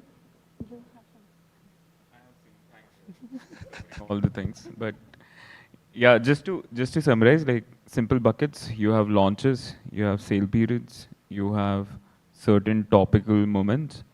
That's how the entire calendar is divided, and it will be 365 if it's so fast. I mean, he already told you, like 6 hours a day, how much content you consume, how many brands you see.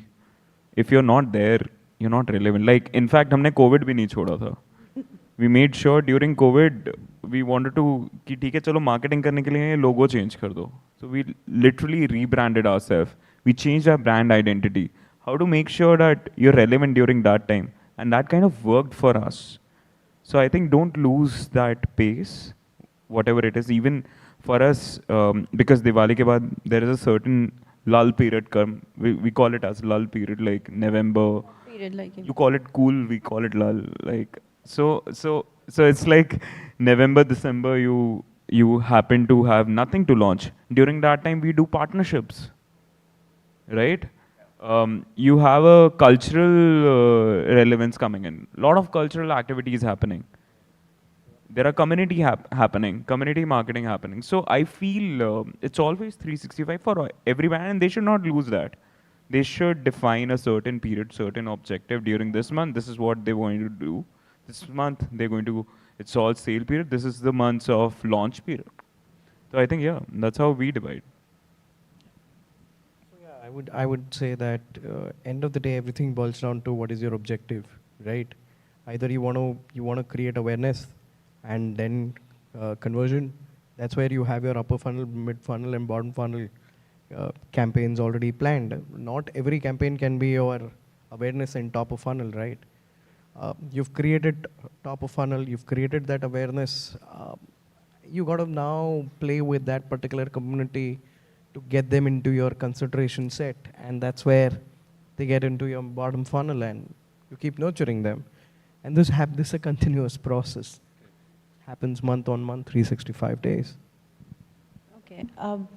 Coming to Xiaomi and Noise, you guys are at marketplaces, you guys are at quick commerce, you're at offline, maybe not your store, but Chroma or someplace. So during festive, what do you think is the biggest or the toughest trade-off for you guys? Chasing scale with discounts or protecting that brand identity with your omni-channel experiences? I think again kind of connects back to the previous question. Sort of. Oh, you want to go first for that? Okay. I think, of course, discounting seems like the easiest way to go when it's festive time, because this is the kind of indicators you are also getting from all the partners, platforms, and all these things that, this is what the entire universe is doing, what are you doing? And of course, they also put a red flag or a green flag saying that, the kind of things that you're chasing, the KPIs you're chasing, does it match with what's going to happen on their platform? So obviously, it kind of gets into, discounting and, chasing those numbers. And of course, from a marketplace point of view, a certain level of discount definitely helps you achieve your KPI numbers, which are generally very high, like, you suggested for OND. For us, because BBD is happening in September, and so September gets included as well. But yeah, I mean, discounting is good, but from our POV, from a Xiaomi perspective, we kind of look at how do we, use a portfolio as a leverage.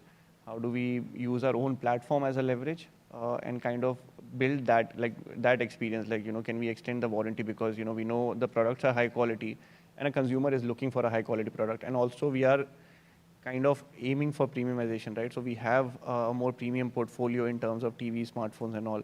So how do we build that loyalty and all that? But yeah, at the end of the day, discounting is definitely where everyone will definitely go. So again, it's like a battleground and you have to play.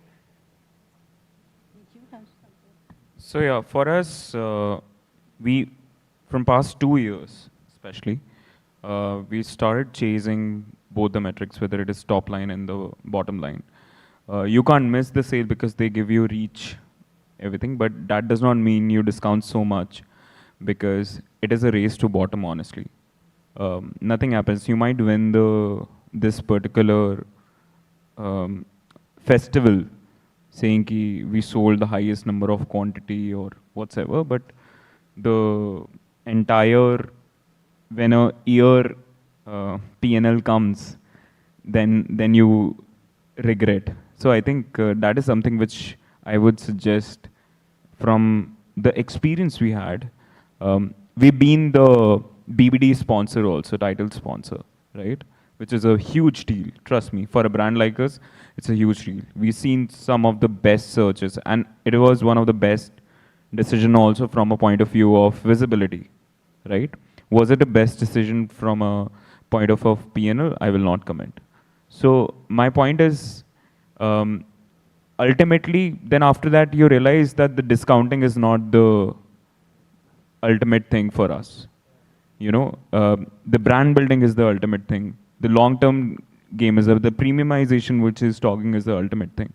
So I think that is something as a brand which we all should chase, rather than discounting. You have to be relevant. Definitely, you have to be relevant. Play your part. Like, some of the areas where you can discount well, but where you can earn good, you have a good margin where you can actually sustain that whatever you're discounting.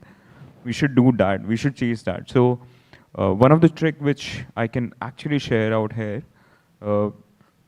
that you start marketing for all your good margin products more, rather than, and let the discounted product, don't market it. Don't spend money on it at all. Let it flow organic. So it will create a balance for you. That's all. That's the best thing which we did last year. We were super efficient. This year also, the strategy is same. I think it's an interesting tip. But I think as festive is very stressful period for marketers. It's an ultimate stress test. If you pass through it, you pass through it. It's a game where you have to deliver volume because that's what the expectations are. But how do you, it's either from your channels or either from your omni-channel partners or from wherever you're getting in touch with your customers. But when do you prioritize that, okay, this is where I want to get in touch with the customer, or this is what I want to achieve right now, when do you start saying that, okay, this here is what I want to aim for? Is it, like I said, is it delivering volume or protecting your customers, getting to your own sites? Where do you fit yourself? I think Xiaomi has its own platform as well as you work with third-party retailers, large format retailers or general trade as well, and as well as marketplace. So I think marketplace comes, is very helpful when you're trying to achieve your numbers, and you have high-intent consumers coming in. You can fight for a share of voice. You can, take over any other sale that is going to happen and bring a consumer to your product. So it's when, in a time box situation, when you have KPIs to meet, of course, marketplace helps. But when it comes to, again, you're trying to sell a high margin product, a premium product, a AIoT product, like a vacuum or something. And, at that point of time, when you're building loyalty, your own platform makes a lot of sense. Because those consumers will stick around for longer. You can do a lot more different things. You can run coupons, you can run gameplays, you can run a lot of different kind of things. Generally, with a Flipkart or an Amazon or any, you're stuck with their, they have their own versions of what are the gamifications that they have, what are the ways to kind of, drive clicks, drive conversion they have. But it's the same for every other player. So on own platform, it just adds a lot more value. And of course, your product is presented in the best possible way. An example would be like, a Xiaomi example might not be relevant for all, but if you look at, let's say, an iPhone, and I see you own one. So, if you go on an Amazon or something, the A+ representation might not justify the premium purchase, but when you go to their own website, how it flows, how it tells you a story, it is a very different zone altogether. So online platform really works when you are trying to build loyalty for the long term. But when you are when you want to hit targets, marketplace definitely helps. Definitely, I can never buy an Apple product from Amazon. I never get that trust. Yeah, that experience is amazing. Wow, that's a surprise. Today they have a event. Wow. So, I would just feel most important part is being authentic. While we're talking about KPIs, while we're talking about numbers, while we're talking about being visible as a brand and then diluting yourself, I think if you're absolutely authentic, see, end of the day, what is a brand? What is the name Noise, Xiaomi, Triumph? We're a persona. We would have been any other person as well, right? How authentic we are to our own values, and how do we bring that in our product? How do we bring that in our communication? How do we bring that in our channel promotions or anything? Because for us, end of the day, being in fashion, earlier marketplaces were a medium of liquidation. जो आपके offline store में नहीं बिकता है, marketplace पे उसको discount पे बेच दो. That is shifting. The gears are changing. Especially with lingerie, the thing that we see is e-com is been doing really well. And for us, tier 2, tier 3 towns have been doing absolutely great. Women have known and understood their sizes, and they don't mind buying it online. Because maybe you can say that, there's not enough presence in the tier 2 or tier 3 towns at this point in time. Hence, they are absolutely comfortable buying it on a Myntra. I would not say that much on Amazon. Amazon is a set consumer who knows what she wants to buy. So she will end up buying more of core. Myntra, she will flirt. She will try. And she would also buy something which is a little more lifestyle for her. One thing which is absolutely common in all of them is they know their size, which means they've been buying lingerie since a very long time, get themselves fitted. So our main aim at any given point in time is to ensure you're wearing the perfect fit, So hence, for us, it's more of an education, being available, and then getting into that festive, get into what the B2B retailers want you to say. Interesting. Shantanu, what do you have to say? I mean, where do you prioritize? So both are to be prioritized. I think how we plan it, that during festive we don't um try to market ourselves through D2C more, especially during Big Billion Day. I mean, you will go and start running ads, your CPM are going to be too high, so you will unnecessary burn. So instead, what we do is we usually run a sale early than that, which is August end. We call it as anniversary sale, right? And exactly, so like it's a good 6-day sale, and we might have a similar kind of a prices, what will go on a Big Billion Day or Great Indian Festival. It's almost a almost 30 days difference comes automatically, because that's how the whole calendar also works. आपके श्राद्ध से पहले big billion day चालू होता है, श्राद्ध पे exactly खत्म होते ही अभी इस बार जीएसटी के कारण it went up to 23rd, but ultimately I think this is the entire calendar works, right? So so we found that sweet spot. So ultimately every business need to find that sweet spot, like what is that days, especially for your D2C, will work really well for you. We found that, and then we stick to it. It's been 5 years, we are continuously running. Now people are aware that there are kind of, sale which will come before the festive for the noise. And those who are intelligent, they know कि अच्छा ठीक है, there could be same prices also. So ultimately, this is how we divide.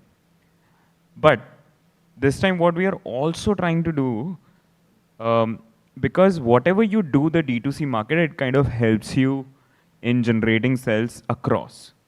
So when you run a meta ads, you will see a search spike everywhere, whether it is marketplaces or whether it is Google searches, everywhere, right? So you should not leave this thing also, that maybe the high margin product, you can match the price and you can concentrate on that more, especially on the D2C. So you kind of market that kind of gives you the same effect on the marketplaces automatically.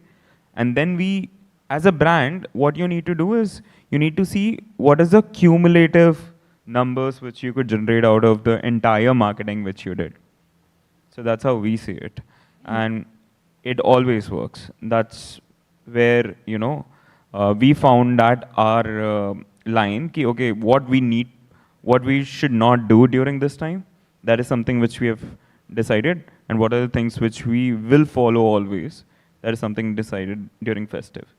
And offline वालों को हम पहले से बता देते हैं कि इस duration में, I think you know it, right? कि इस duration में you will have to suffer, but maybe during Dhanteras and Diwali, that time, your time will automatically come, where they can sell at a better price compared to the marketplaces. So that's how you create a balance. Interesting. Okay. Wrapping up the session, there's one quick word of advice for marketers sitting here in terms of how to plan their festive commerce playbook. I think Shantanu would again agree with me. Just plan ahead. Because for that advice, they're too late. So I would say that a lot of people who are entering this year or the previous year would assume that BBD starts from 22nd, and therefore they will start marketing it probably like 12 days in advance or 20 days in advance. They can start anytime. So you really need to get your playbook right. You really need to plan your phases, whether it's the pre-festive phase, whether it's the around Durga Puja or Onam and all that. Just plan your phases right. Put the right KPIs in all these phases, whether you're going for top of mind recall, whether you're going for conversion. Generally, people won't go for conversion for obvious reasons, because the sale has not started yet. But my suggestion would be, if you do not have the money to match Flipkart and Amazon, which ideally you would not have, plan ahead, go before them, go before other brands, so that everything is aligned. Like for example, this time around, BBD was supposed to start much earlier, but they pushed it because of the GST thing, right? Yeah, and The other way around is also true. They can say that they start from 10th and they start from, let's say, August end itself. So you never know. So, have your assets created, have your plans in place, have everything in place, and be ready to go live whenever. I would say as a marketer, one thing is most important during festive. That is the adrenaline rush. Do whatever you do it with passion. While you're planning ahead, always keep room for that knee-jerk, last-minute changes, spontaneity, because that is one thing can bog you down as well, right? How much ever adrenaline rush you have. So you need to keep that space for that bit of, so that will only end up calming your own anxiety. Otherwise, festive is something that we live for, right? Yeah. Shantanu, last piece of advice.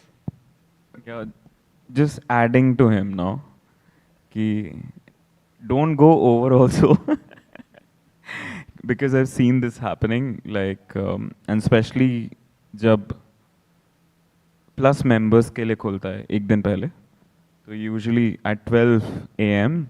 your price starts coming. If any one of you, especially during that time, what happens, you start seeing your competition prices also, and then you say यार उसने entry इतने पे कर दी. And then you start cutting your prices also with your category managers and everything. Don't do it. That's a advice I would say. Just concentrate on the good margin products, market well. But yeah, stick to your objective. Whatever company objective is aligned. If a company can afford it, what he said, do it, no doubt. We can't afford it. I can tell you. I don't think 99.99% brands can afford what a Flipkart is going to. Yeah. So I think stick to your objective. That's all I think. And have a great intent while working on it, which he already said in terms of a passion, that don't lose that passion while working on it. Yes, we have a lot of creative changes and it will always be there. So don't hesitate or don't stop yourself in doing that hard work. It always pays off. So it's going to be a war room, but please have great spirit of fighting. Exactly. Already a war room for us. हमने इतनी बातें कर दी अब. It's so much of pressure right now. Okay. 15 more days. Thank you so much. Thank you. I'm sure this was as entertaining and insightful session for the audience as it was for me.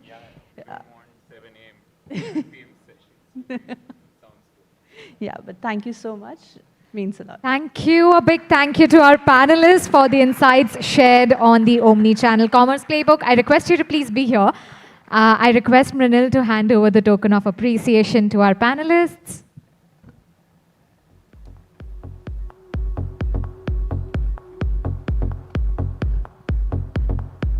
Big thank you to Bhavin, Gautam and Shantanu for taking your time out for joining us in this panel discussion. Folks, let's give them once again a big round of applause for sharing their wisdom with us. Let's take a group picture together.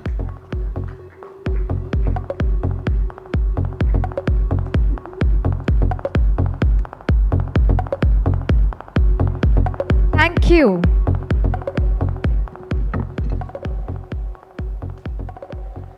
All right, with this we come to the last session of the day, that is on winning cultural moments with experiential marketing. Here we will explore how brands can create memorable cultural moments that resonate deeply with consumers, how brands can engage audiences through immersive experiences that go beyond the screen and into people's heart. So let's get right into it. I would request our session chair, Mr. Hitesh Rajwani, CEO at Social Samosa Network, to please join us up on the stage.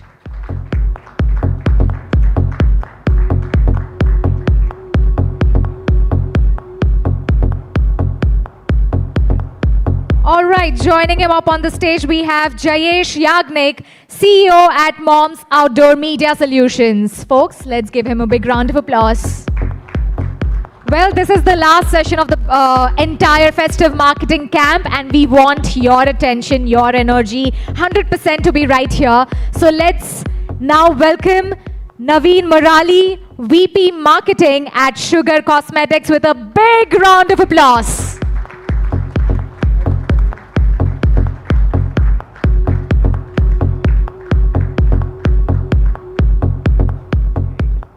And joining them up on the stage, we have Tara Kapoor, India Market Lead at Duolingo English Test.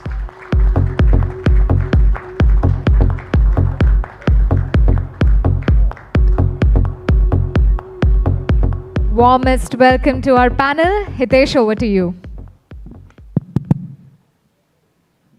I don't know why I find myself in such situations. Obviously, the programming is ours. That again, I'm sitting between your dinner and you. Last time I was sitting between your high tea break and you. Just to understand, why is the AC too cold for anyone here? I mean, or is it just me? Oh, guys, take note. No, this is one part of experiential, that we are making people experience the cold. So to set some context for this session, I think through the day we've had sessions on storytelling, on AI, on media, on commerce. There's one piece to this mix which is not talked about as often. We experience a lot of we experience a lot of things which are done by brands, but they are not, like, they're talked about in silos. Probably you see them as a LinkedIn post, or you see them as a Instagram reel or a YouTube shorts. I thought that I'll pick the brains from some of the leaders in the industry to see what is it that they do from an experiential standpoint, and how is experiential so big for the festive season. So opening thoughts, maybe we could start with you, Jayesh, on where do you see experiential in a brand's mix, especially during the festive season, and what is it that experiential can unlock for brands? Well, very good evening, everyone, and thanks, Satish. See, when we talk about experiential, and during the festive especially, the one thing which people keep saying that, there is a lot of clutter when it comes during the festive time. Now, experiential is one thing where you have a direct connect with the audience. And very often, marketeers or the brand tend to kind of match experiential with the sales or with the kind of reach what it generates, which usually not the case. So experiential, if done in a right way with the right emotional connect, it can really create a wonder during festive times, because the sentiments are very, very high during the festive time. People go with the intention of spending, and if you hit the right chord, being at the right place at the right time, then I think wonders can be done on experiential. Tara, you have something to add to it? Yeah, for us, I mean, we're primarily digital product. We're a product where you're trying to build very, very high trust, because it's a very high stakes product when you look at, a proficiency test. And the best way for us to drive that engagement is through experiences and through in-person communication, community building, all of that. So from a trust building perspective and community development perspective, very, very important to look at experiential as a space. Naveen.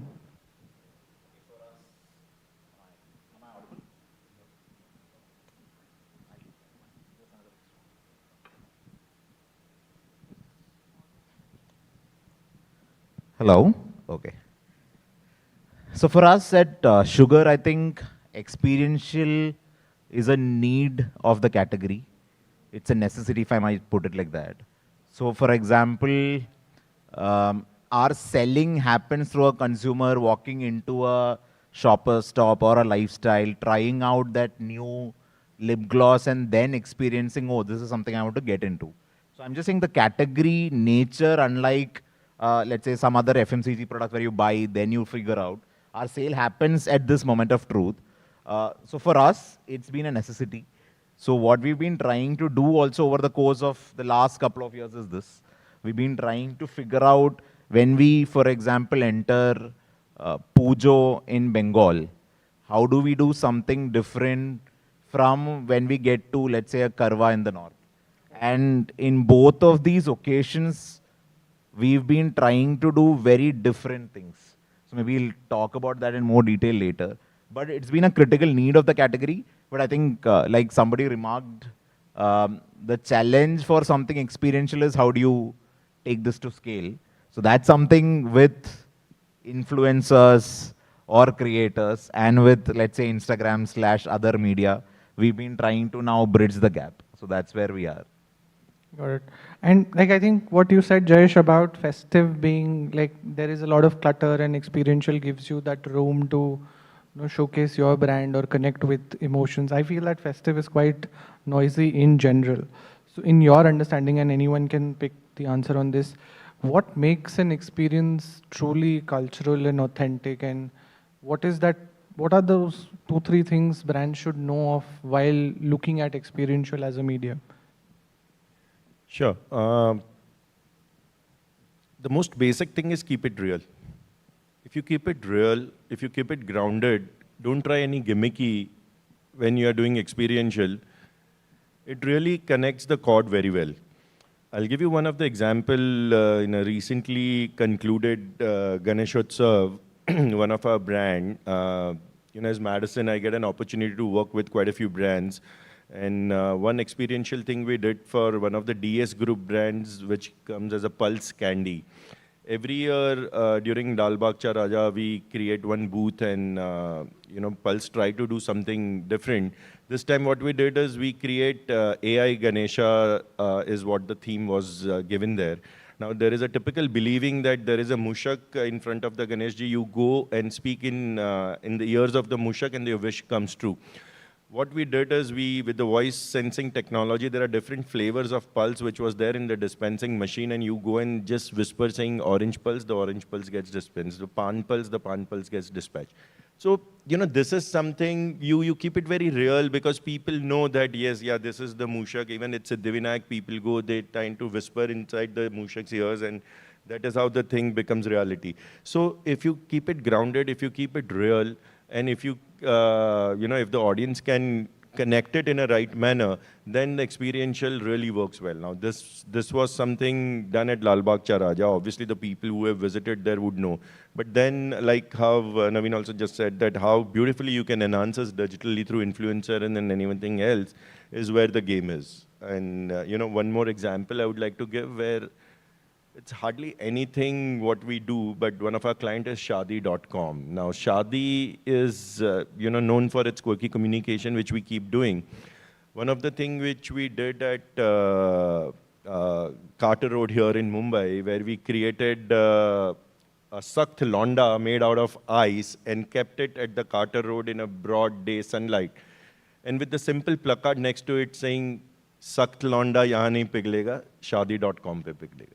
So that is the kind of communication which is there, which drives talkability, because a lot of people go take selfie there, then they post it on their own feed, and then obviously we hire influencer who comes and who talks about it. One of the another simple small example in Lonavala, there is, somebody from the team figured out that there is a lover's point and there is a defined placard which says lover's point left.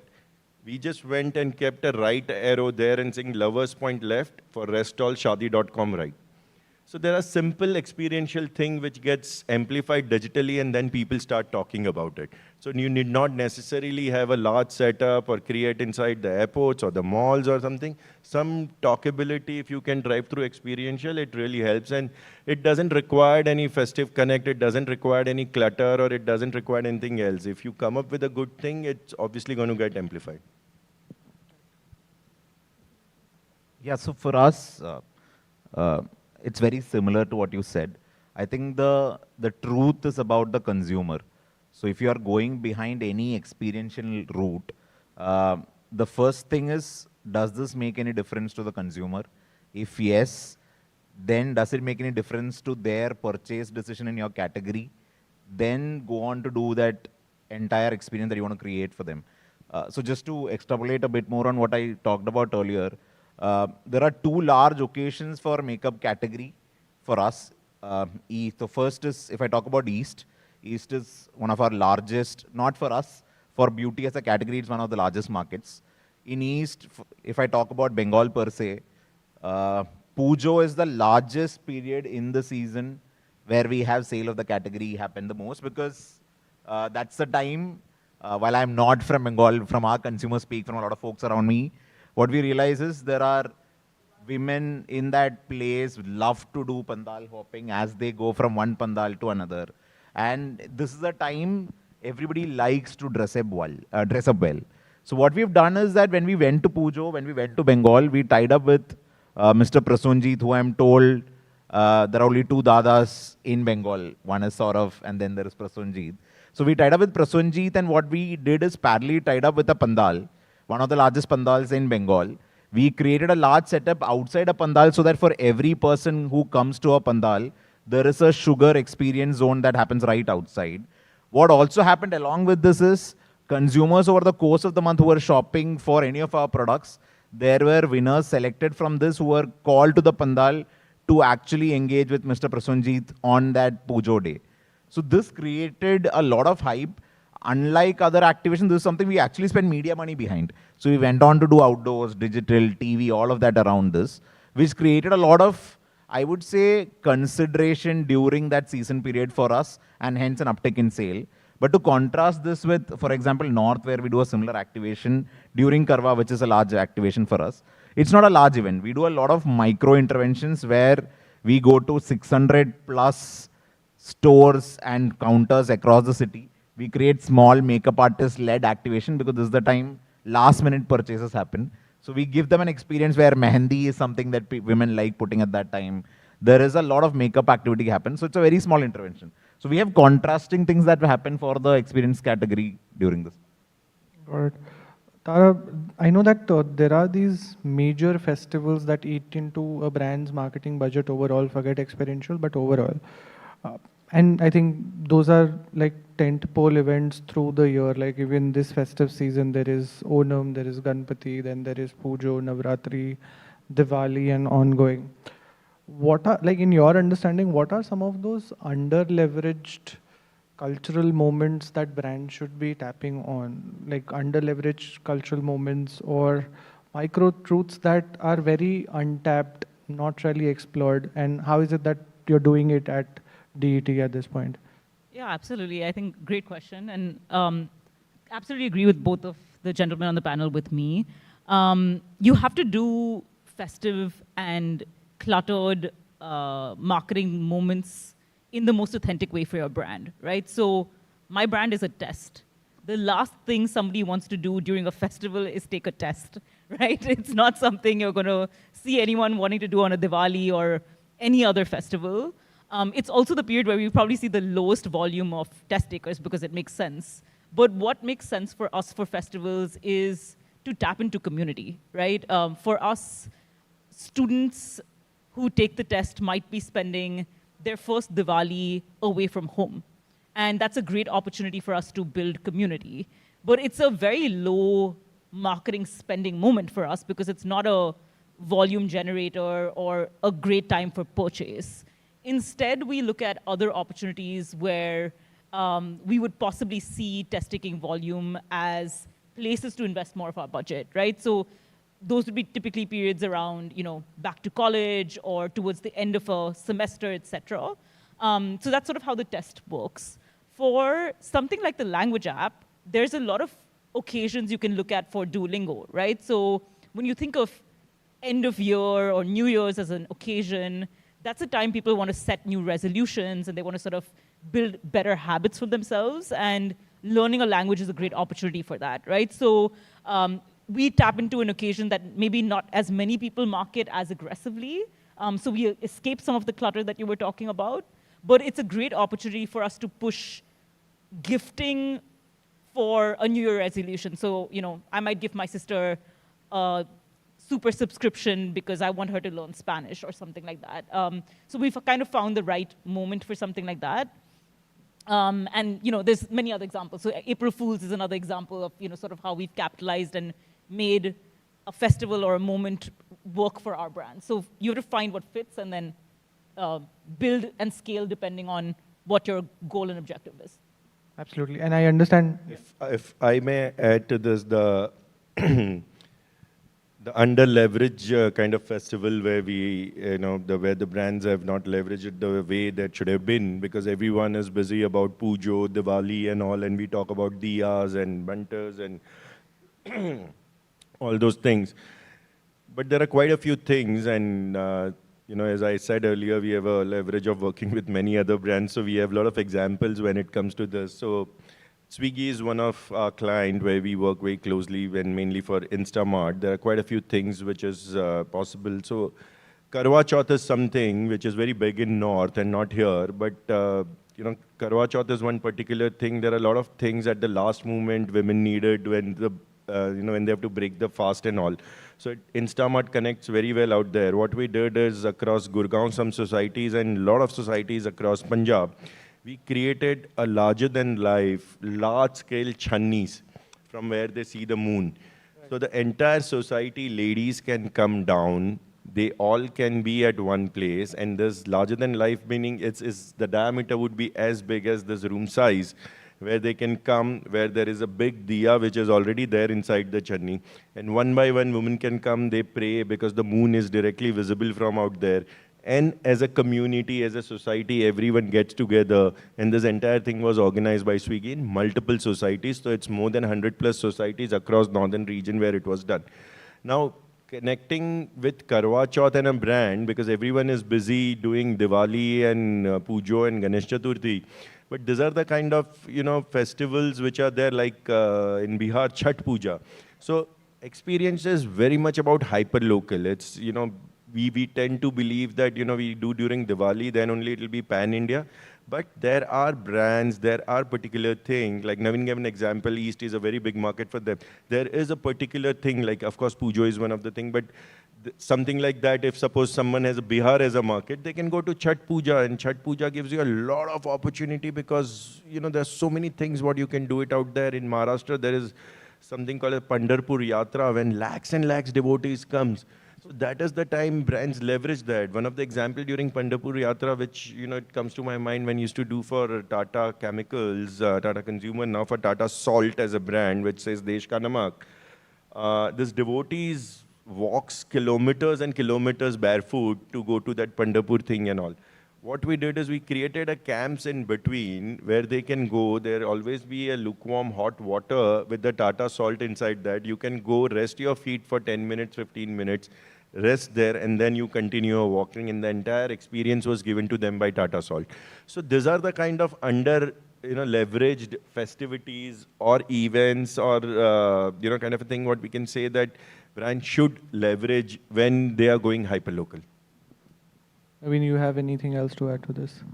No, something similar. I think broadly there are two types of events we look at. One is actual cultural events, which we tie up with, which is Pujo. One of the luxuries in our category is also a lot of these events are also gifting events. So what we have tried to capitalize on gifting events is how can you make kids that are gift worthy? How do you make kids, for example, for Raksha Bandhan, we try to make kids that the brother could gift the sister. Now for Karwa, we have tried to figure out how can you make a gift which let's say you could gift your sister-in-law, right? So a lot of such combinations is something that we work on, which is one side. Second is we are also trying to create artificial events which make a lot of relevance to you as a company or for the consumer as a category. So like I was just talking about that earlier, which is that Sugar just concluded its 10th birthday. So what we attempted is, while it was our 10th birthday, we've had a lot of our products come, or they exist because the community wanted something. They gave a feedback that, why don't you bring something like this, which I found in US? Why is there nothing that suits my skin type here? So what we did is during our birthday month, had events done across 3 to 5 cities where we called all these early buyers from the brand, people who gave feedback, plus all these creators who post content across. So we had all of these people come in and then experience the future of what we want to bring, and talk about if these are what they saw in 10 years, what would they like the next 10 years be? And when they came there, what we did is beyond talking, we had them just have fun, right? Like what we see today, if you go to the West, is people walk out, The product is that they purchase is just a byproduct, right? The experience is what they remember. Instagram is the first place the brand lands on before the product lands in their cart. So we've just been trying to create that experience for consumers here as well. Got it. So I think both of you have shared examples, and even Tara, you shared examples about how some of these niche moments also led to some relevance for the brand. If we could break it down for the audience here, what is it that a large-scale spectacle drives in terms of KPIs, and what is it these hyper-local activations drive for a brand? I mean, across, like, if it is, whether it moves brand matrix or it moves performance matrix, because that is a marketer's lens eventually, that what is this activation or what is this experience leading to? Is it leading to building more brand relevance for me, or is it driving some commercial consideration for me? So how do you plan, and how do you break down through the year, if we had to invest in experiential today, what kind of investments I should be doing in terms of large scale events, what kind of investments I should be doing in terms of hyper-local activations? Yeah, so to broadly take that question, when we do certain events in certain markets, one of the things is I think we have these brand scores that come in from different markets. So sometimes we realize that there are markets where your Spont or Tom require an intervention. In some of these markets where these are at question, what we end up doing is, along with a large-scale activation, we try to top it up with whichever way of ATL comms that we can do along with it. Okay. The hope is, along with the consideration metric that we are driving with the activation, we are also driving top, which is your awareness. Along with that, whatever consideration scores move. When we do only micro activations, let's say like a Karwa I talked about, what we experience there is instant gratification. So we see that, okay, we did 6 days of this activation across 700 touch points, and our sale during that time became 3x or 5x of what it was before. So there the payoff is faster. The other one, we wait for a brand track report to come and figure out what happen later. Of course, there is a sale that happens. But when you try to do a ROAS between how much you spend versus the outcome, I think that gratification is faster than the other one. But those actions we do a lot more for instant sale gratification, or where you know that consideration metric is at a larger risk. Everybody is aware of the brand. They just are not trying your brand out. Right. Hence, go ahead and give an experience to them, which will now make them believers. So that's largely how we look at it. Yeah, I think just adding to what Naveen was saying, because I agree with everything, right? Like from brand surveys and sort of how you look at it. If I looked at a large scale activation, primarily the goal out of that would be to drive that top of funnel awareness, right? So it is as big an audience as possible should know that I've done something really cool and what my brand is, right? But is that a person who might necessarily purchase? Maybe, maybe not. But it's helping make my brand more famous. By doing that, it's at least helping people who would purchase the test know I exist, right? So a large activation, which would be a sizable portion of your investment, would obviously need a way of taking that offline experience to online and then blowing it out of the park, right? So that's where you would expect to see some sort of brand metric spike, right? So either spike in top of funnel awareness, impression, something in those scales, right? What we would also call a lot of vanity metrics, because it's not necessarily driving conversion. For something like the Diwali community events that I'm talking about, these are hyper small local events that I would be doing with study abroad students in, maybe in the US or UK or wherever they're studying. These would be at max 100 students, right? But the metric that I would use for something like that is this driving some level of positive word of mouth and referral for me? Why would this be important? Because finding a student willing to study abroad is like a needle in a haystack in this market, right? It's 2 million students out of this country per year, if not less. And the student that is sitting in the US already is the most likely to have a strong community of that cohort. So a referral from them is most likely going to convert and has that highest conversion. So that would be a very clear bottom of funnel metric that we would track. but much lower investment in terms of the scale, size, amplification, because that word of mouth is it being shared on a WhatsApp channel with their friends. Right. And so I get it. I mean, that in both of your understanding, it's about driving top of the funnel awareness with large scale events, going deep with hyper local or small scale, like more interventional experiences. Jesh, if I had to pick your brain on this, and because I think a bunch of examples that you gave were around experiences which either found a lot of legs with digital, and there were more examples on how technology also played a role. So how do you see these moving the brand matrix, and what role has technology played in this whole reinvention of experiential? So when we talk with various brands, the main thing is if your KPI is more about, or rather your KPI should be about the awareness and the consideration, then you can do it experiential in a right manner with the kind of objective what you have set for the brand. The moment you'll start linking your experiential campaign or a marketing with the sales, because like Naveen also said that, at the end they measure the sales, whether it's 3x, 5x or whatever. But if you go with the intention that I want to do this activity because I want to make my sale 3x, then it gets very difficult. Then the entire marketing thing funnels out and the commercial comes into the picture. And then you start comparing and treat this media like a commodity. So, as a agency, when we go and pitch to the client and then we talk about experiential or our outdoor for that matter, we clearly said that please have your objective very, very clear. If sales is your objective, then we will propose you something which will help you drive your sales. But if you want to do experiential, then, awareness and the consideration should be at the higher point because we will help you drive talkability around it. So that is how the entire game is set. If the sales is the thing, you have top of line many other media which will help you drive your sales.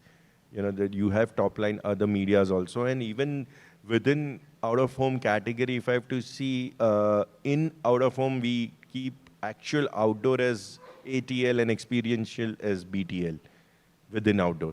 So if primarily you're going to treat it like a commodity and the sales is the only objective what you want to achieve, then you might as well do ATL, which will help you achieve your goal.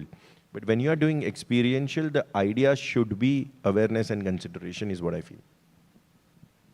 You're saying something, President? I think you're saying something, Naveen. No. Okay. So I think I've set the baseline. I understand that where experiential plays a role in a brand's mix, and I think you all have shared a good bunch of examples from your work. But if you had to pick one big experiential campaign that you felt really worked for a brand, what is that campaign and why do you think it? What is that campaign and what do you think did it drive for the brand? Tara, you want to take a shot? I would say recently one of the examples I'd seen was with Squid Game, when the India team sort of created a live influence experience of Squid Game. And I thought that was really cool because it's kind of taking your entire show IP and making it into something that people can live, breathe, and feel, but also, kind of growing a very different audience because it's, ultimately a relatively niche show in some ways, right? But it became all about the games and not necessarily the storyline and all of that, right? So I think they built a very different culture, right? Like they were able to, through things like this, create outfits, right? And create IP that they were selling with other brands. And they really built a offline IP out of a TV show, which I thought was really, really cool. And I think that drove some volume in terms of merchandise purchase and all of those kind of things. So I thought very interesting way of doing experiential. Okay, I'll just talk about an example within our org which something worked really well for us. Is that Nike, after a long time, was coming back to India. And as they came back to India, they wanted to do two things. One is, I think, during the Tata Mumbai Marathon, they put out a hoarding here, which is actually sponsored by somebody else in this. That's one announcement. The second was in Mumbai, in the city we are in Bombay, they had an After Dark tour, which is for the first time Nike was doing a run for women, a 10K run for women, which is going to happen after the sun sets, right? That was about talking about a lot of stigma associated with whatever otherwise happens in the city, right, or in the country. So we partnered, Sugar partnered with Nike during the After Dark tour. The idea there was not brand first, but consumer first, because Nike for this event was looking at 25-year-olds who have not run before. So their TG was not folks who've run marathons before, who are running it for the first time. And I think about 74% of the folks who actually ended up running were those. So we tied up with them, and the idea was simple. For all these women coming for the event, could we create an experience which doesn't look like a brand plug, but is a part enabling their journey?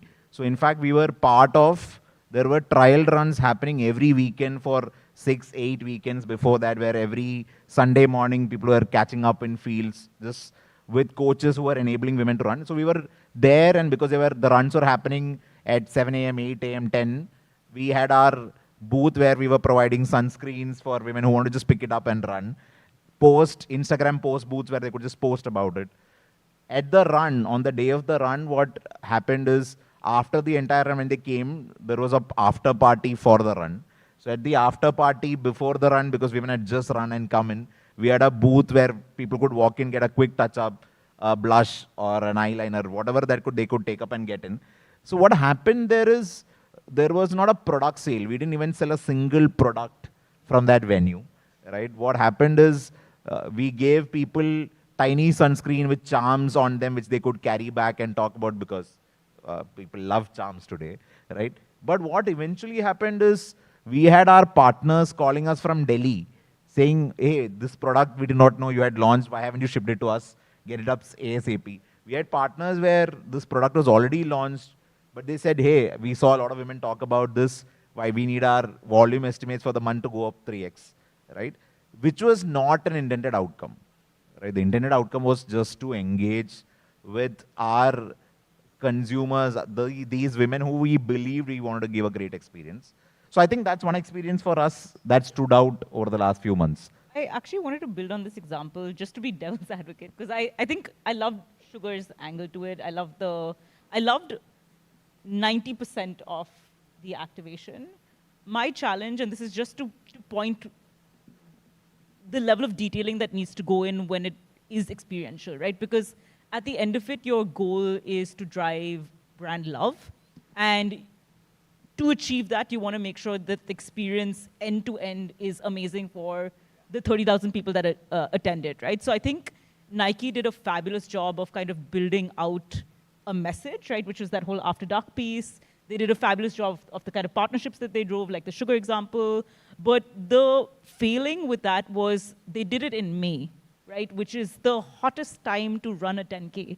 And that leaves something to think about, right, which is, if you want to run a 10K, sorry, I'm a runner, so I feel very passionate about this topic, is for that experience to be absolutely out of the park, they should have picked the right time, right? And there were a lot of people that would have then spoken about it offline who were like, it was really uncomfortable, it was really humid, it was all of that. So it killed a little bit of that amplification that they would have loved from an organic perspective. But all of the other things were actually bang on. So it was like they missed that one mark, which hurts that brand love narrative that could have built it further. But I love the Sugar part, so it's... I think that's a great input. I think this year how this happened for Nike was that this was happening across continents, and they had this tie-up saying over this 10, 20, 30 days, right from US to Australia, we have these runs happening. But I think it's a great input. And if not through this, I'll separately pass this on as well. Yeah, and I think that's the part that you need to think of, especially when you're localizing global initiatives, right? Is at the end of the day, we're a hot country, right? So our marathons start at 5 a.m. In the US, it starts at 8. And that's just the nature of the weather, you know? And if you're trying to do something experiential, that's the push the local teams need to bring to the table. Jesh, you had some example of an experiential campaign that you really loved and you were like, this has moved some metrics for the brand. I know you don't believe in those outcomes. That It would be very difficult for me after working with 100+ brands simultaneously to pick one which is like a kind of a favorite or something. But as a category, if I would say experiential campaigns or a marketing or activation rather, if I may put it so, which has been done very well, and every other automobile company is doing it. So automobile as a category is using activation or experiential quite extensively, and depending on the price point of the vehicle, be it two-wheeler, be it four-wheeler, they decide on the point like malls or a airport, and we all have seen, kind of cars getting displayed out there. What I feel is the way to sell a car is, obviously whoever is a serious intender purchaser does take a test drive and feels the car. But even if you are just intending to purchase and it has been hit to you at the right kind of a touch point, be it airport or be it mall, you will make it a point to go sit inside, feel the luxury, feel the comfort, see the statistics, technicality and all that. And, more often rather than airport at malls, malls is more of a family destination touch point in our out-of-home language, where, due to lack of the spaces where families and the kids can go, more often on Sundays, families ending up going to malls. So that is where it hits the right chord. So for me, automobile is a category, is using it fantastically, and they are getting great results out of that. Interesting.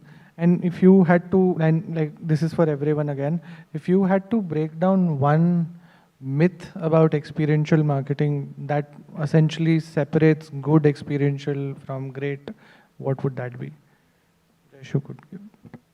Well, for me, one myth is if you think that experiential will give you reach, then it won't. It's the lowest reach medium. It is only going to reach to a limited number of people.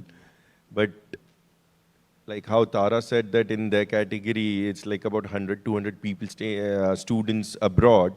It's talkability, word of mouth is what is going to drive it further. And as I said earlier, it's about the setting up the right KPI, about the consideration. That is what, if you have it in mind, then yes. But people often tend to mistake marketeers, especially who are very, very habitual to getting impressions in millions and, reaching, mass reach and all. Experiential will never give you that mass reach. Yeah, I think on my end, it's kind of related to just overall festival marketing as well as then the experiential angle to it, is you don't have to be on everything, right? So I think in the day and age of social media, brands just assume that they have to react and be a part of every moment that exists in their consumers' lives, and you don't.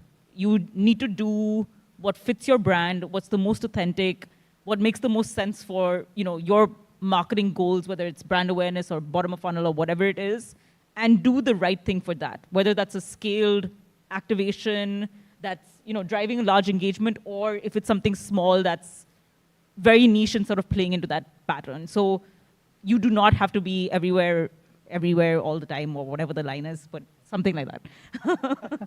I get that. I mean, so with respect to experiential, the way I look at it is, of course, be it outdoor, be it TV, be it digital, I think everywhere, once you have a great idea, once you've made the film, once you've made the creative, it goes out, and then you just ensure you're at the right spots. With experiential, I feel what matters even more is the final execution. Because here, after the brand, after we've had great ideas, there are those 10 people standing in, let's say, that mall in Goregaon and delivering it.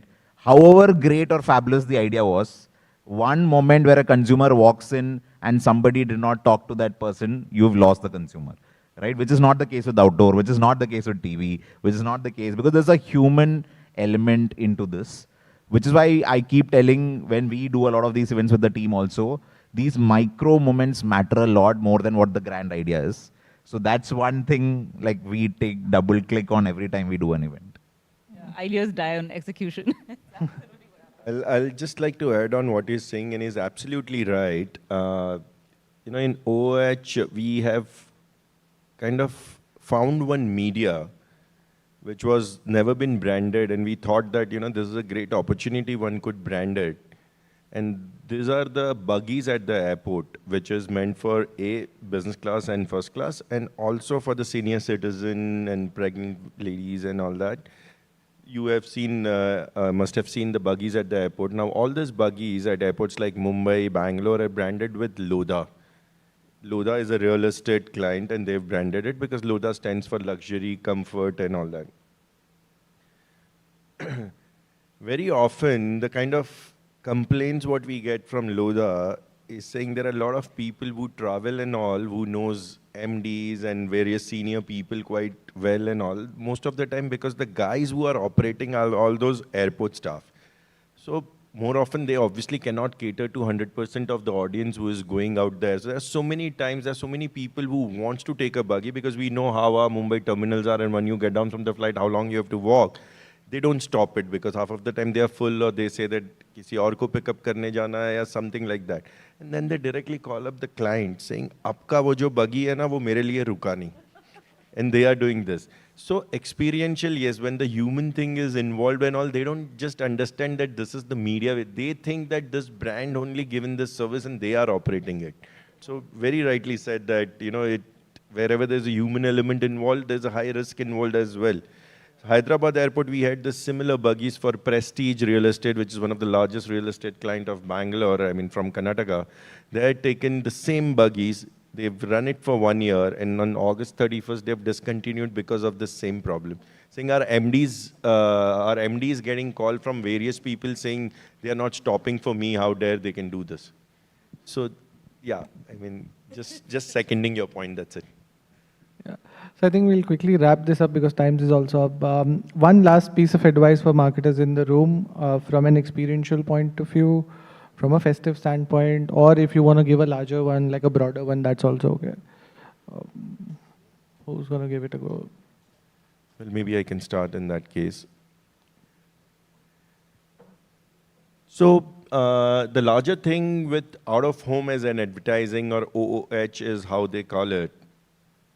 Very often these days with the new digital age and all, and especially with the age group very similar to the audience what I have here, I often get that question, does people do outdoor? Does hoarding still exist? Is anyone same, I think this generation would be feeling about the newspaper also the similar way. Does anyone read newspaper? Nobody reads newspaper these days, or maybe my dad does, or maybe my grandfather does, or something like that.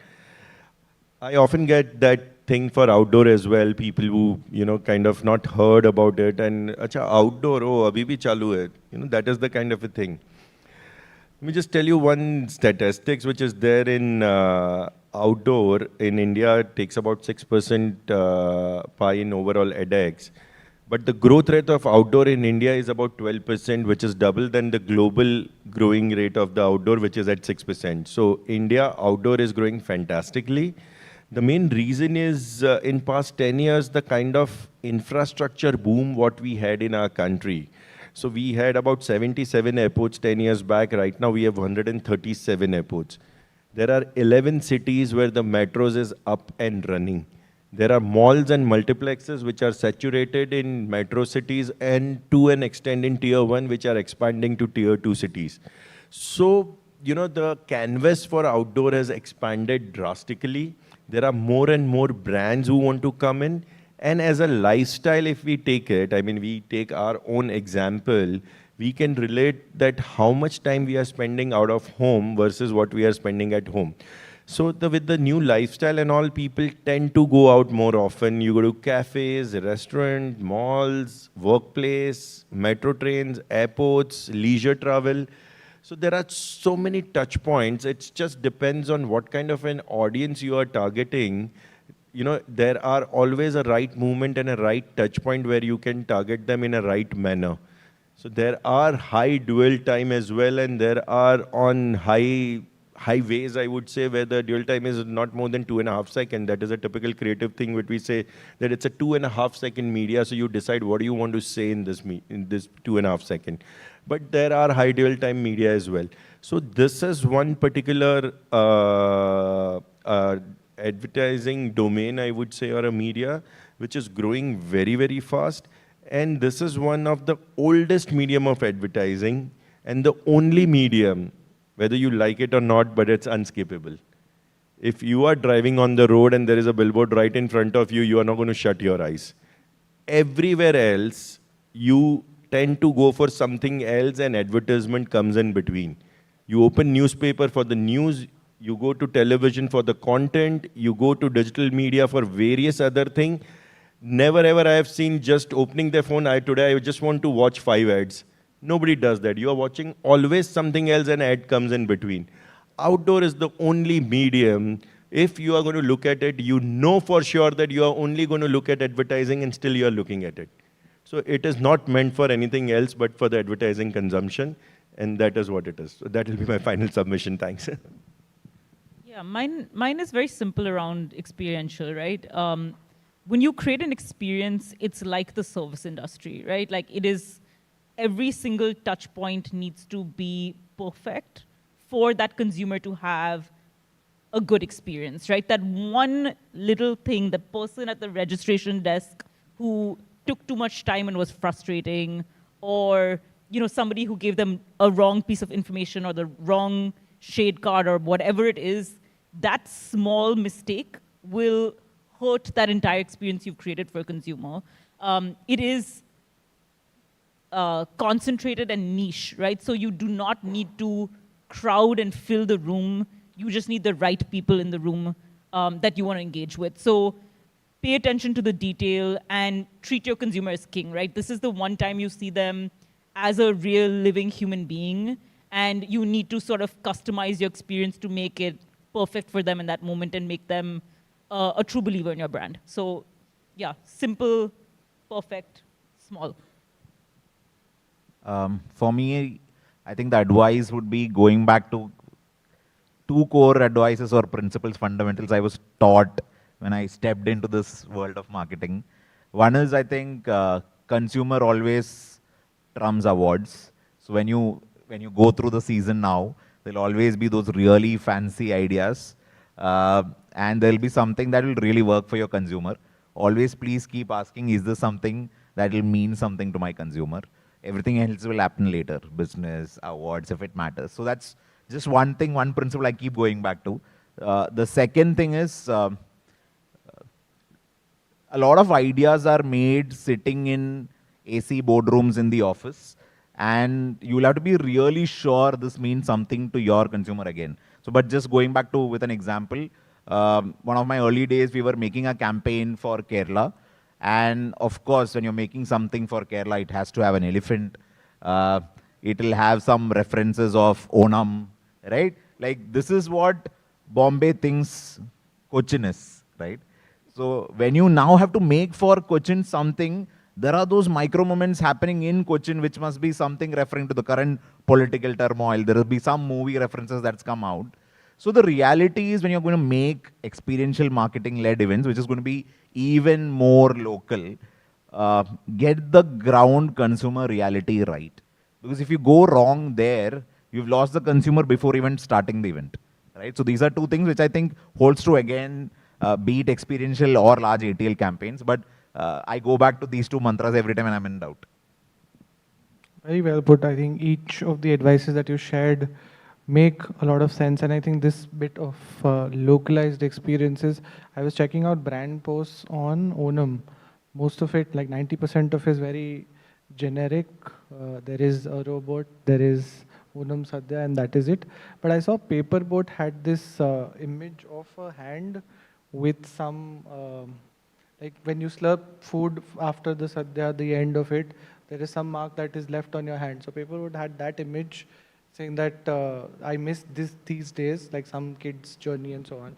And that was, I think, very well made, and it was quite nuanced. And the post didn't perform as well on Social Samosa, and I was telling the team that probably not everyone got that reference because we are catering to India-wide audiences, and this is just a very cultural nuance, which probably someone who has Sadhya on a day-to-day, not on a day-to-day basis, but very often would know of that nuance.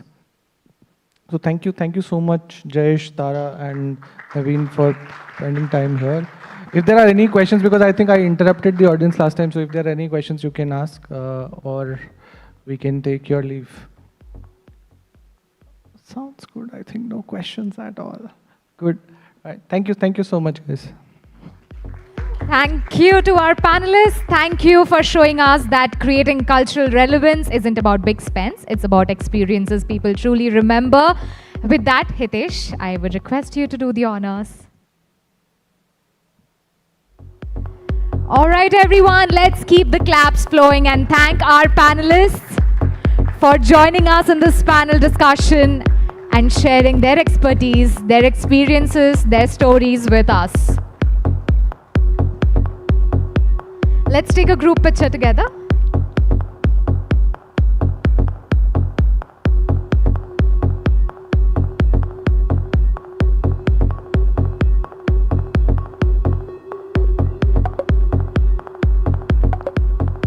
Thank you so much. And with that, folks, with this inspiring discussion, we wrap up this year's Festive Marketing Camp.